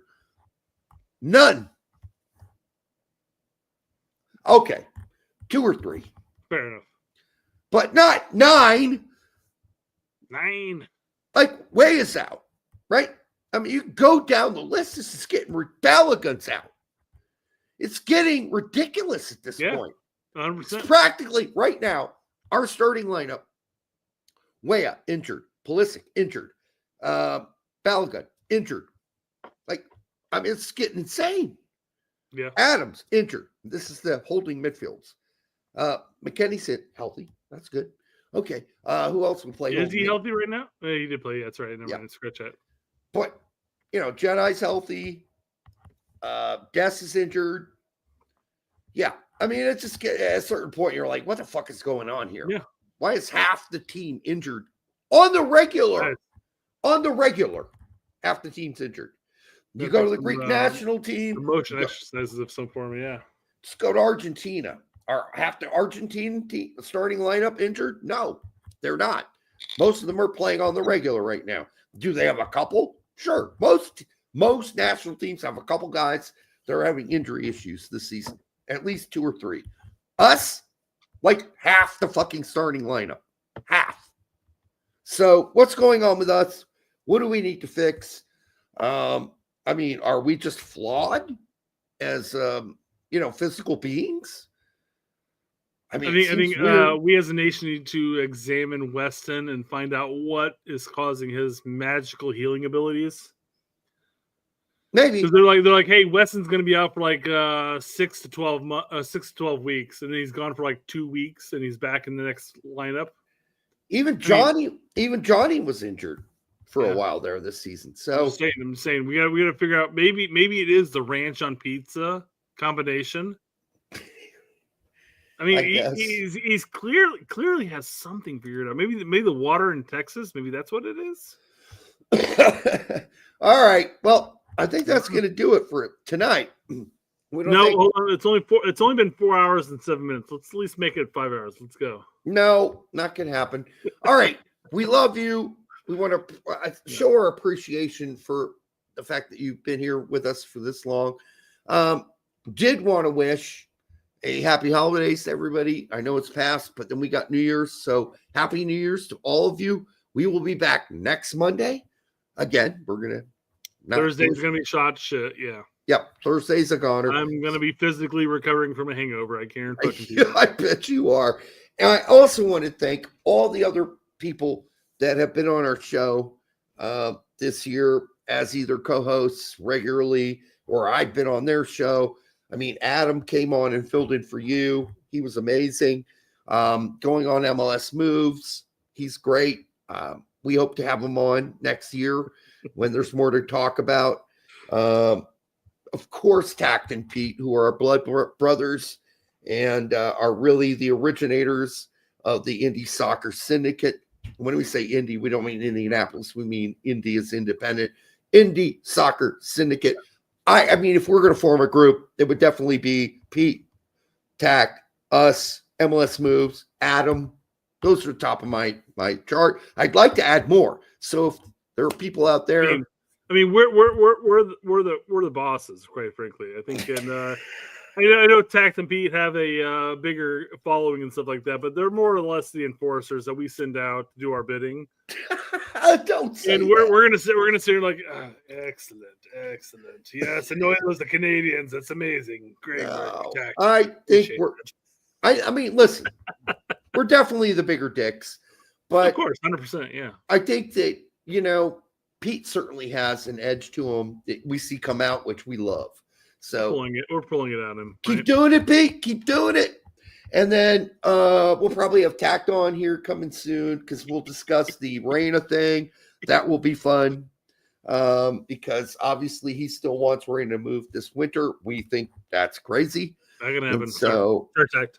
Not gonna happen. Yeah, Tact and Pete are a younger demographic, although I'm 10 years plus older than Brett. So I don't know how that's possible. It's not like Brett's an old man. I'm an old man. Can't you see the salt coming in? Aren't you only like 8 years older than Pete? Maybe 10? I don't know how old is Pete. I don't know. Late 20s? No, he's got to be in his 30s. What are you talking about? Late 20s? Are you shitting me? No fucking chance. Fucking chance. You're in your 30s. I'm 41. There's no fucking chance that he is in his late 20s. No chance. He is in his 30s. He's late 30s. Guarantee. So if he's 37 and you're 41, then you guys are the same demographic. Sure. I'm the one dragging you down on this show because I'm old as fuck. Derek, I don't mind you dragging us wherever we go because the show is what it is, and we are a perfect, harmonious group. That's right, brother. It's like peanut butter and jelly. All right. Again, thank you for all. If there were ever any point where I'm like, Derek, stop talking about politics, stop talking about porn. Come on, man. No, come on. I'm sitting here going like, the whole mythology of me is that I used to run a porn agency. Yeah, absolutely. Yeah, it's not true. If you're his employer, that's obviously a joke. But yeah. Anyhow, it's been great. It's been fabulous. Pete total raging a-hole when he quit smoking. I guess he did the vape thing. He used to smoke? I didn't know that. Well, yeah, and then he switched to the vape, and he's trying to quit that too. So good luck to him on that. Nicotine's a bitch. Trust me, I know. I still smoke on occasion, mostly for this show. It's really funny. I smoke on this show. I really don't smoke at work anytime other than this show. It's and really you know what? weird. You know what? This show has to be the least stressful thing in your life, Derek. That's true. It has to be the least stressful.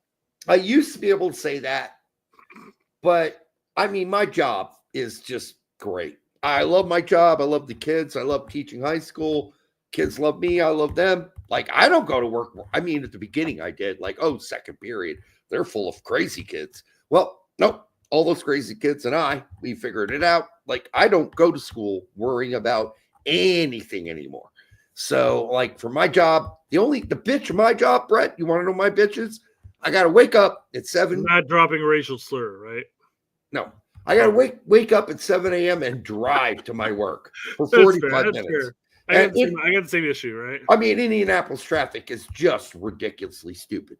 It's dumb. And people don't know how to drive. And I'm just wondering when I'm going to get killed on the highway. That's what I'm worried about every time I drive to work. Yeah. Like, what asshole's going to crush me and kill me on the highway?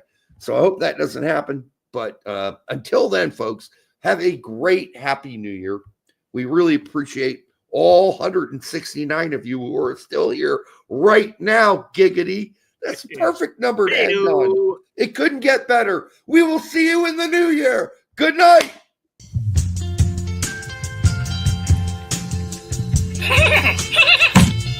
That hurt. I'm really proud of the way that the guys just put in the shit. Hey, what's it like in Brazil right now? Is it warm? Yeah. It's always hot, huh? Yeah. You really